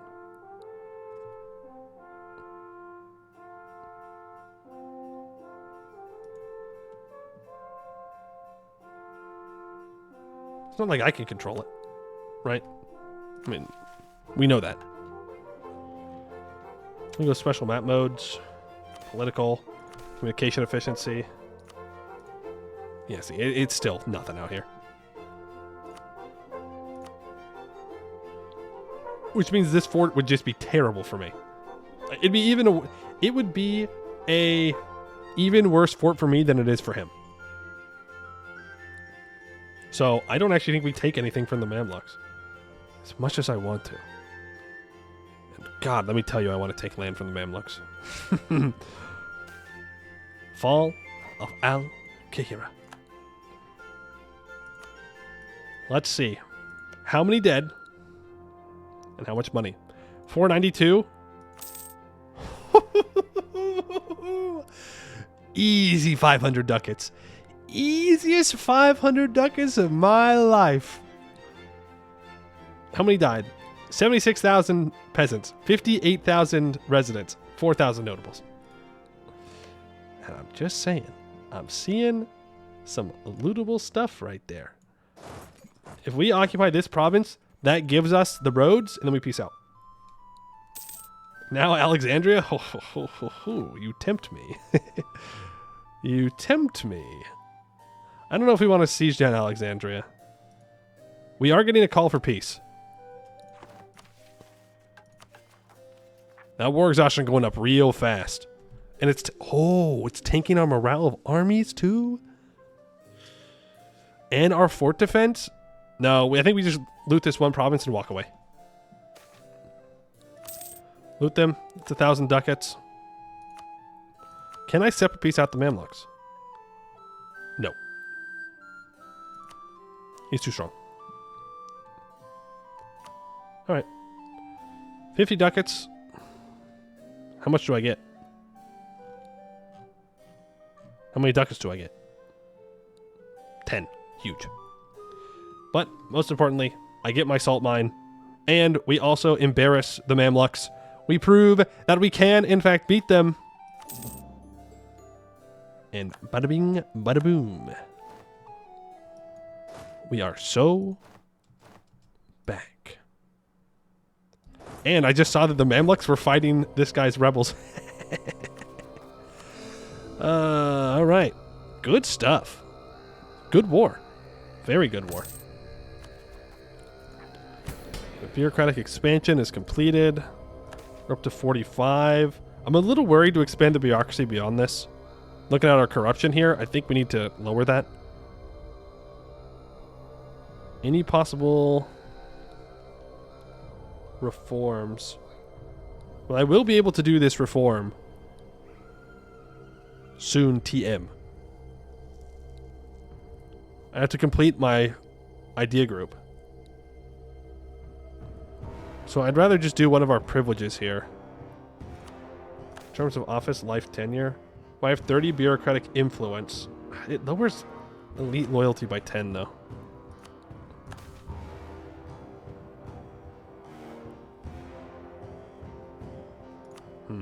We might be stuck on our reforms until we can do this military thing. Yes, Kafa, you can, of course, have military access. That was a wonderful little war there, and I am a little worried to vassalize this guy, to be honest. He does have a lot of troops. He's also Tech 28. Which, you know, kind of worried about that. Kind of worried. But that's okay. Oh, we can go speed 5. We're just walking back now. I mean, look at that. Boom. We got easy first war done. We have this salt now, and once it's stated up, we'll be in a pretty good spot. We can build those roads. Now, we can either build level 2 roads here in Amhara and in Gojam.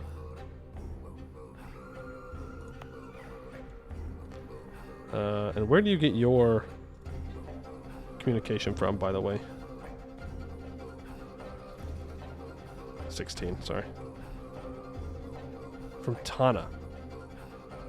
Really? Where do you get yours from? 3692. 3692. From Metacal.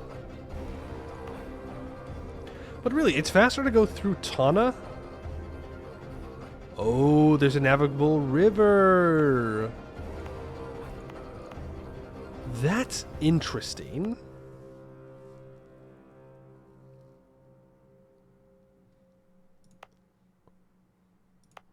I wonder if it'd be faster to build a road through Tana, through Agu, and then into Sennar. I doubt it. I doubt it. It's more provinces. And it's the same terrain as well. It's just faster to go Tana into Agu because it's a smaller province, which does mean that they move faster.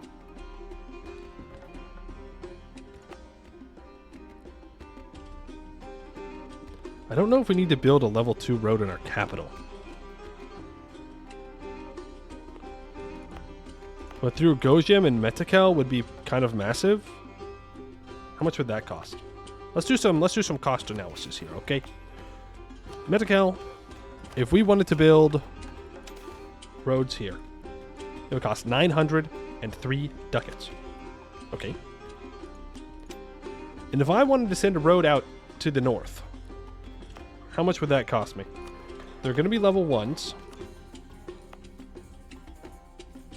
If I wanted to go through Tigray, into Agami, and into Burr, what would that, how much would that cost? It's going to be like, oh, it's crazy expensive, 2,000 ducats, but that's for level 2. Tana borders Metacal, right? Yes, it does. But Agu gets its communication efficiency through Tana. So I'm pretty sure it's going Gojam into Tana. I guess we could check. 1577.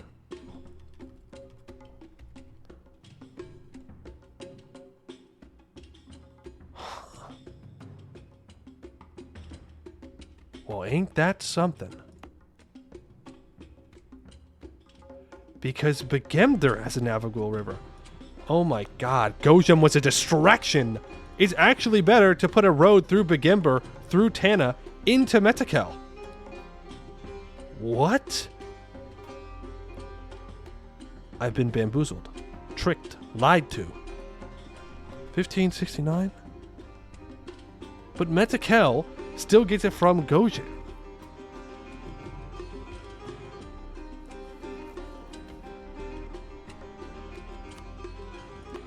Huh. But I could also build harborages up on these 2 navigable rivers. But it doesn't really matter because the embark cost. Interesting. The plot thickens. The AI, doing absolutely nothing, has tricked me. Interesting. We can absolutely build a road out to Burr with the money we just made. And then if I... Okay, Tana already has the Pathian level 1. Let's build that road. We'll build the North Road. Yes. Yes. This is what we were waiting for. Look at this. 1, 2, 3, 4, 5 new roads. Okay, I should probably also build one here. As much as I don't like this being a city, it does still have population. They don't seem to be going anywhere. So, build that road. Build that road. Build that road. Build that road. Huge. Build, build, build. Roads, roads, roads. There we go. All right. Look at that. A northern road's going to be built. Oh, it's going to be great. I should probably stop streaming soon because I'm hungry and I should eat. But, like, if I go to eat, then the people in here aren't going to eat. We will build a road and the Mamlukians will pay for it. That is an accurate statement. They did, in fact, pay for it. This is true. Also, the Ottoman. There is going to be no Ottoman. I want to do a run up here. I want to do so many runs in MEIOU Taxes. I think it's just fascinating to be in these different starting positions. I want to do a run here because look at the size of these farmlands. In whatever that is. Where is it? Looks 586. There's one around here that's like 900 or something like that. Something crazy. There's just not a lot of pops. But if you could find a way to get pops, 747. And then if you look at the suitability, I mean, we all know it's good farmland, right? That's just a region that's really good. But like, you could just, you could use so much food. So much food.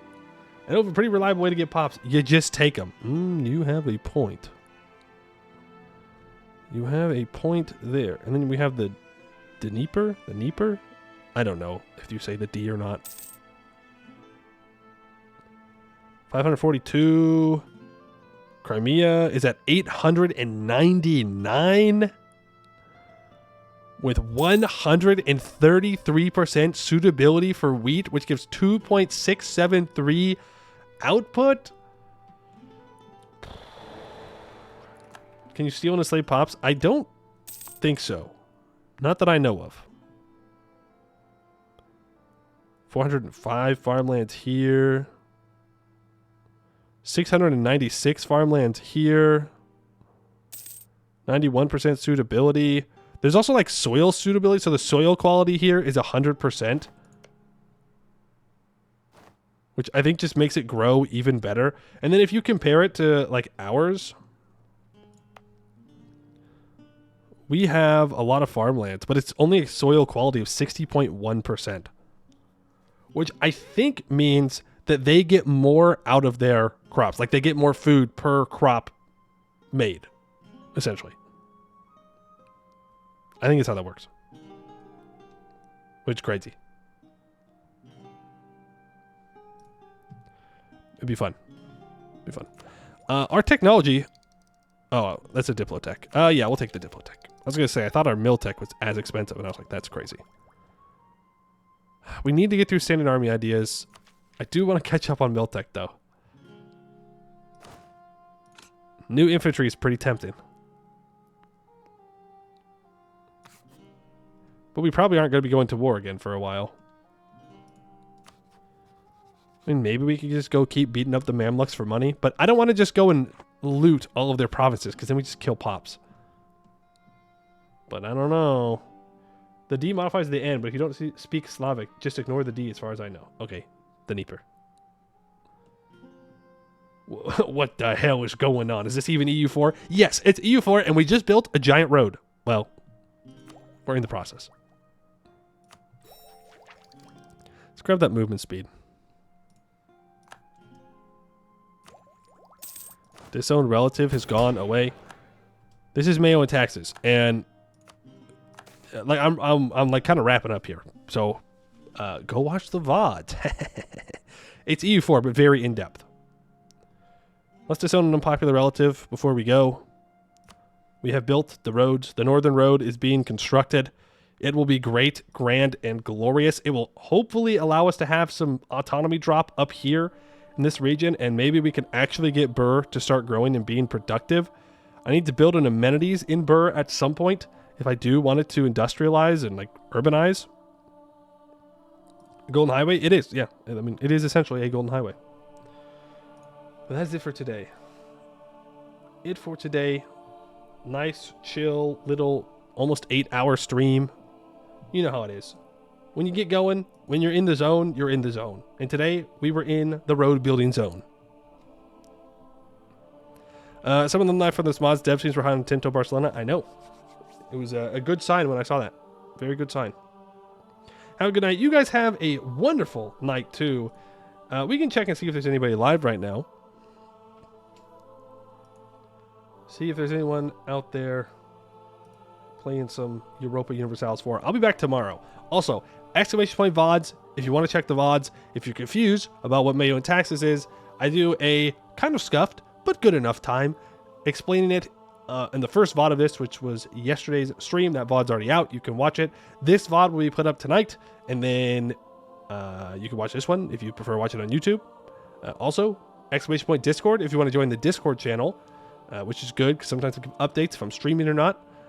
And also, I'll be asking in the Discord which spooky game we'll be playing, because we met our goal, which means we play the spooky game. And on top of that, I already have a costume for Halloween. We're locked in. We're set. Yeah, we're like so back. We are so back.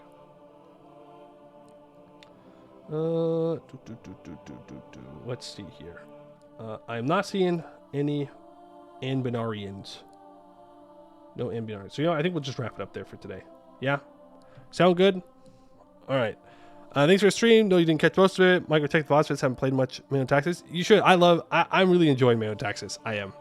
It's scratching an itch right now. But yeah, I have a good time. I hope you guys are enjoying it too. I know it's a lot. It's a lot of sitting there and kind of waiting. But when you reach those tiers, like we just beat the Mamluks, and we've been sitting there worried if the Mamluks were going to kill us or not. And now we're like, we could beat them at least once. One hydrate for the road. Alrighty, I will see you all tomorrow. Thank you for watching, and I hope you have a good one.